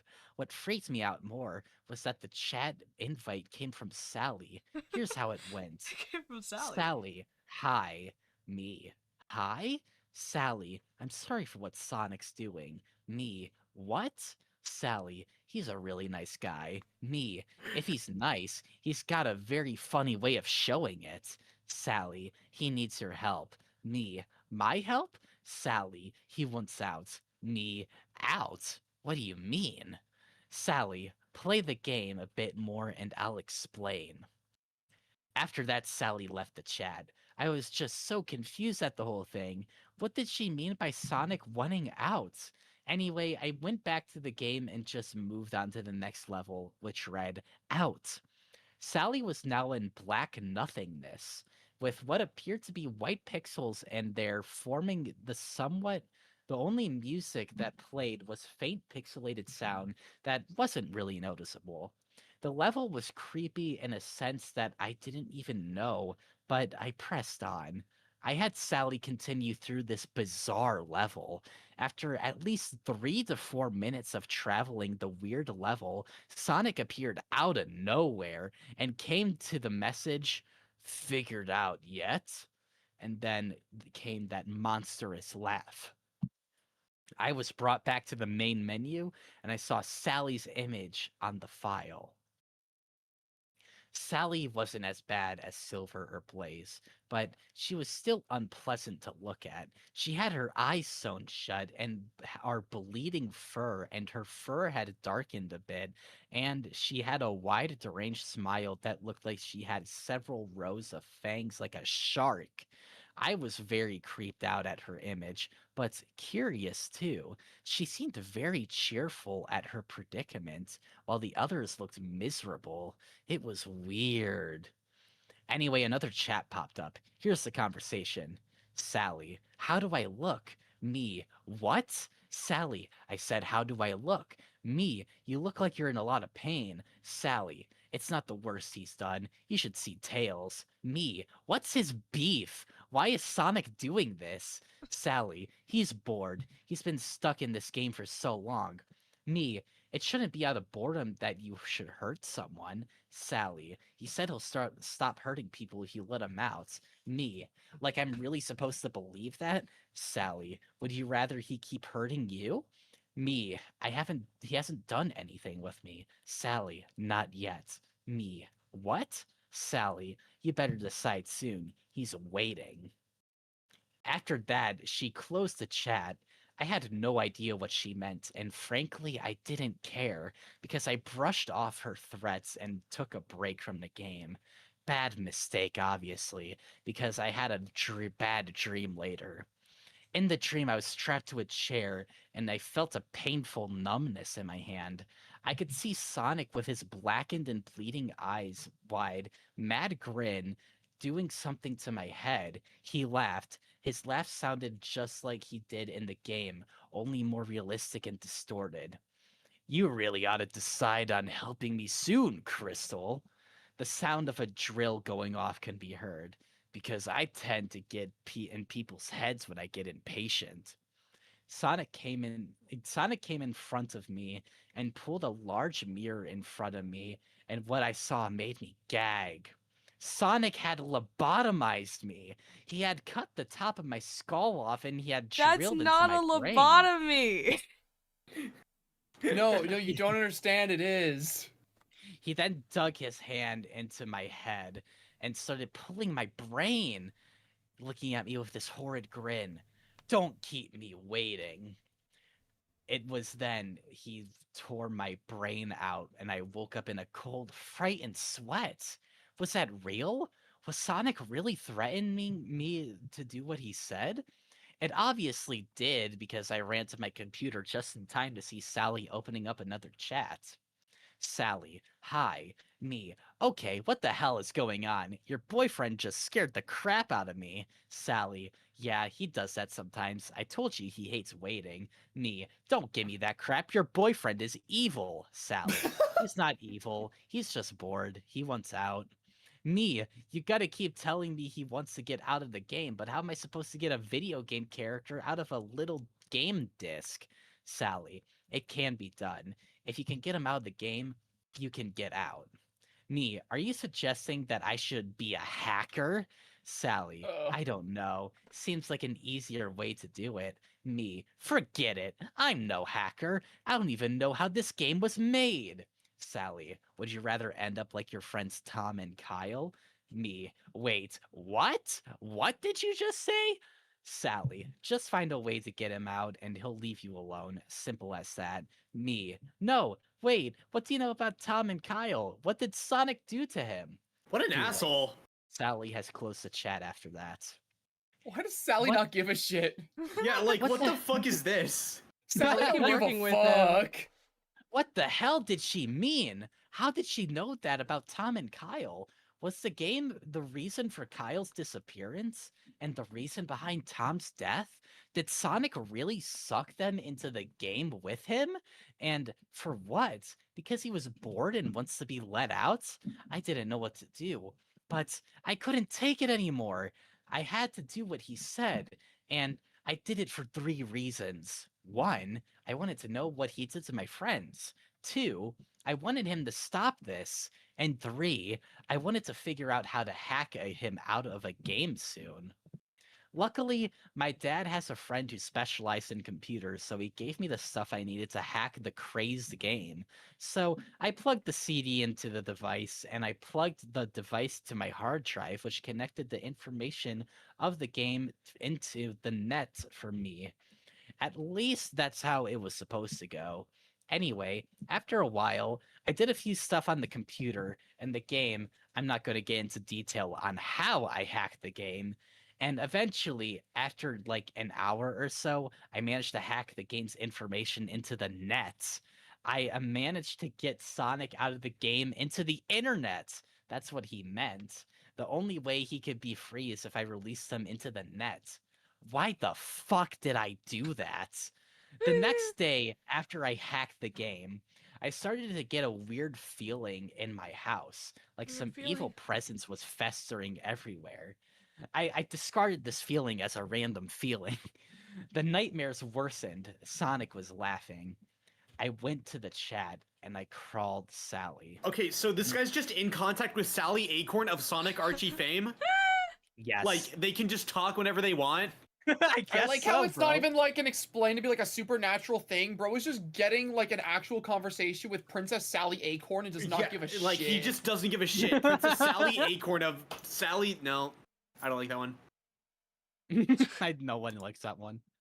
Me, Sally? Sally. Oh, hi. Me, Sally. What the hell is going on? Sally. What do you mean? Me. You said that if I let Sonic out, he'll leave me alone. Sally. I did. Me. But now I feel like he's everywhere in my house. I haven't left my room for hours. Sally. I said he'll leave you alone. I didn't say he'll leave you alone alive. My jaw What? dropped at What? what he just said. I never said he'll leave you alone Shut the That fuck doesn't up. mean anything. Shut the actual fuck up. That is not Wait, real keep dialogue. Keep reading. You can start. Keep reading. Keep reading. Sally, are you shocked? Me, you. Yes, I'm shocked. Sally, good. Me, why did you lie to me, you bitch? Sally, Sonic asked me to. Me, you said he was bored. Sally, I did, and he was. He was bored of dragging people into here all the time without actually doing anything. Me, here, you mean the game? Sally, yes, you let him into the internet. Now he's everywhere and can do anything he wants. Me, what? Sally, ha ha ha. You didn't think the game is his prison, did you? No, it's his home, and now it's everywhere, meaning he can be everywhere too. It's your prison. It's the prison of all those who's met my master. Me, even Tom and Kyle? Sally, yep, and you soon are gonna join them because Sonic is free and the world will become his. Me, you! Sally, I was a prisoner too, but Sonic's kind to me. He'll introduce me to all kinds of pleasures for helping him plan his freedom. Me, Sally, are you scared? Me, ... Sally, if you are, good. Sonic prefers his toys to be scared. He'll see you in hell. Ha ha ha. ... Oh The my computer God. turned itself off after that. I couldn't believe it. Sonic is a demon that can control the reality in the game, and now can control the reality in this world. I have been tricked by my own favorite character to let the No. embodiment of evil itself loose into the world. He will invade your computer now and drag you into this nightmare realm, which is spewing out of control into our world.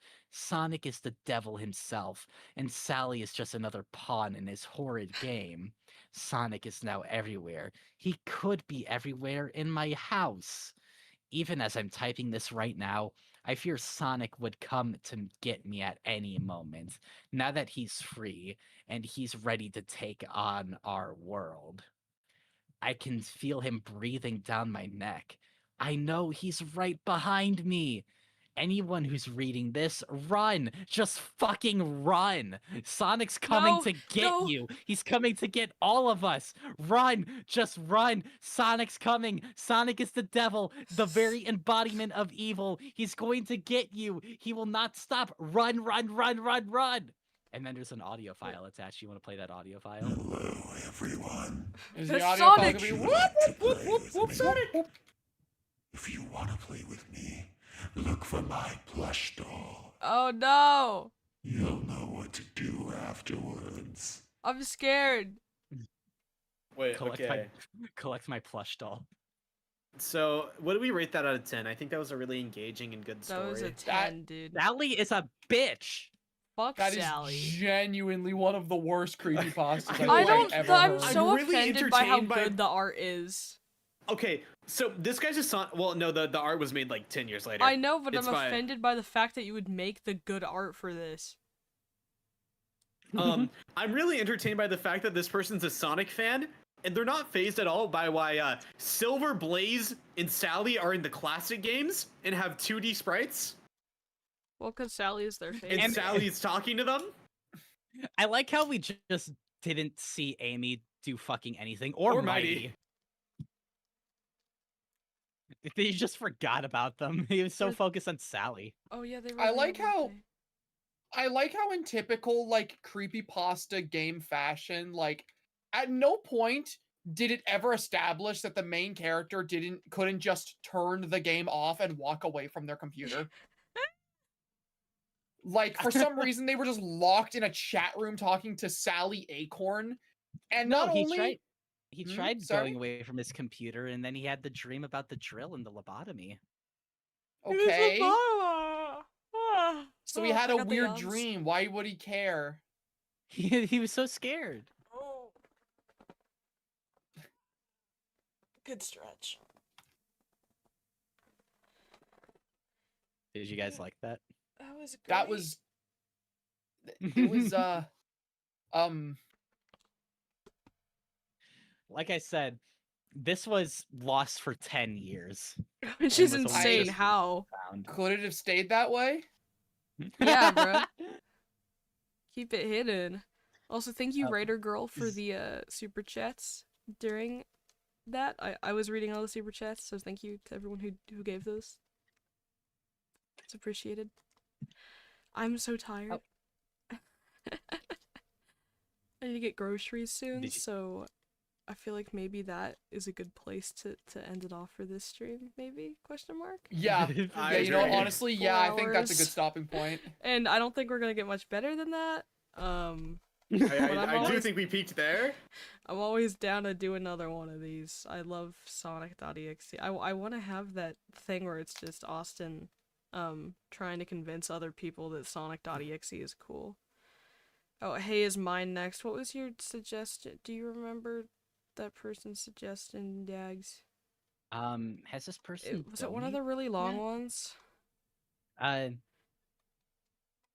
Swing shift at Farley's. Oh no, This is it what was the the one that was person donated. made by this. They said it was made by the same person who made that. Whichever one they.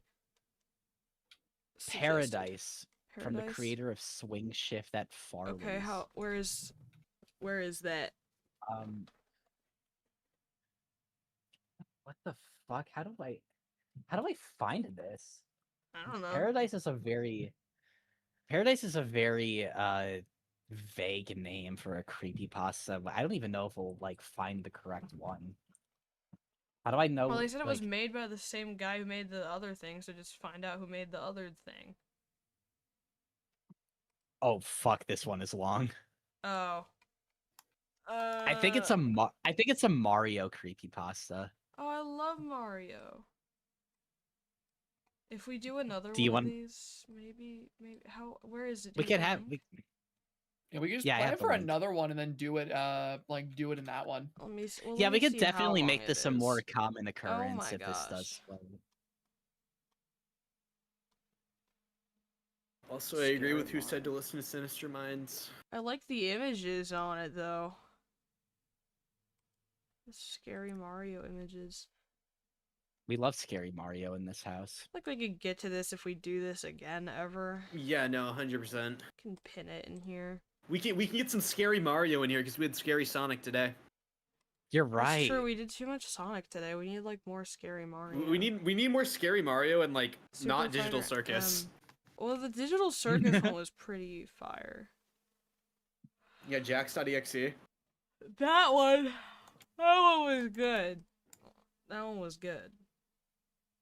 Well, Shall we give an outro? Can I show them the BFDI video?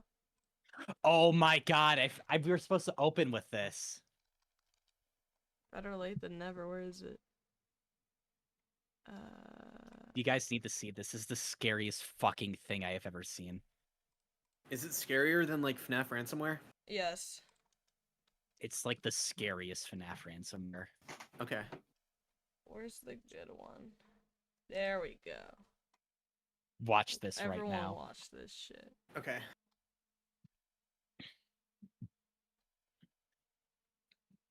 This is extended. Why is it? Is there no volume? No, there is. Don't worry. Doodle. You just gotta wait. You just gotta You're wait not a bit. ready for what's about to happen. Okay.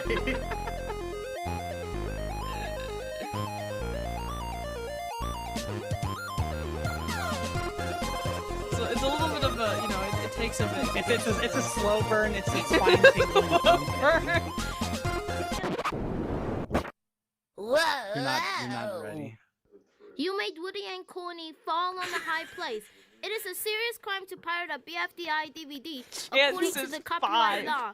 For more information, please visit jackandjellify.com/BFDI or call 911.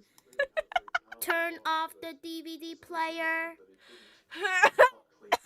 This version is 36,000 subscribers. You know, Criminals you're are right. prohibited Sorry. in this oh my god. BFDI DVD. You It is only a have 4 serious crime chances. to pirate BFDI Found out DVDs. about the stream According recently, to but the I enjoyed my copyright time. law, It's good to see. please Okay. visit Yeah, no, we'll make like an edited version of it, so or call you can see the 911 for stuff more we info. read Please eject beforehand. disc. Don't worry.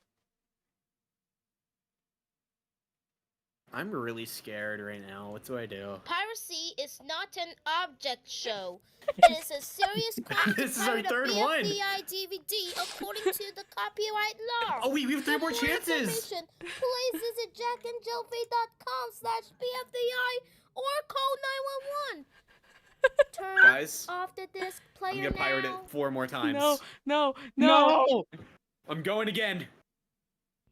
Piracy is not voting or winning. It is a Oh, we serious have movement crime now. to pirate a BFDI DVD. It's getting more according to the urgent. copyright law. For more information, Guys, I think I want to pirate it 3 more times. jackandjellify.com. Stop! Call 911. Please They eject called this 911. now. Oh shit, we're gonna only have 1 chance left. I'm gonna pirate again. This is your last chance. It is a serious crime to pirate a BFDI DVD according to the copyright law. For more information, please visit jackandjellify.com/BFDI or call 911. struggling to get the If words you don't out. turn off in 10 seconds, there will be a job scare!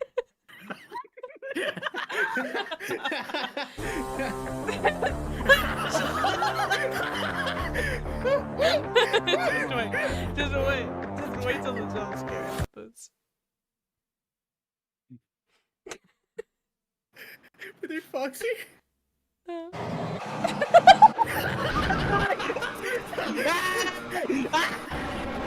Dude, they're all here.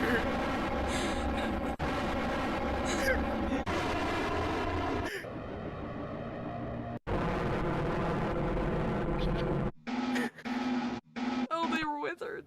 Bye. Bye. That's it. Please tell me that this was sincere. Yes. What? This person has 36,000. They're still going. Only Minecraft YouTubers can comment.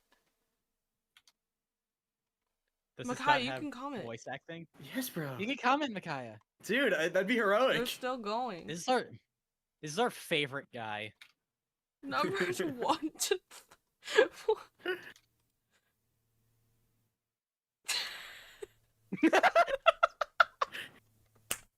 How did they get 36,000? because I subscribed clearly. Every single number that shows up on that is a subscriber that's added. Can you search by popular? Most viewed Speeding video. up other shit. We should all start adding parentheses most viewed video to our most viewed videos. That'd be really good. Most viewed video. Okay. Well, I think that's a that's a good note to leave it off Zach, on. Zach, are you scared? Sorry, I just went nonverbal because I was shaking and crying. Oh, I'm sorry. It's okay. It was I'll really protect you. scary. I was expecting one jump scare and there was like 5 was like of whatever 50 those of were. them. No, dude, there was so many, and then they got withered, and it was even more Oh, scary. look at Markiplier. Like I He's just wasn't expecting that many jump Yeah, scares. Okay? Markiplier Look is at fucking Markiplier. terrified. Markiplier's really I feel like he's been in the same he's been making the same face for like 2 hours. Is he okay? He's just It's how really scared he is. startled. Wait, Tracy said YouTube 5 Network. Look, look at his banner. Wait, YouTube 5 5 Network. YouTube Thank you, 5 Tracy. network. Numbers, BFDI, Minecraft, Roblox, and more. Does he make any posts? I like how his Oh, niche is numbers. yeah. 12-year anniversary. How old? Oh no, this is 5. Who is 5? No, okay, wait, no, that's him. Wait, how old is this? Check Wait, the no, date of wait. the channel. That's not. Okay. Oh, what maybe what is he he's talking- 12. Maybe. That's really funny. I don't That know. is really I can't tell. funny. I can't. tell. I don't know. I don't know. All Channel we know is forfeit that he was made awesome. like one of my favorite videos ever now.